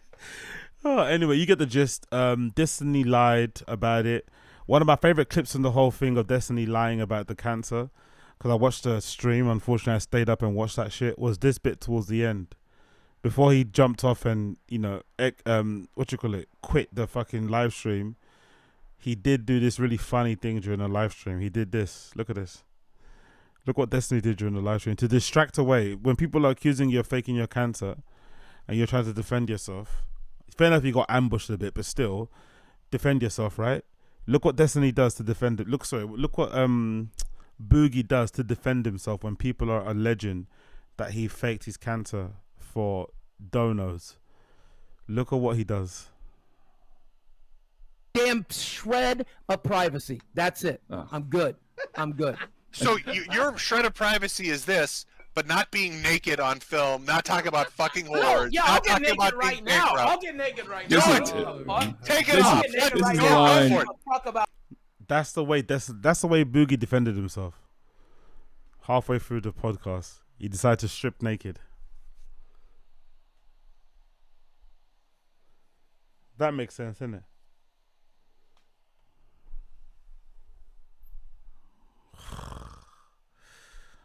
Let's do it. If we're gonna do a meltdown, Thank God they blackened the screen, but that's how he wanted to defend himself, by stripping himself naked. Right?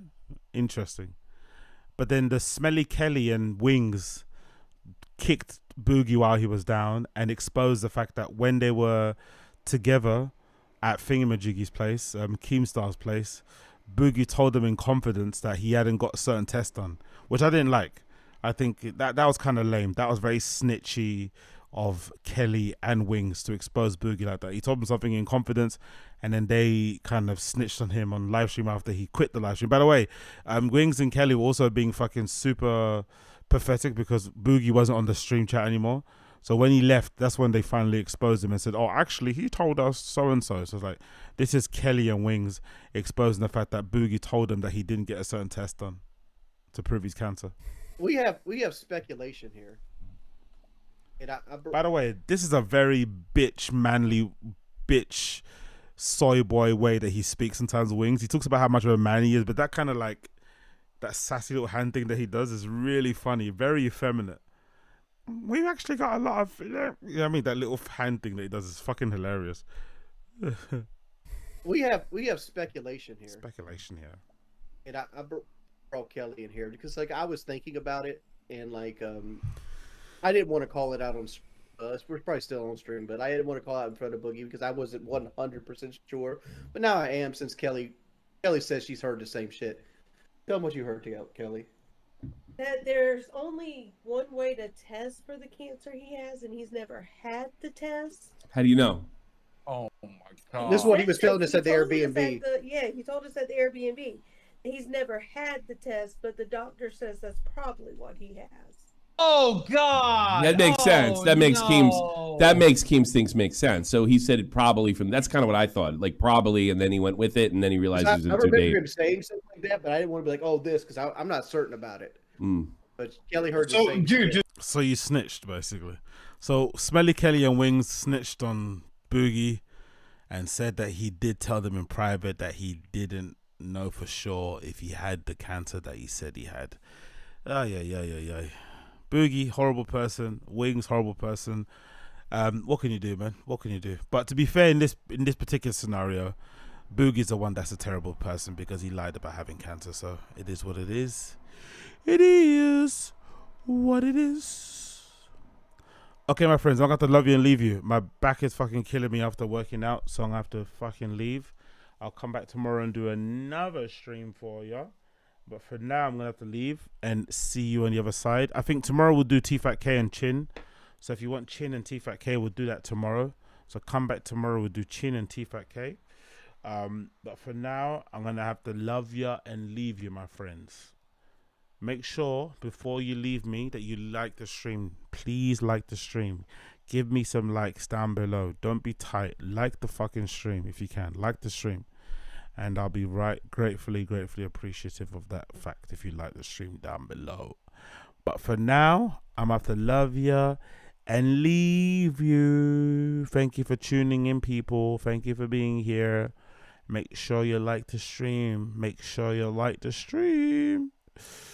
But yeah. Perfect time to put exactly. Fuck you, Colin.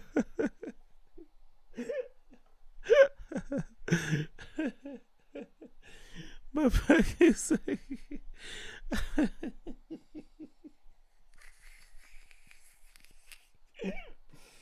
Oh, you're a fucking freak. You really are a freak. But you know I love you. You know I love you. But yeah, I'm gonna rest my arch. I'm gonna go rest my arch. And I'll see you guys again on the other side. Okay, cool. Take care. Peace.